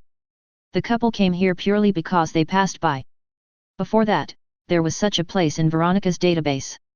Since they were traveling across the country, they might as well come here to take a look and review the once prosperous town. The area is covered with shrubs and weeds, and you can see the original buildings left over from the gold rush. The common feature of these buildings is that they are made of wood. At that time, people liked to use a kind of pine called Jeffrey pine to build houses, so they were particularly afraid of fire. Most of the buildings have a gable roof structure to avoid snow in winter, and some of them have domes, which makes the whole town look typical American style in the 1860s. These buildings are definitely dilapidated now. When the town was most prosperous, the town was a prosperous gold mining center with the facilities of a large town, including a Wells Fargo bank, 4 volunteer fire companies, brass bands, railways, miners' and mechanics' unions, several daily newspapers and a prison. Bars, brothels, gambling halls, and opium dens are all available.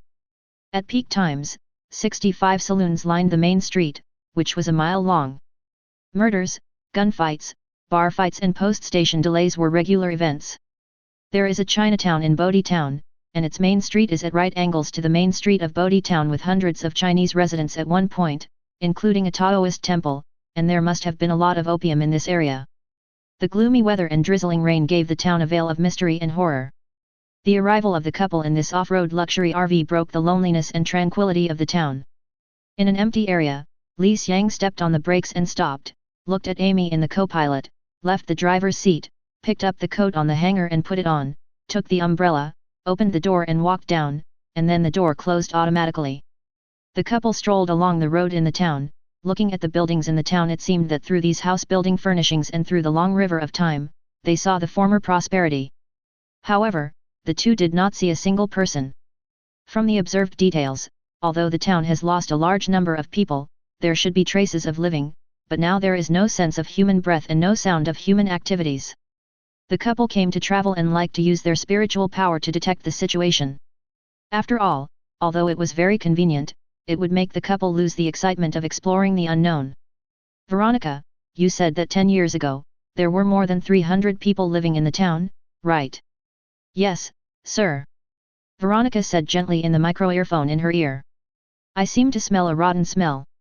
Amy suddenly frowned and turned her head to look at one of the houses in the distance on the left. Both of them were injected with super gene serum, and it was an iterative optimized version.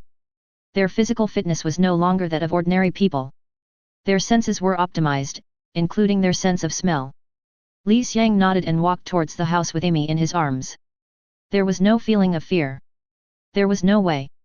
The couple had an excellent son. The pendants on their necks contained the power of Leon. On Earth, any demons and monsters who wanted to attack were equivalent to seeking death. Even ordinary people could be solved by the powerful spiritual power of the couple. Therefore, in the beginning of the qualitative tour, the factor of safety was not considered at all. When they arrived in front of this retro old Western-style house, they gently stretched out their hands and pushed open the unlocked wooden door. A ray of light fell from the window, allowing the two to see the scene inside. On the sofa and the ground in the empty living room, there were several bodies that seemed to have died and rotted long ago. Furniture covered with thick dust, old pancake frying pans, embroidered cans, and tattered kerosene lamps. There were also pushed furniture and some messy traces, which seemed to be due to fighting. The rotten stench made people sick. Amy frowned slightly, but she didn't feel any discomfort. Li Xiang walked over, looked around, and took a look at the moldy medicine on the table. He recognized this thing, shook his head and said, "It's been a long time since they died. These are all smokers. It seems that they died because of a fight for some reason. Let's go look somewhere else." Amy suggested. Li Xiang nodded, and the two left the house and looked one by one. There were no other bodies, but in the wide cross street in the center of the town, they saw 10 bulging Wang Bao on the ground and a metal object similar to the Wang character cross inserted in the center. "Is this a cross Vajra?" Looking at the thing inserted in the center of the earthen mound, Li Xiang was a little surprised, and then he heard Veronica's voice. "Yes, sir, according to the data database, this is one of the instruments of Tantric Buddhism, the cross Vajra. According to analysis, there were hundreds of Orientals here, and they should have brought related items and books." Li Xiang and Amy looked at each other and remembered that they did find a lot of items and books related to Buddhism during the previous search. Now it seems that it should have been handed down from that time, otherwise it would be impossible for things related to Buddhism to appear here. It seems that these people are dead and someone buried them. The rest of the people should have left too. Amy didn't feel sad or anything like that. She was still too young. As her vitality grew stronger and she became healthier, without any burdens or worries, she became more lively and cheerful. Besides, these people had already been buried, so what reason was there to be sad? As for the extremely rotten corpse, she had to care about a few smokers. She never liked drugs, because she had a brother who loved her, but he died of an overdose. She was sad for a long time at that time. She settled in the small town of Sedona because there were no drugs or drug addicts. It was the best place for children to grow up safely. She swore that if her children lived in a gambling den in Chicago and took drugs with drug dealers, she would definitely become the craziest mother in the world and kill all those drug dealers with a shotgun. "Let's go. I don't want to spend the night here." Amy and Li Xiang witnessed this historic town and planned to leave. However, not long after they walked, the couple suddenly stopped and looked at each other. "Did you hear it? There's someone else." The two were a little surprised to hear footsteps, which were very light and a little messy. The couple smiled at each other, then walked towards the direction of the sound with umbrellas. Walking down a street, passing by several wooden houses, on a raised piece of land full of weeds in front, a small figure seemed to be carrying something and walking with difficulty. He came over, as if sensing the couple's gaze, and raised his little head to look at the couple. Although the distance was several hundred meters, Li Xiang and Amy still saw the child clearly. He had messy blonde hair wet by the rain, was about 1.4 meters tall, and wore old clothes that had been cut and patched, and a pair of shoes that were too big for his feet. His skin was sallow, and he held a fishing net and a bucket in his hands. What surprised the two most was that the child's eyes were very calm when he saw the stranger, without a ripple. He had a unique temperament that was hard to describe. Chapter 99. In the living room of the old house, a bonfire was lit. An old-fashioned kettle was hung on the shelf. Under the licking of the flame, steam gradually came out. Although the house was old, it was cleaned up very cleanly. The furniture around was neatly arranged. Some old-fashioned daily necessities were placed on the wooden shelf of the table. There was a tattered kerosene lamp hanging on the wall, but it could not be illuminated at all because there was no kerosene. It was more like a decoration. Li Xiang and Amy sat in front of the bonfire, looking at the boy who was eating a sandwich and a fried steak on a plate taken out of the RV.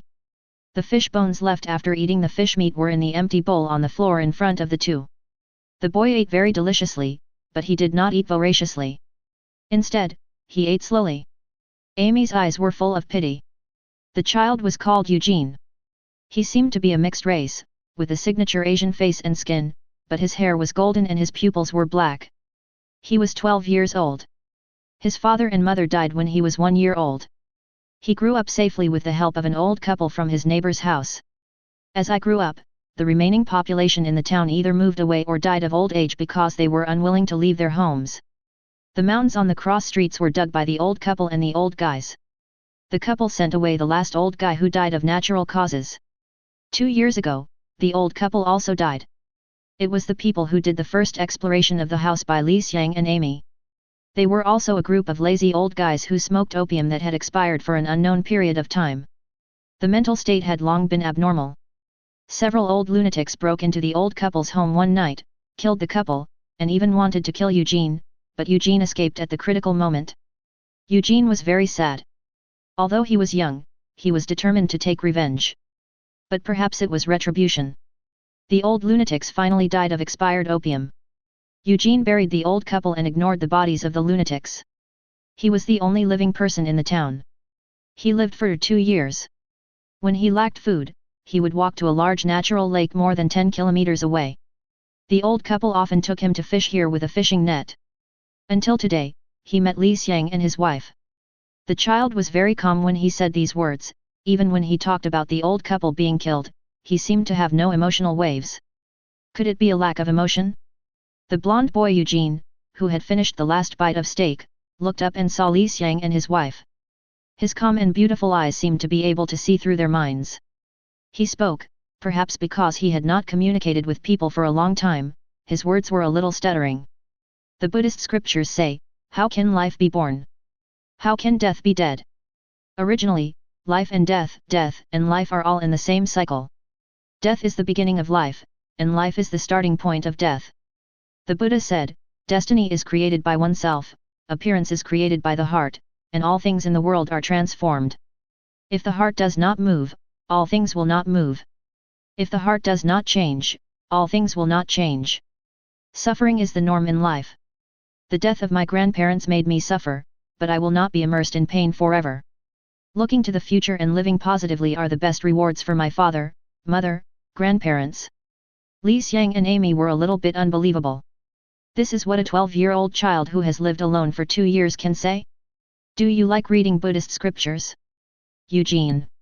Li Xiang glanced at some Buddhist scriptures placed on the table not far away and asked. I like to think, so my grandparents gave me these Buddhist scriptures. There are wisdom and thinking that people don't know in the Buddhist scriptures. I often read them. Eugene nodded, put down the empty plate, then stood up and picked up the boiling kettle and poured 3 cups of hot water. He took out 2 of the cups and handed them to Li Xiang and Amy. The two took them and thanked them politely. Eugene was stunned for a moment, then smiled. Although his skin was a little sallow, his facial features looked very delicate. Thank you, I had delicious food today. Eugene turned around and picked up an old Buddhist scripture and handed it to Li Xiang and Amy. For you, my grandparents said that this is the Buddhist scripture that my father likes to read the most, and it is also my favorite Buddhist scripture. This is precious. Amy didn't reach out to take it. Buddha said, only when you know how to be grateful can you have it. Eugene whispered, thank you for all the encounters, and thank you for the food you gave me. You little guy, you are talking in a set. Li Xiang laughed dumbly, and then under Eugene's pure eyes, he took the Buddhist scripture and said seriously, I will read and collect it carefully. Do you believe in Buddha very much? Amy asked curiously. Belief or not, it's just about the heart.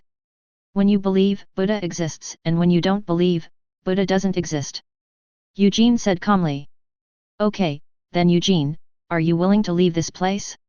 I can send you to a safe place to live. Yes. Eugene answered directly without hesitation. Do you believe in us very much? I believe in my feelings. Eugene touched his heart, he could feel the strong throbbing, and this throbbing drove him to agree. Okay, you feel very good.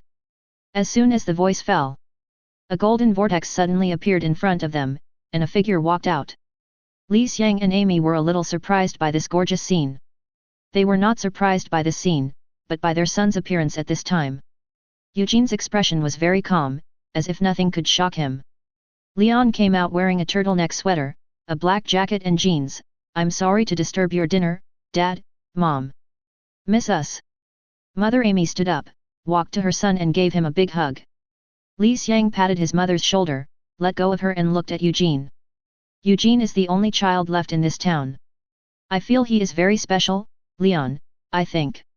Li Xiang started, but was interrupted by Leon before he finished speaking. Yes, he is very special. Leon's voice was very calm, but his parents, who had lived together for many years, noticed something. The couple frowned and stopped talking. Who gave you the courage to look for my parents? Because of your father. There was no fluctuation in his tone, but Leon's gaze was full of invisible oppression, as if the world was about to collapse. Eugene, a 12-year-old boy, remained calm. I don't know what you are talking about, sir. I don't care what you know. Boom. Instantly, a terrifying golden light ripple exploded and swept across the town. The terrible power destroyed all materials, the ground, houses, wooden boards, kettles, mottled old kerosene lamps, and everything was annihilated and dissipated. Being in this terrible scene of destruction, Li Xiang and Amy saw that time seemed to flow back. It was still the same town, the old couple, those crazy people who smoked expired opium, the figures digging graves with shovels, and the figure wearing a purple suit who stepped into the town. The black fog enveloped the town, and everything was subtly changed under the fog. The man disappeared at some point, but there was a person who had never been there before, who was the boy named Eugene in front of him. All the pictures were annihilated, the whole town was destroyed, and there were only weeds and the bright moon hanging in the sky around, and definitely the luxury off-road RV. This child Eugene, who was originally encountered by Amy and Li Xiang, was finally no longer that plain. Under the moonlight, he was gloomy, his eyes were rendered black, weird, and terrifying. You are greater than what my dead father described. Eugene raised his hands in a gesture of surrender and said slowly. But his pretentious performance received Leon's cold eyes. He stretched out his fingers, and the surging terrifying energy suddenly burst out. Death came. Eugene's face changed, and he snapped his fingers suddenly. In an instant, the whole earth shook and cracked, and a touch of heat bloomed from these cracks. It seemed that there was a flame, and the army was about to explode. Eugene was entangled in the mist and rushed straight into the sky to escape, but Leon didn't even look at him, and pointed his right-hand finger to the sky on the left. Boom! The sky and earth suddenly turned golden, as if the sky was collapsing and the earth was sinking. The golden sky was pressing down with terrible pressure. Under the surging and terrifying sacred power, the figure of Eugene appeared under the empty sky. He looked up at the golden sky that had already pressed down. His face was full of disbelief. Then his whole body was like spontaneous combustion, accompanied by wisps of black smoke, and was completely annihilated and dissipated. When Eugene died, the cracked and shaking ground returned to calm and recovered. The golden sky turned into golden particles and dispersed, and everything returned to calm and darkness. Wow, look at how cool my son is, so cool. Before Leon put down his finger, the old lady rushed over, squeezed Leon's cheeks with both hands, and looked at her handsome son with admiration. Full of security, handsome and good at fighting. Leon was a little helpless. Who dared to do this to him now? Only these living ancestors in the family. There is no other way. My mother has to be spoiled even with tears in her eyes. Fortunately, the old man couldn't stand it anymore, so he grabbed his excited wife and asked, "What was that just now?" "Demon." "A smart fool, but he must have been tricked by his father and wanted to lurk by my side through you." Leon looked at his father gratefully, and then said, "Is that guy dead?" "No, this is just a puppet he created through flesh and blood magic and black magic.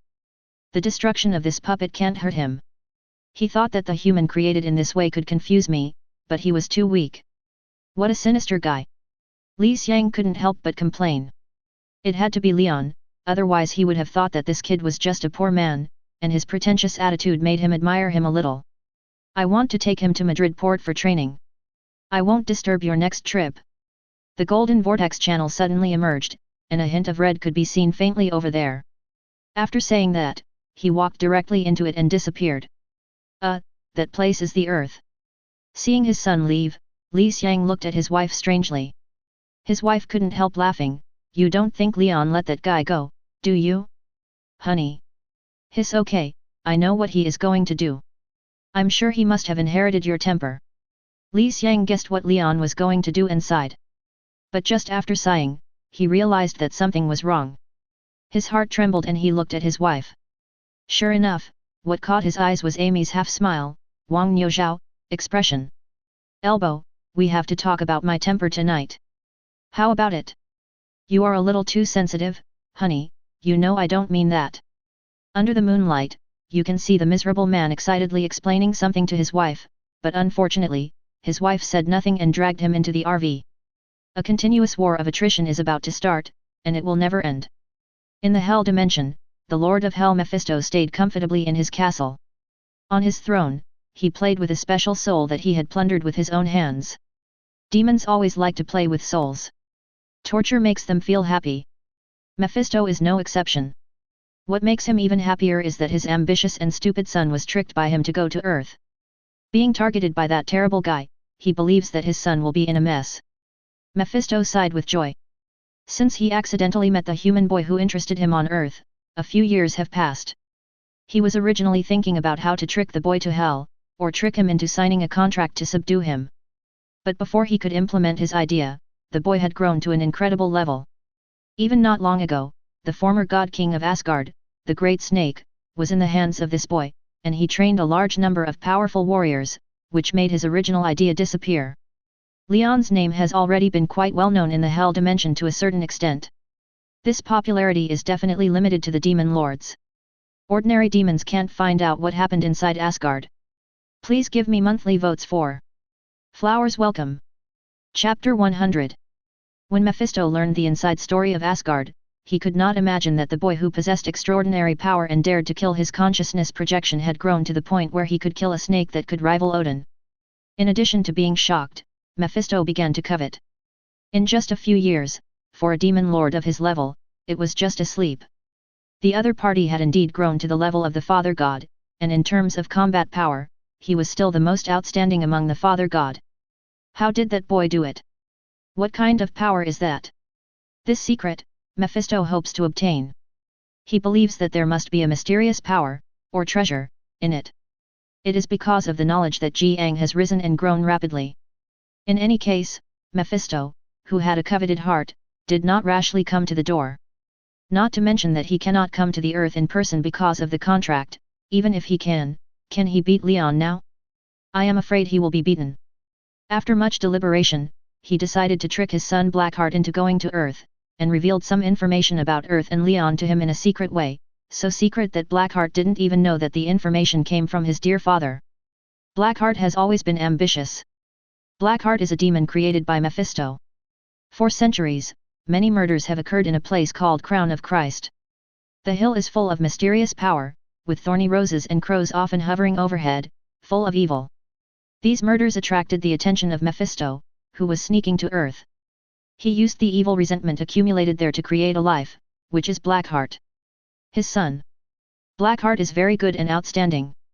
Under the guidance of Mephisto, he explores the nature of evil and power, and likes to collect the souls of innocent people like Mephisto. What really makes Mephisto uneasy is that Blackheart is too good.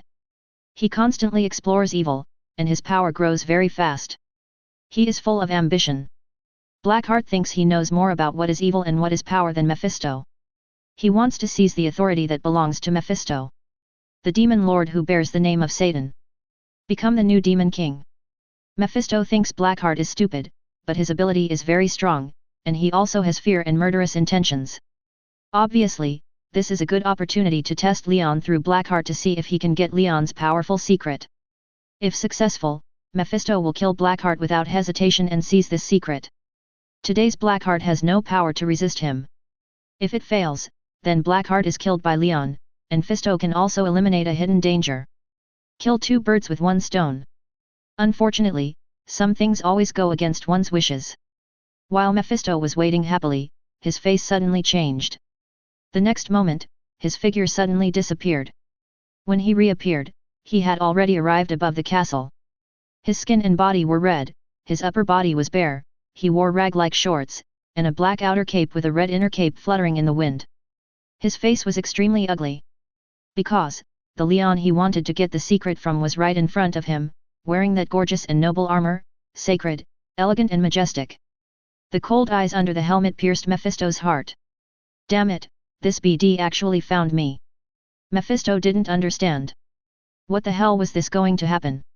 Even if the witch demon was discovered, he was looking for the other party. He didn't expect Leon to turn around and kill him in hell, and kill him in front of him. Looking at this posture, is he going to fight? Mephisto laughed angrily. I can't beat you on Earth, but this is his kingdom, his hell. When the other party crosses the limit between dimensions and comes to hell, his original experience will be naturally suppressed. As the home court, he can not only exert all his strength, but also directly draw the original energy of the entire hell when necessary, so that he can burst out with power far beyond his normal strength. You should have a brain if you are unreasonable, right? This kind of thing will be clear to anyone at the level of the Father. Are you stronger than the Ancient One? The Ancient One can beat him violently because of his terrible magic attainments. What do you have?